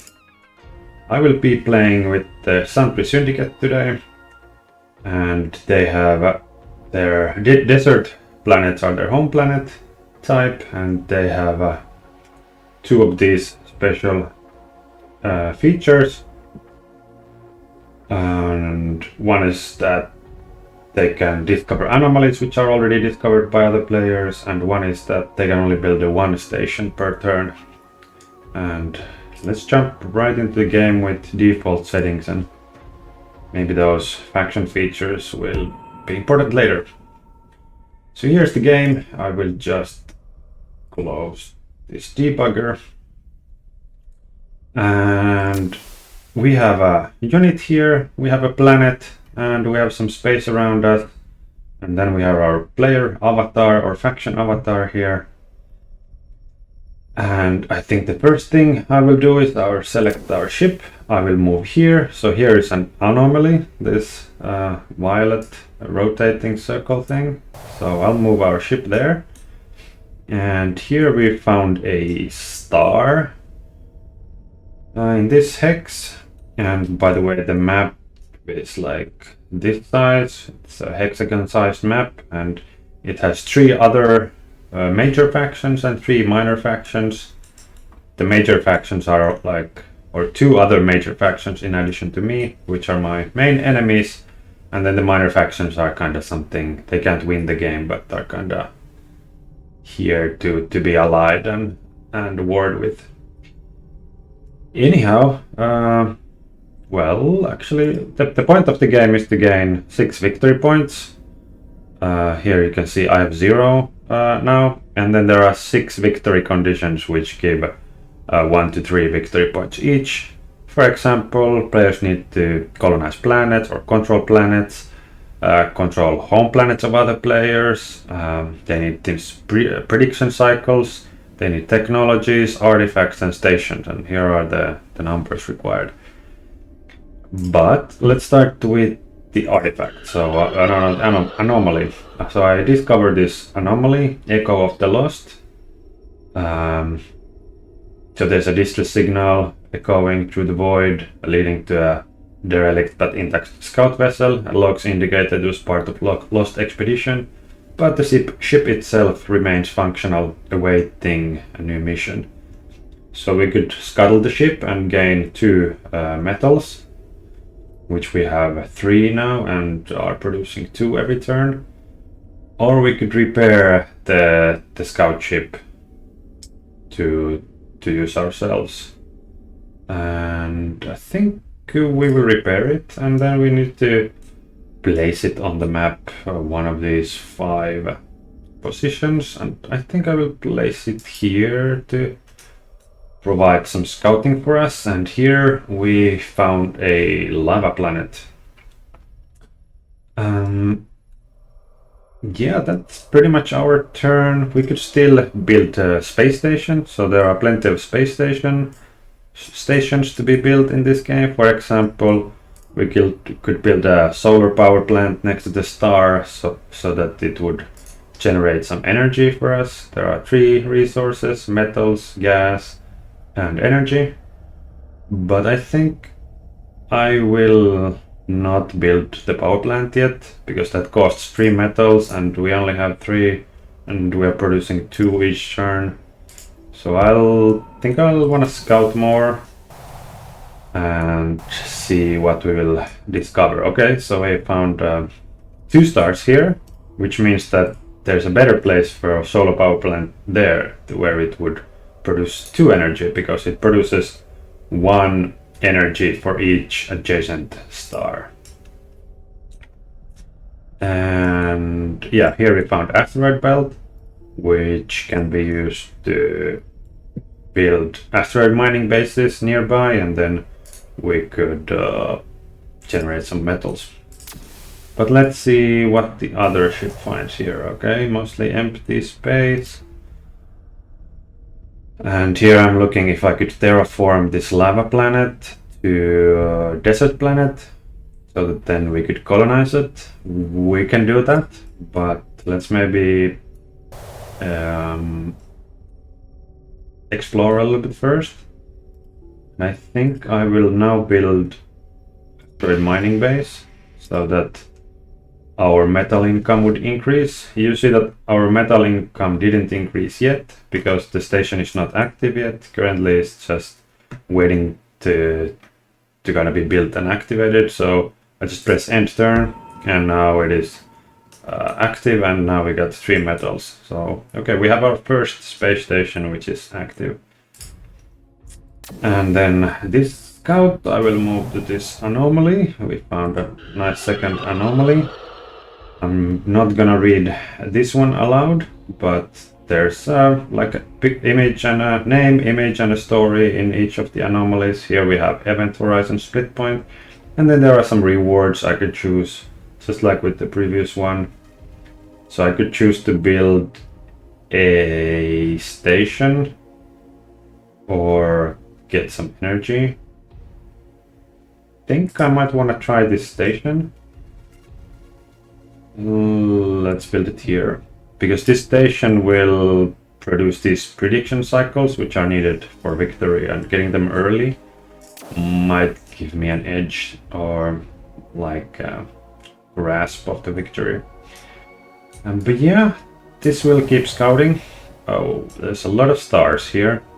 So I found 5 stars already, 1 asteroid belt, but not a single gas giant that would generate gas. So I think gas might be a little bit of an issue in this game. Obviously the maps are always randomly generated, so the resources available will vary each game. I'm wondering if I should build a second asteroid mining base or something else. So one of the restrictions of the Santry Syndicate is that they can only build 1 station each turn. So need to pick carefully, like what do I choose here? But let's go for another mining base. And now these guys can go for this anomaly. Not many options here, because we would need a research lab for either of these options from the Cosmic Chronicles. But I think we're fine with the gas. We could also like choose not to pick a reward now so that we can pick it later. And then we could get this technology that would increase our network range. I haven't really described what the network range is, but it's like a range where you can build stations and kind of supply your ships. It's pretty useful, but I think I will go for the gas now, because we are really not producing a lot of gas. Also, one problem or feature of the Santry Syndicate is that our desert planet, our home planet, doesn't produce gas either. So there are no like life forms producing gas. So it just produces metals and energy. So yeah, we're really starved on gas.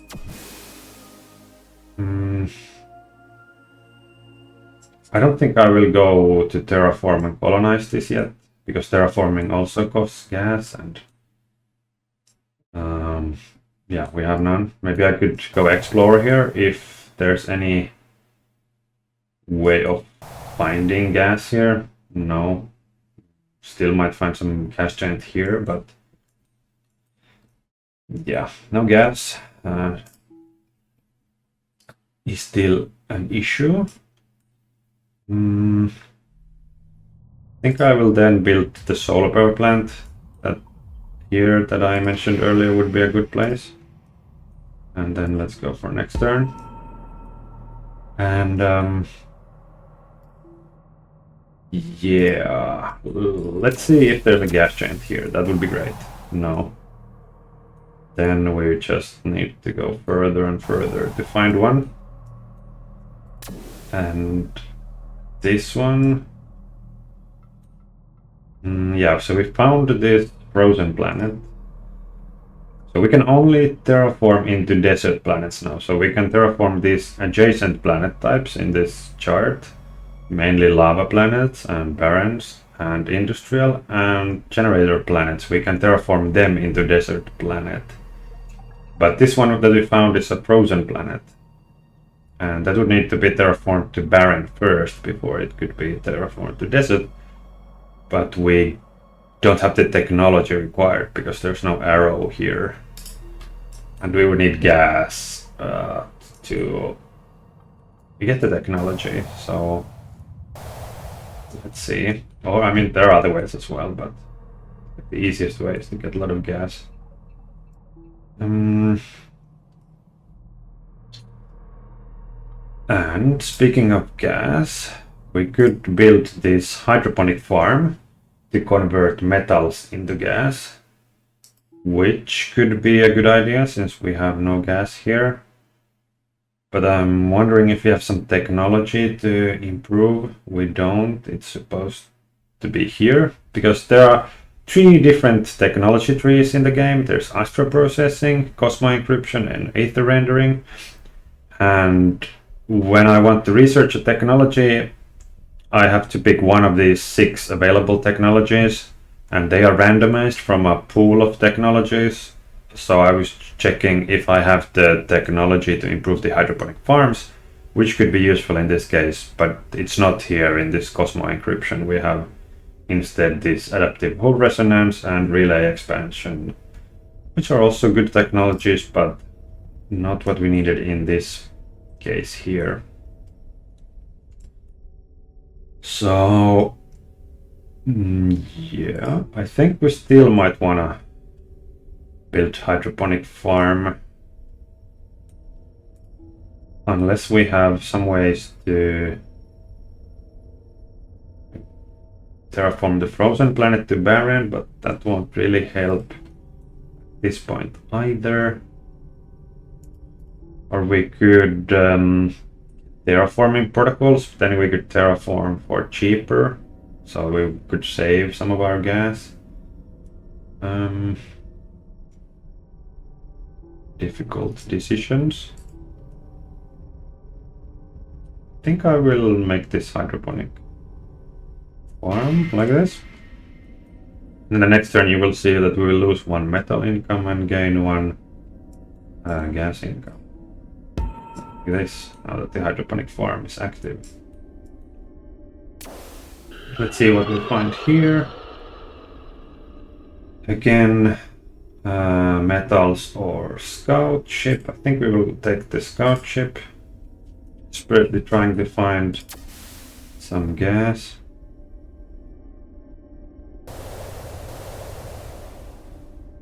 And yeah, it is getting desperate. Then we could build starport or research lab. I think we will build starport, no, research lab here. That will cost some upkeep in gas. So yeah, the research lab will cost one gas every turn, double of our, or I mean half of our income. But now we can get this technology that will save us some gas. Might be useful.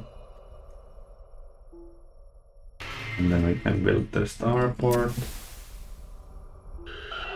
And we get some more gas here. I kind of think we have to take it. Yeah, let's take it. Okay, we found some minor faction here. These are the cultivators.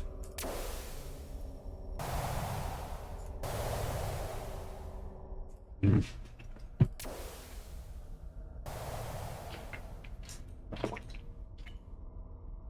And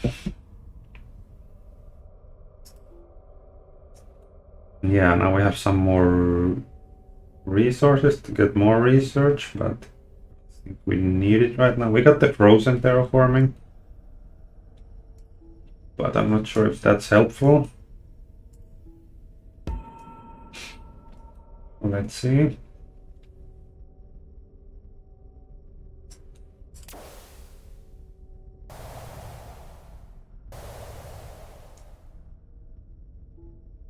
Let's build a ship. We haven't built one yet. Now that our starport is ready, we can just build some more here.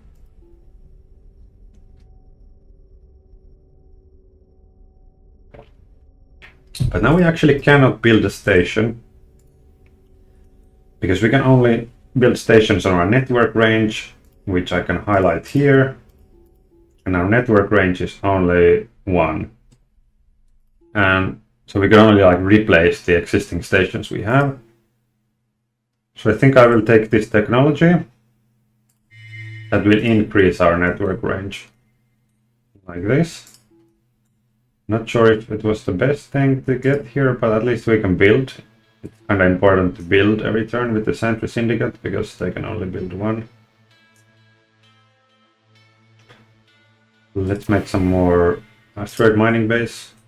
Then we can maybe convert those to gas again. We found surveyors, another minor faction. All the minor factions are hostile to us currently. But if we don't do anything crazy, they shouldn't really attack us. Let's see. Okay. Yeah, they're just hovering nearby, protecting their bases, and the surveyors are, well, surveying. There's another frozen planet here.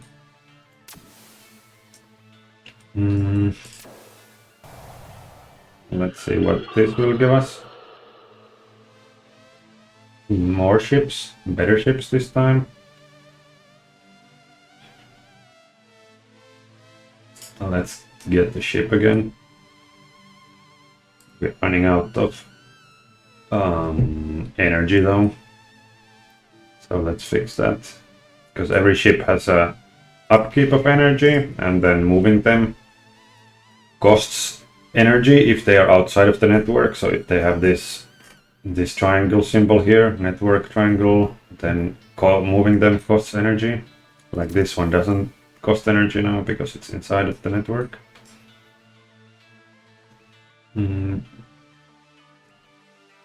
But yeah, this one should probably go here to terraform.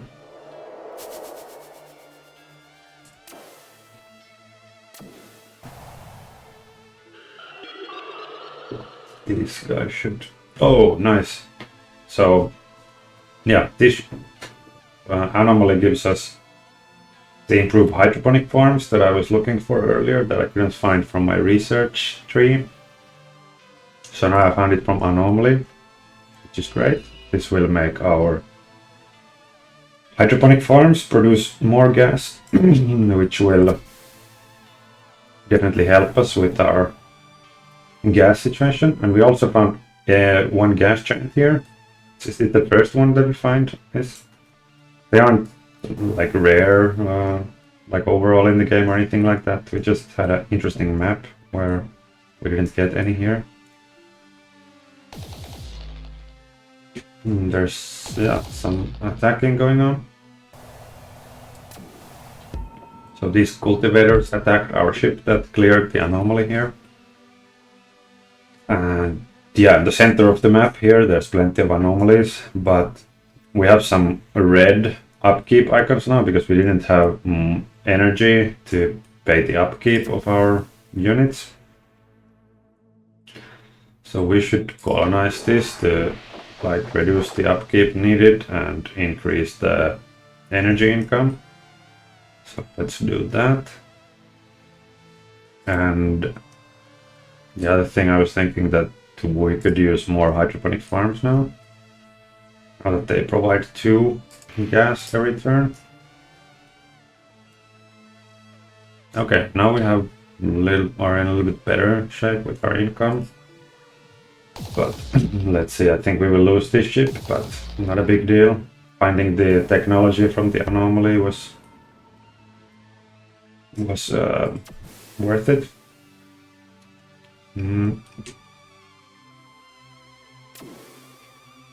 What do we do here? Let's start by checking this anomaly. Okay, we have some technologies and a research lab and metals. Not very useful things for us. I mean, this could be useful to increase our scout movement speed, but we don't have a research lab, so I think we will actually build that first. And then we will wait with this one. And then we should pick these anomalies. Usually these anomalies in the middle of the map are pretty good. Yeah, this hub terraforming technology would be also great, but we also need the what's it called, research lab for that. We still can move this for safety in, unless the enemy, the major faction United Telus, wasn't here. I think we will lose this. Well, let's scout what we can. And yeah, we already built the station, so lost it. It's okay. Let's see how the enemy is doing. They have more stations and technologies than we do, but we have more planets and prediction cycles. So yeah, now we will take the hub terraforming, and then we will take the H-Vector thrusters technologies, like that. And I think we need to build more hydroponic farms. Alright. Let's see what we have here. We could get ship or resources. I think we will decide to get the gas because we are out of it. And oh, we have automated farming, which would increase our planet gas production. Well, that's great, but we have kinda solved our gas issues with these hydroponic farms. We just need to build some more, so probably won't take it because we need the frozen terraforming to terraform these couple of planets. So let's take that instead. Place it here. So in this game you need to place all the technologies in the research labs, and if you ever lose the research lab, you will lose the technologies that were contained in the lab. Okay, the enemy is making a move. So I was hoping we could colonize these 3 planets. They are all frozen planets, which we now have the technology to terraform. Actually, we didn't even need the frozen terraforming. We already had this hub planet. Oops, my bad. We didn't need the tech, but hey, we got the hub planet, so that's good. But yeah, let's then try to kill these enemies. Oh yeah, bulwarks can't attack after moving.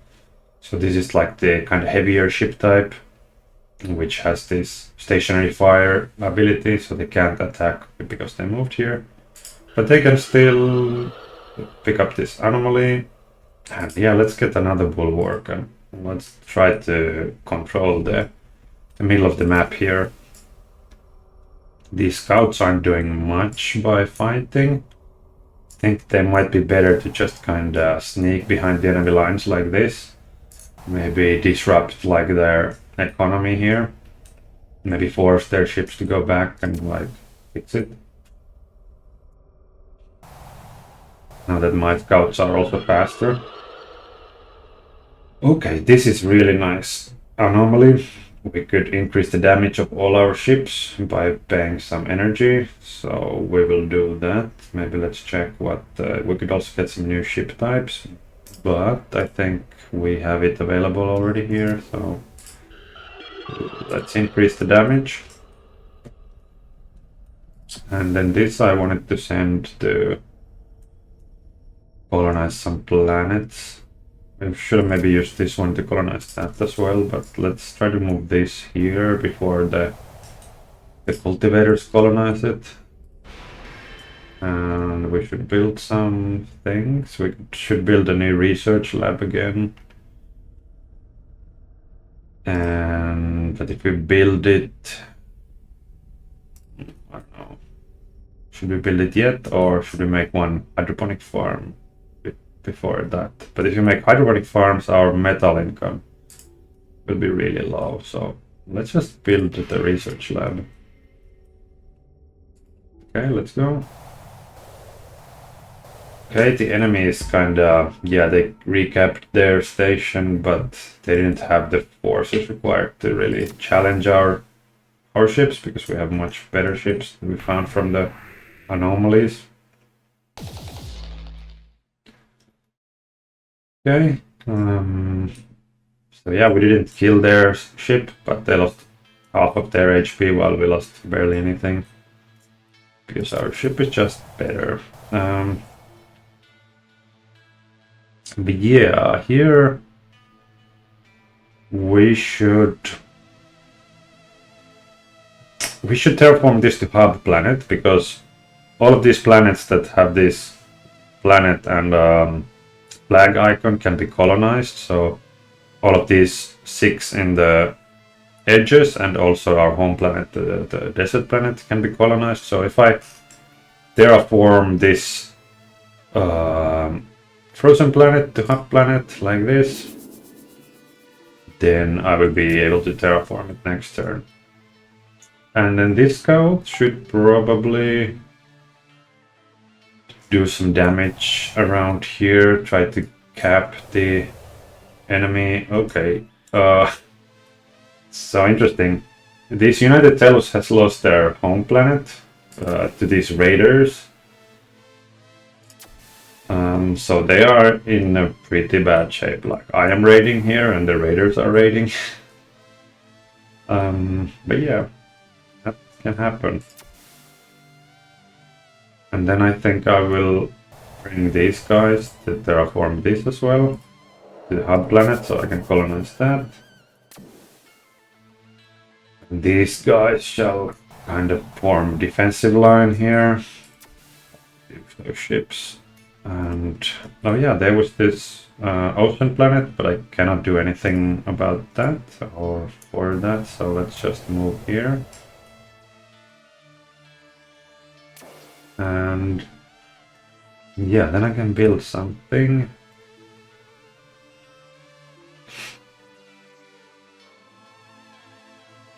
Maybe more hydroponic farms. Or no, I think more solar power plants. I will need more power to be able to colonize all of these places, because that costs energy. Oh no, they are attacking again. That is kind of a problem. Okay, and the United Telos also built some advanced ships, which we cannot build. We can only build scouts. They built corvettes and battleships. That is also an issue. I'm kind of scared now. Like, I didn't maybe think this through. I didn't think the cultivators would come here and like burn me like this. And I don't have the energy required to colonize this. That's also a bad thing. So I think I will not move any of these to conserve some energy. think I will move this to keep their ships busy. I will capture their starports so they and their research labs so that their like production is messed up.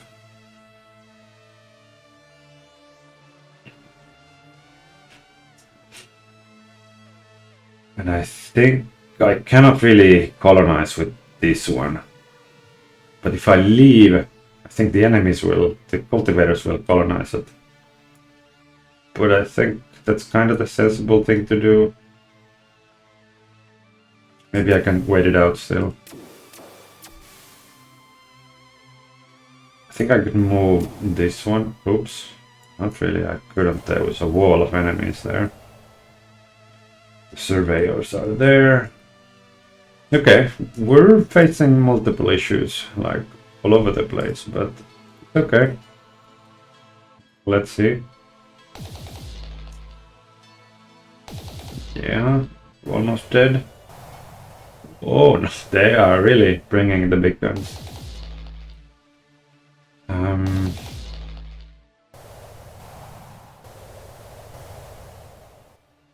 Yeah, the United Telos is still... Okay, and now I got too close to their place. They are getting aggressive.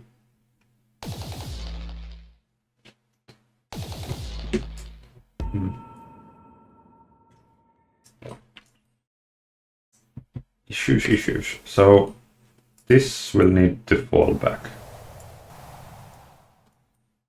This will need to colonize. We just have the money, the energy required. So now we have network here and we can kind of start playing here.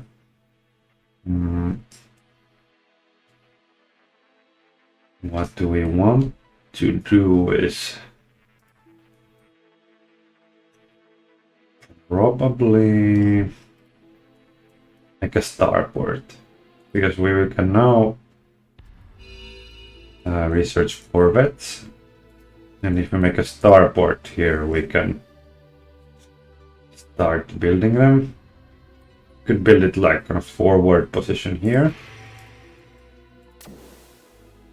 and then we could use this to capture some places and then defend the starport. This could maybe go capture this one and... Oh, we could have gotten a free starport here.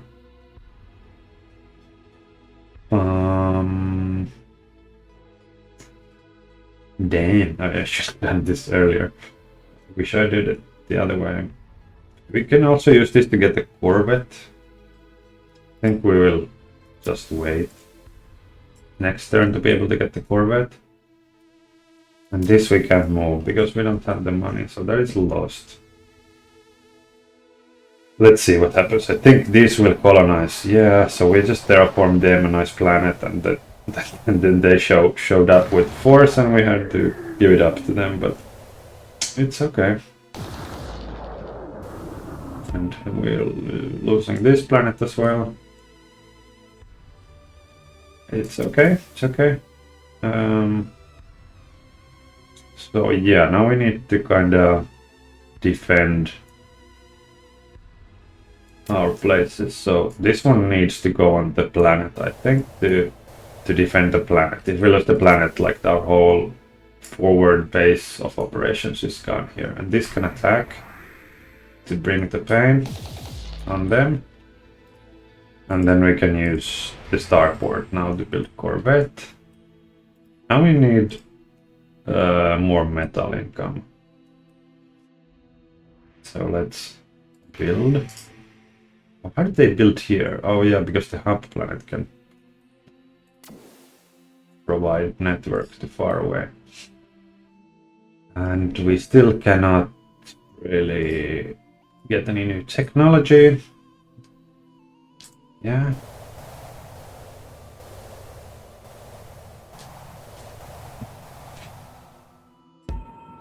So we're on round 18 and we are pretty bogged down with fighting everywhere, but let's see.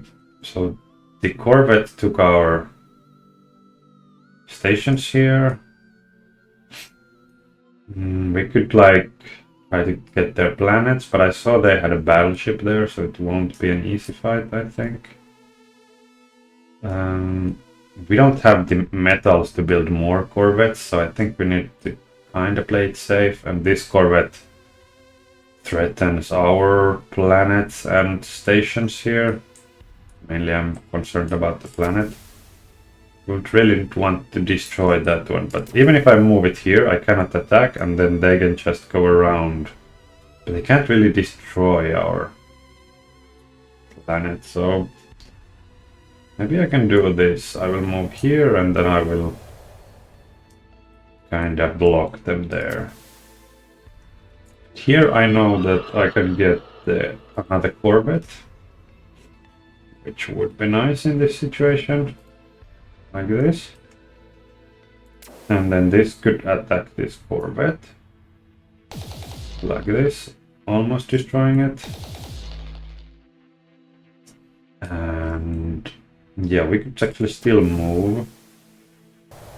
And come back to defend the starport. And we should maybe checked our technologies first. We could really take this metallurgy synchronization, so we could create stations that create more, or build stations that create more metals. It could be a good position to do it here soon. So let's take that, and then try to make like a good position here. We could replace this one, yeah. Like that.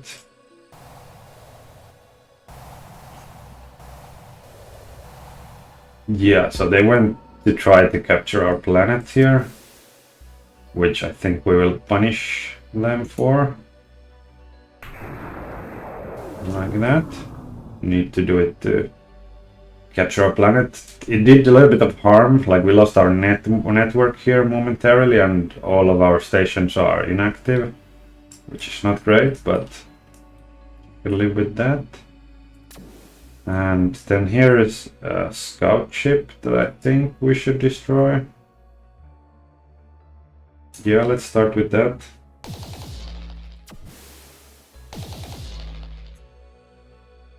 No. And now we cannot build more ships because the station is inactive. Yeah, they have their battleship here.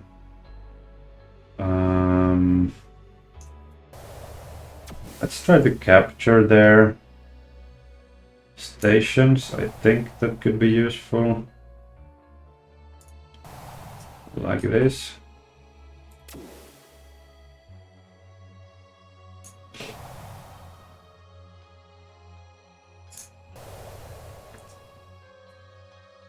Yeah.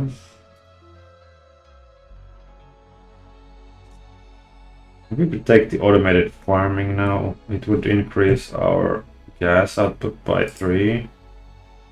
Yeah, let's do that.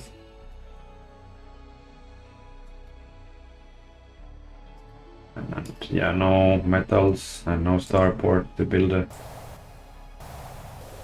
Oh no, the cultivators are really stealing my stations now as well. I should not have given them the hub network. I mean the hub planet. Now they're getting aggressive. Some more corvettes. And I'm getting surrounded here. But I think they're gonna lose their home planet Earth again. Because there's like no one there. Yeah, let's bomb Earth. There it goes. And what will we do here? I think we could try... We could have a good chance of destroying this battleship because its shields are already depleted. Like this battleship barely takes any damage because it has shields up. But this has no shields. So we could try to beat that, or we could see what is here. Nothing much that we need right now, so let's go for the battleship. Of course it will hurt us as well. But then we can come here and finalize. Let's have a look what is here. So we can have a look and then close it without losing anything really. Okay. So those are gone now. And yeah, then let's keep improving our metal situation. Oh no, we can't actually because we spent the metals on this Corvette. Which might have been a mistake. But let's see if we can get... We need to fight these cultivators. They're just extending here and... Yeah. We need to fight them as well. Or we need to ally them. That we have allied them, yeah. Because we have 10 gas. There are these meters for allying each of the minor factions, and the cultivators will ally the player with the most gas income, and we have a gas income of 10. So now we just allied them, and now we can see like what they're doing. So I guess it kinda panned out okay that we gave them the planet. Except that we lost some of our like production here. That's not great, but at least we don't need to really fight them right now. But let's try to beat the United Telos then. In order to do that, we would... They don't really have any planets right now.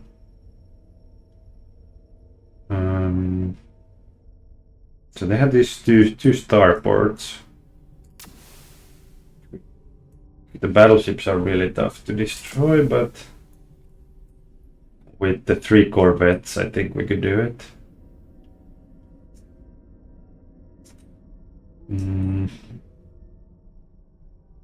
Let's try to increase our metal production. And yeah, let's then go for this corvette here, I think is a good target.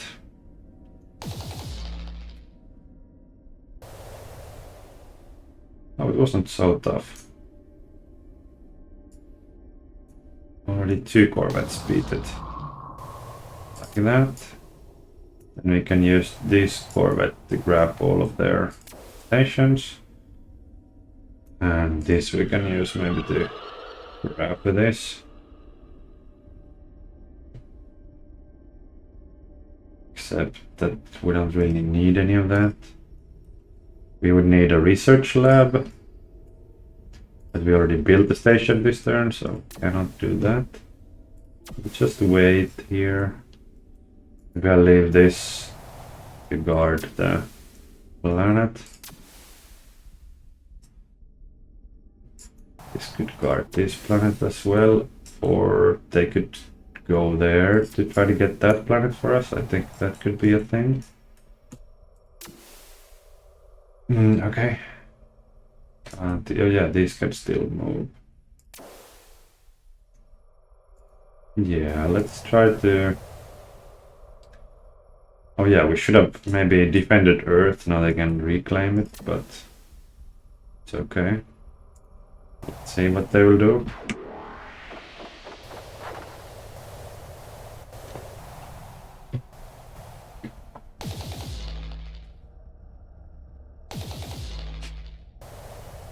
Fighting the raiders, good for us.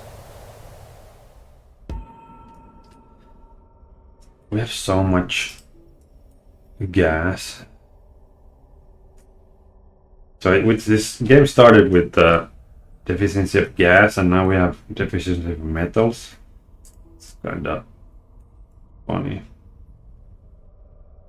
And we can't really use the gas because we don't have research labs, free research labs. So let's build some of those first. I think we can afford another corvette.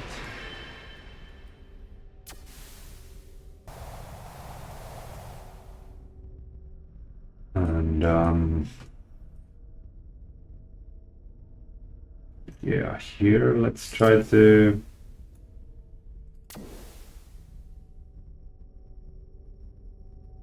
where should we start? Let's destroy the scouts so that they cannot build more ships from the starport. Try to control the starports. The ships can only be built from the starports, so controlling them prevents the enemy from making any. And that.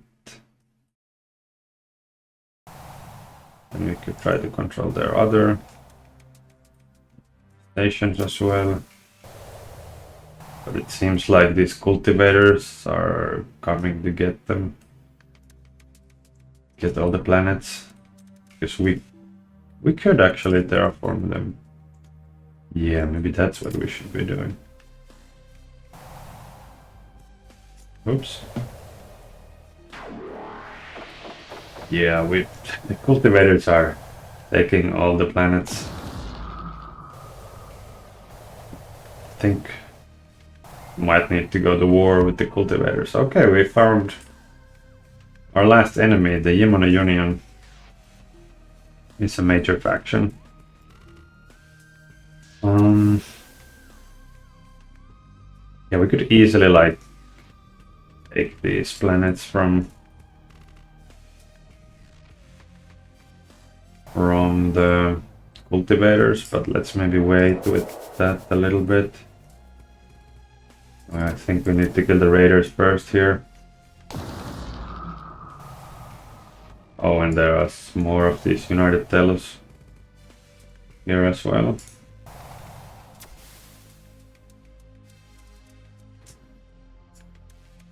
Let's just defend.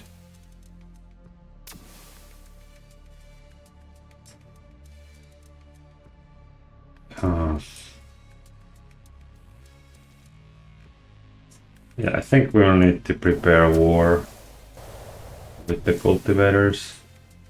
So I was just going to go to get this planet, but seems like I won't. The enemy got there first as well. Now some more technologies. We finally have the research lab. Let's take some more movement points, I think. And battleships of our own. And then build some more droid mining bases.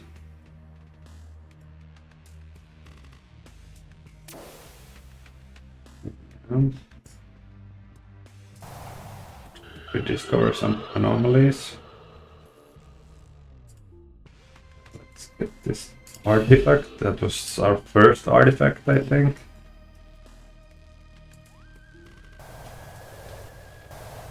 What? Did they come and take our starport? Oh yeah, we are not in alliance anymore. Seems like they betrayed us because we lost the gas income. We require 10 gas income to be in peace with them, which was not the case anymore. So they just came and took our starport. Luckily we were prepared a little bit at least. But they took the station that we didn't want, or we did need. Didn't want to get rid of. But yeah, let's try to scramble the corvettes now. I think we will use this one to colonize this. It will give us a lot of network and income and everything. So let's do that. Let's try to deny their network maybe a little bit. Okay, they have defenders everywhere. Maybe not wise then. Well, let's bomb their planets then.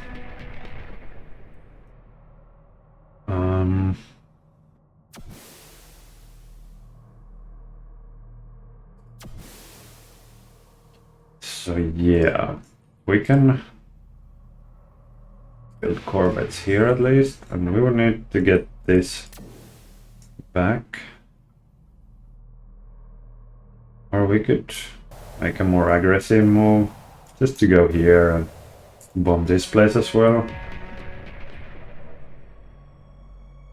Or could have colonized it, I think, directly as well. Too fast. I'm putting this scout to colonize it. Anyhow, we're doing a little bit better now. Let's see what the cultivators will do. Oh no, we have cultivators next to our home planet. That's not good. So let's start with our home planet. We need to move on our home planet to defend it. And actually, are we allied with them again? No, this is the Yimon that is allied. So we need to attack them. Build some more battleships here. And here I think we do this kind of, we move away from here, this goes in, this colonizes it, this goes back to defend it, and maybe attack while they're there. And oh no, this is a little bit of a problem here. The raiders are attacking us from the behind, but let's just try to get rid of them. Like that, and then come back here, like going back and forth here. I think this corvette cannot take a duel here, so but they are faster, so let's just like try to avoid them and bomb their planets, because we can with the faster ships. Oh, the Yimano is here. Interesting. Still haven't gotten this. I don't know. We need to get this starport back. Oh, I shouldn't have moved away from there. Well, let's build another starport then. We built it in an interesting place, but I mean, in a bad place. But yeah. Let's see. Cultivators are attacking.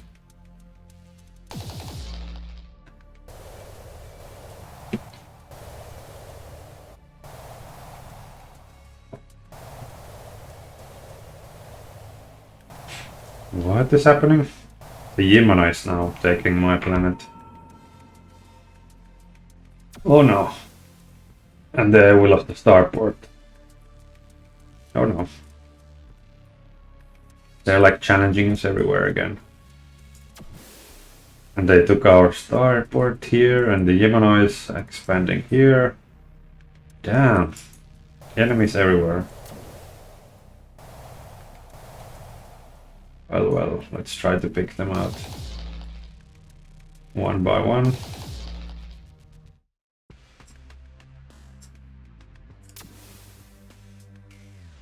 Yeah, we lost these technologies here as well. Not good.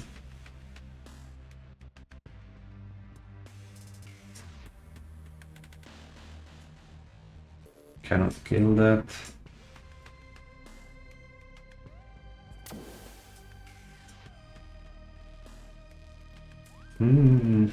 How is this active? I don't know. Do we really have a network there? Oh yeah, we do, from here. Of course.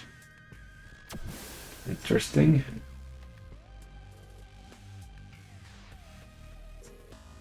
Well, I think this needs to attack there.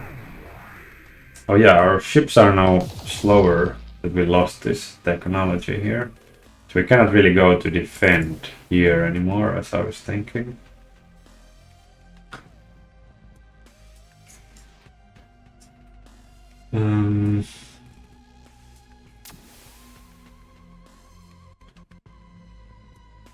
think these guys will go to defend Earth and hope to survive.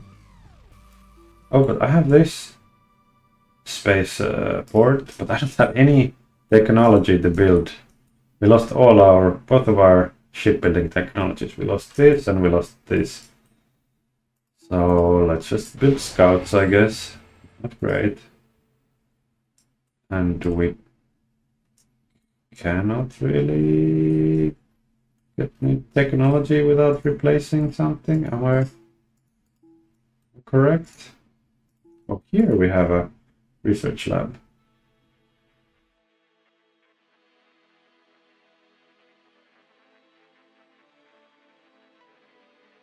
Yeah, let's get this one there then. This one. Oh, we could have got some. Damn. I should have checked these technologies first. Because now we have some better ships. Yeah, then what to do? They're everywhere. I think I'll keep on bombing.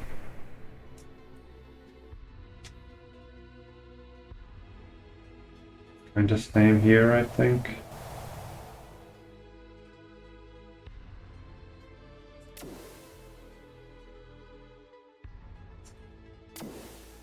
Yeah, this will defend. They are trying to get their planets back and succeeding, I think. Yeah.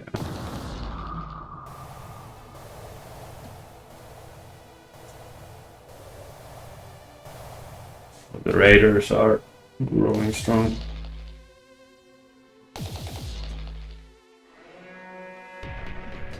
They bombed our planet here.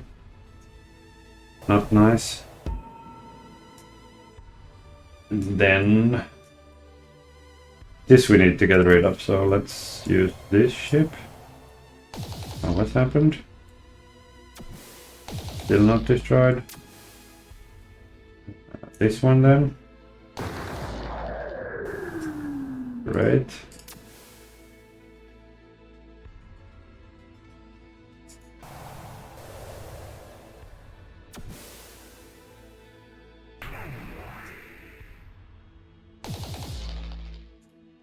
Battleship is not falling easily.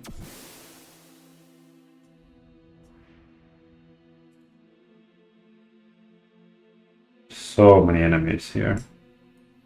So little metals left. I think the Yimano will soon just come here and raid our home.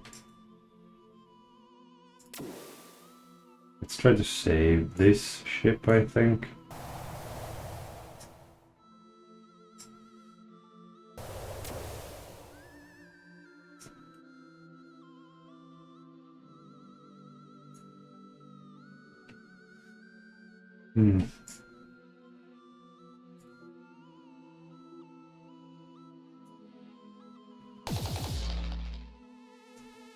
Yeah, we are not doing great. We could build a scout here, but I don't think it's worth it.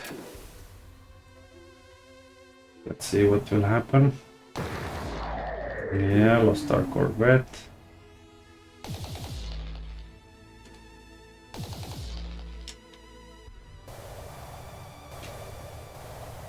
Raiders are raiding the stations.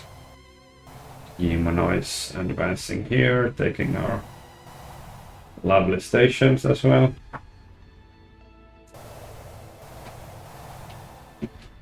And we lost the game. The Yimano got the stations victory point. So they got over 36 stations. They got more than 12 techs, and they got the 7 planets that they needed. Nice. Good game. I didn't stand against Yimano. They just came and took my planets while I was busy fighting with the others. But yeah, that's Astro Protocol. And yeah, the game is in Steam, demo is playable. So wishlist the game and see you out there. Thanks.